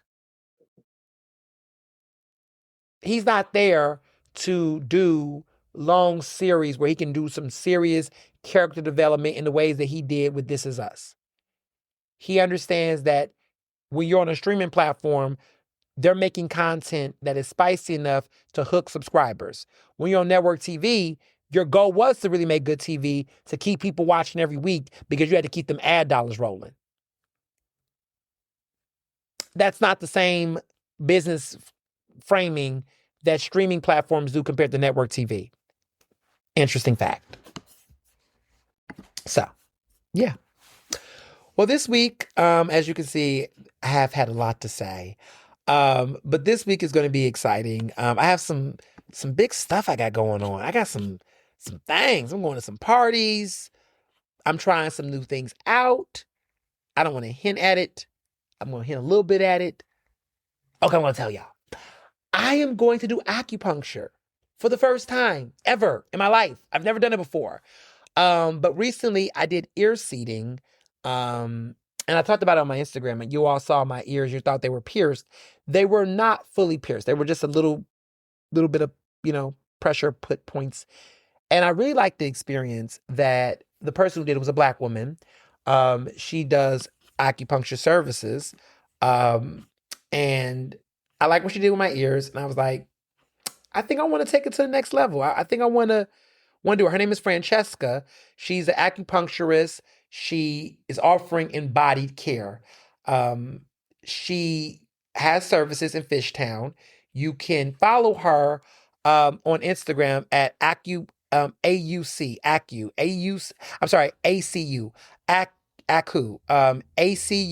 with Francesca.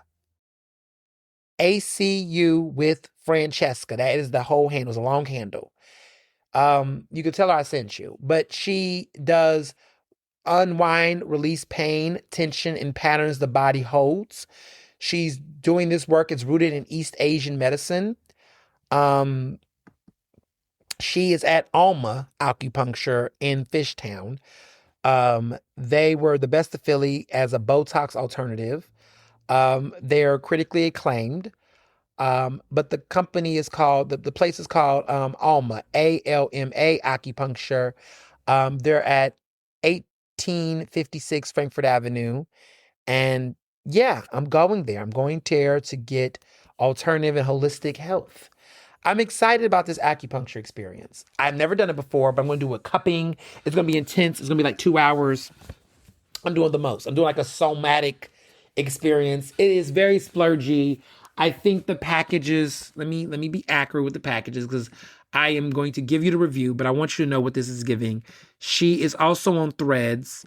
But yeah, I wanted to do it with a Black woman, someone who knew what they were doing. I wanted cosmic acupuncture. I wanted to get into it. I really wanted to get this experience. I'm excited. I want to know what it's giving. But yeah. So what I am getting is this experience that is a somatic acupressure integration. So it's cupping with acupuncture. And it's $235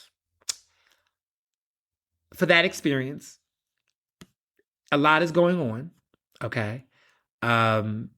It's not the typical experience. Because I think that's important to note.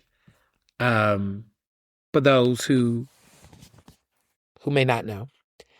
So this session emphasizes on hands-on palpatory work alongside of the acupuncture. They are guided by what the body is doing in real time, areas of holding, bracing, or compression. This approach is slower and more responsive. It allows the body to soften and reorganize without force. The acupuncture points and acupressure are used together to support movement, balance, and change over time. It is best for people who benefit from hands-on work, chronic tension or pain that doesn't fully release, those wanting a more tactile, body-led session. I'm excited. It's a somatic acupressure integration. Oh, I'm excited. So, but there are other things. You just do regular acupuncture. You can just do cupping only. Those costs are less than $235 price point. That I'm doing something over the top. But there is regular acupuncture that you can get that is, different price ranges. You could just do new patient acupuncture is an hour long, is $150. If you're a returning patient, you can get a 45-minute session for $95. If you want a cosmic acupuncture experience that is 70 minutes long, it is $270. If you don't want to do cupping only for 20 minutes, it is $73. If you're into Gasha, which is a new, oh my goodness, that is very interesting. The Gasha experience. That is $73 and it is for 20 minutes. And people like that. There's different other kits. You can do a free session, acupuncture consultation in person. It's 15 minutes. It's free, but you can do it. You can do a virtual one as well. Do a consultation, know what you want. There's also ear seating, which is what I did earlier when I tried out. It is 45 minutes long. It's 15 minutes long and it's $40. So there's different experiences. And once you book with your practitioner, mine is Francesca. She knows what she's doing and she does it well. I'm really excited about what she's bringing to the table. So yeah. So that's what I'm doing. I'm going to some parties, some other events. I'm also going to the Cardi B concert. Yes, I'm going with Dr. Parks. I'm going with my lit brother George. I'm going with my homegirl Sharon. She's going to be there. Mr. Johnson is coming along, of course. We're going to be at the Xfinity Mobile Center, not the Wells Fargo Center, the Xfinity Mobile Center. That's going to be on Tuesday. So I will be at the Cardi B concert. It's going to be exciting. So yeah, I got a lot going on. A lot of productivity. It's going to be fun. So we're going to stay in touch. And as always, be well and be best. Ernestly Speaking is recorded in Philadelphia, Pennsylvania, and can be found on Apple Podcasts, Google Podcasts. To stay up to date with the latest on the show, follow me on Facebook, Twitter, and Instagram at Mr. Ernest Owens. Use the hashtag Ernestly Speaking to tell me what you thought about this episode, and check out my website at ernestowens.com.